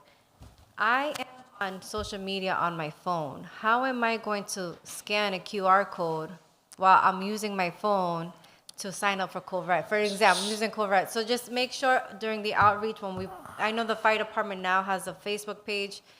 If it's advertised or promoted on the Facebook page, just make sure that there's an actual link in the copy. I thought it was just me, because I thought the I'm same like- thing. I was looking at a QR code on my phone, and I pressed my camera. I'm like, there's got to be something simple, and it. No, you need to Yes. put the actual You got to link. use your friends, the buddy system, and use Yeah. your friend's phone. You use Right, hers, and she it's- uses yours. right, right. The buddy system. So just to there. I'm glad you experienced Thank it you, too. yes. You're welcome. I Any thought other it was just questions me. pertaining to fire suppression? Nope. Fire alarm. Okay, fire alarm. Any questions? I do have a comment for fire alarm, and it's for the future, and the council's gonna look at me like you're crazy right now. This is not the moment, and I know it's not, but fire alarm, the space where they're in, Yes. does need renovation. They need some work, yes. And I know we have the police department, the other schools and everything else. I'm like, the CAFO's not gonna like me saying this, but I'm glad you agree, and I'm sure it's in the plans for the future to re-emphasize that it needs some love, for sure. Yes, they need some work with their roof and a couple other things. Right. Any fire alarm? Fire mechanical division, maintenance apparatus. Any questions pertaining to this? Councilor LaPlante. Yeah, I don't know where this is. I want to talk, maybe it's the next one. I want to talk about the fire electrical and the traffic signals. That's the next one? Let's do it. Let's just do it. That's, Go okay. ahead. Yep. And then the other one I want to talk, okay, so if I don't forget, the other one is I already forgot, that was quick.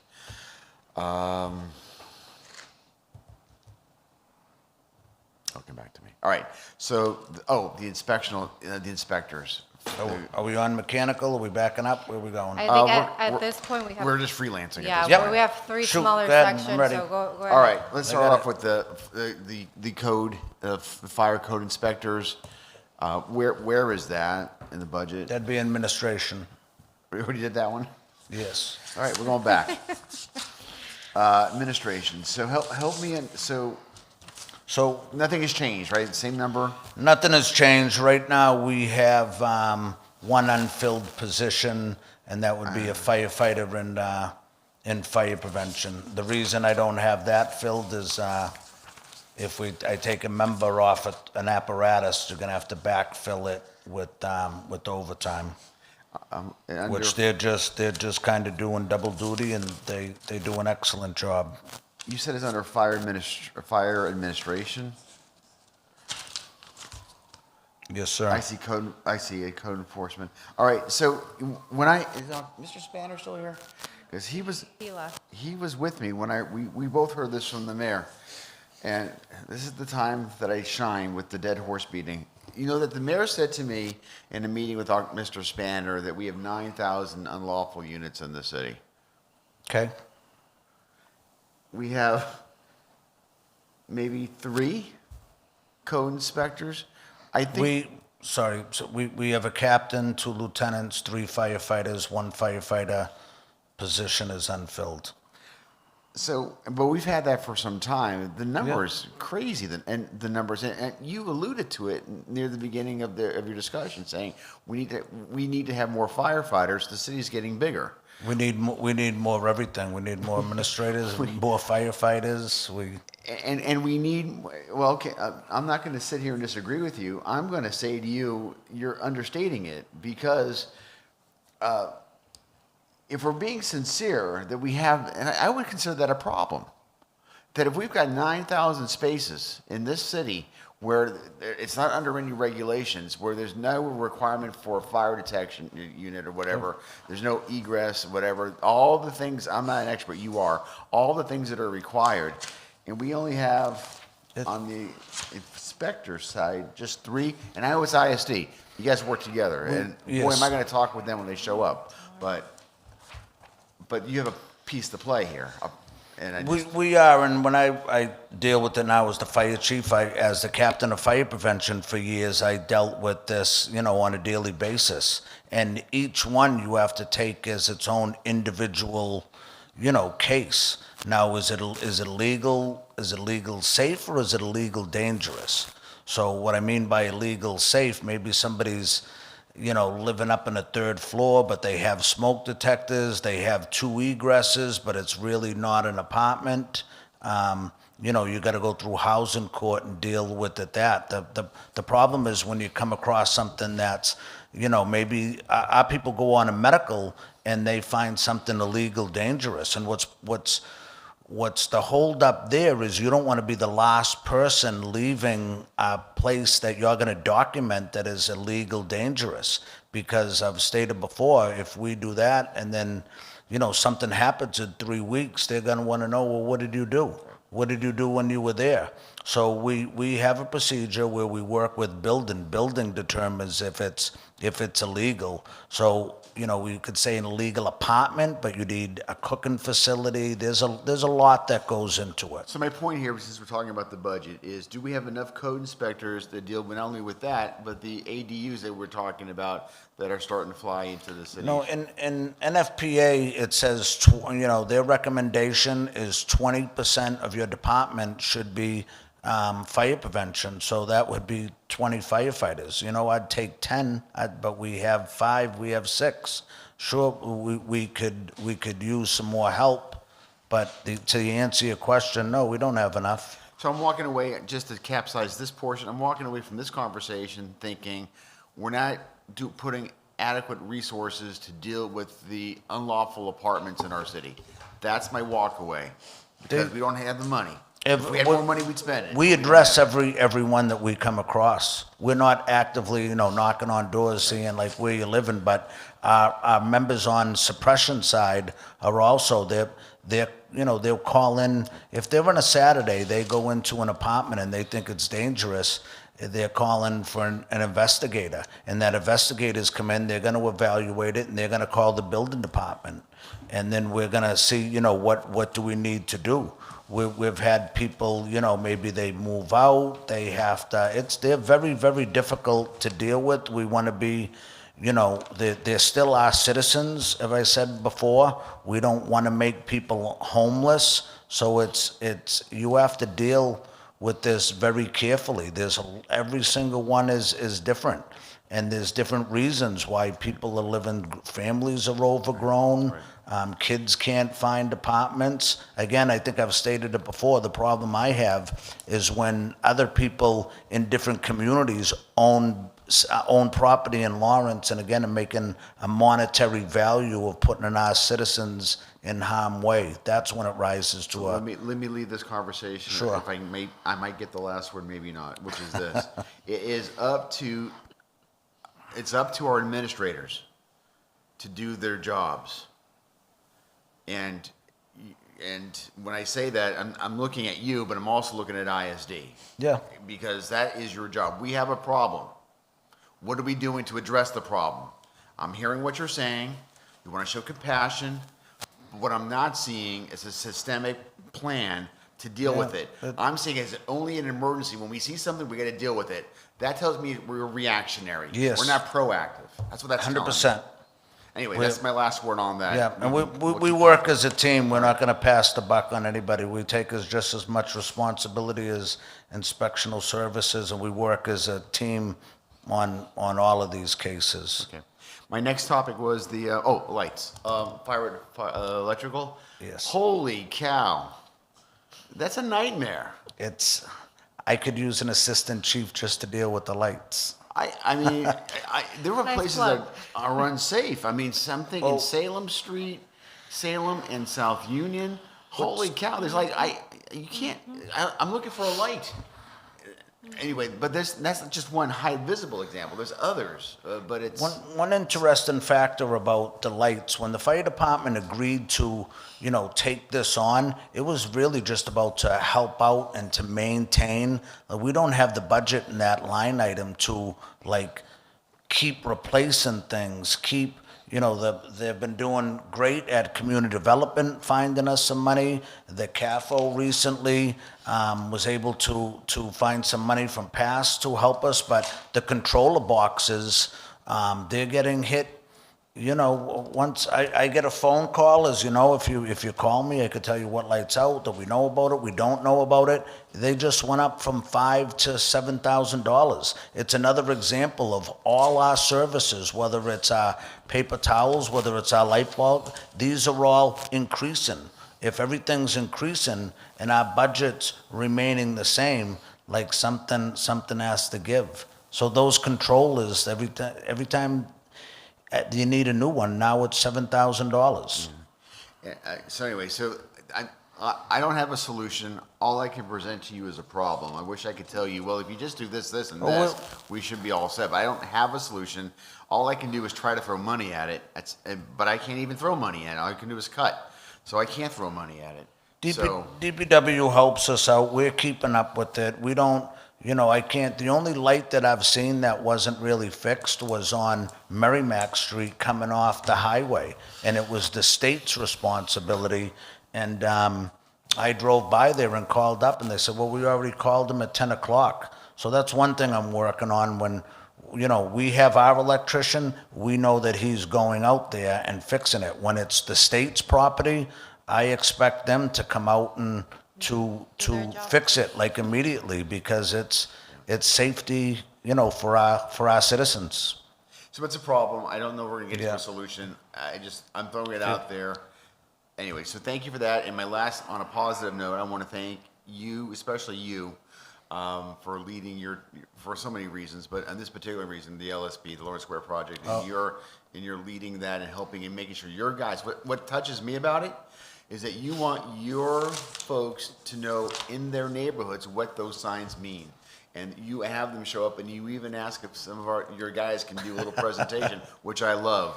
So thank you for the support, and it means a lot, and hopefully they're I think you do a great job at it. We're part of the community, and we live in the neighborhoods. And it's even, you've seen, we've grabbed some school kids that have been walking by and say, hey, come learn about this. So thank you. So thank you. I think that's an excellent thing that you're doing. I'm done, Chair.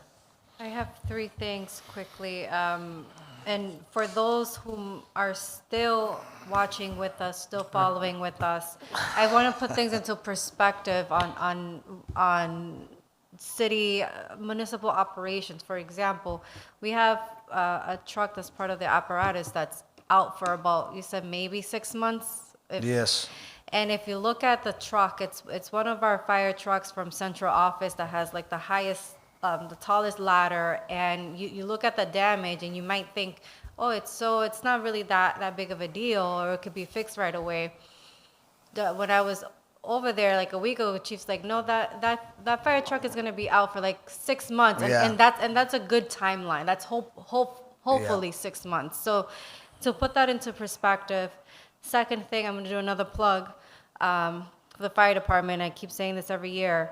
The South Broadway fire station, the flooring, we need to do something about that. It's getting worse. It's no surprise to anyone, not this administration, not past administrations, not past elected officials, not current elected officials. We keep talking about it and talking about it. And I want to see, let's talk to our Congress, let's do something about it to try to get that fixed or in better condition. That's my second plug. And lastly, I just caught this now, and I realized I didn't catch this at the police department budget as well, but overtime. The actual, I'm looking at fire suppression, page 77, the actual was about 1.5 million, but it was budgeted for FY27 $1 million, and that's similar. The police department has a similar situation, and this is more for the CAFO. Why are we under budgeting overtime when we have an actual number to go off by? Because I'm assuming you will come before us again for overtime. 100%. So why are we under budgeting for that? Limited resources. And hoping, I mean, I know that the chief has talked about the reasons for overtime. We have 11 people in ILD, and we have some vacancies that we need to fill. So we're just hoping things hopefully will get better. But I understand it's lower than it probably should be, but we do have so much to go around, unfortunately. Right. But, there are some things within the budget that we are estimating or forecasting, but one thing that we do know, especially fire and police, is that overtime will be there. That's a cost that we know that it's coming. And I get it, but I would like to see if we have an exact number, we know like this give or take is going to be. We should try to stick to that, because under $500,000, that's a lot. And I know you're gonna come back to us for more money for overtime. So unless we figure something out, and you're right, and I hope we do, but it sounds like a shortage of staffing and difficulties is happening across the board, so. If I could, I'll just be very quick with this. Our overtime was over 830,000. We had some savings in other ways. That's why we came in with the 457 it was. And I think it's a cost-effective way. The only real way to like solve it would be hire 16 more at $2 million. It's compared to other communities, we're right in line. You know, we're looking at Lowell's budget today. They're a little bit bigger, but they're 2.6 million. Haverhill's 3.2 million. For overtime? It's yeah, overtime. That's it, and it's really the cost of I want to say doing business. One of the biggest factors that we just discovered is looking for a name for it. I think I'm calling it the catch-up factor. Is every year on average we have 5 people retire. Okay, so on average, and now we have to hire 5. Well, we just seen that we just had 6 retire. Okay, and I just said that I can't get somebody to work, bring them through the door, get them trained, and get them on a truck for 8 to 10, 11 months. So you retire today, I hire you today, all right, tomorrow, now I hire you. Well, I can't get any real work out of you out of the next 10 months. So now that whole time, that's one of the biggest factors, more than vacation, more than sick time, more than anything. So I don't really know what the answer is. It could be a reserve list. It could be a different pattern of hiring. But our team is tackling that, and we're looking for a solution. But I guess, for lack of a better name, the catch-up factor, it's A real thing. we can't keep pace. Well, Chief, thank you so much. You also survived your second budget Oh, that was year. great. That's it. Yeah, that's good. it. And I'd like to thank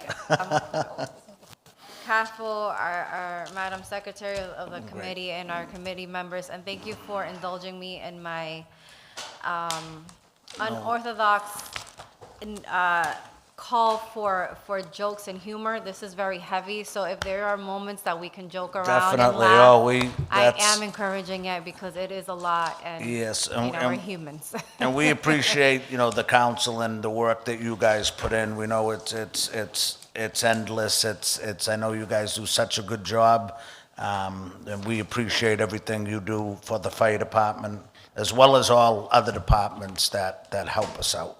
Awesome, thank you. All right, thank you. Hey, councilors, can I have a motion to go up, Councilor Do you want to Marmo? announce for tomorrow? Oh, yes. Tomorrow, we will resume with the following offices and departments: City Council, Mayor Office, Emergency Management, the Division of Office of Planning and Development, that consists of Office of Community Development, Planning Office, Planning Boards and Commission, Planning-Zoning Board, Economic Development, and lastly, we will have the Inspectional Services Department join us. Thank you so much, councilors. Can I have a motion to recess? So move. Motion has been made. Is there a second? Properly seconded.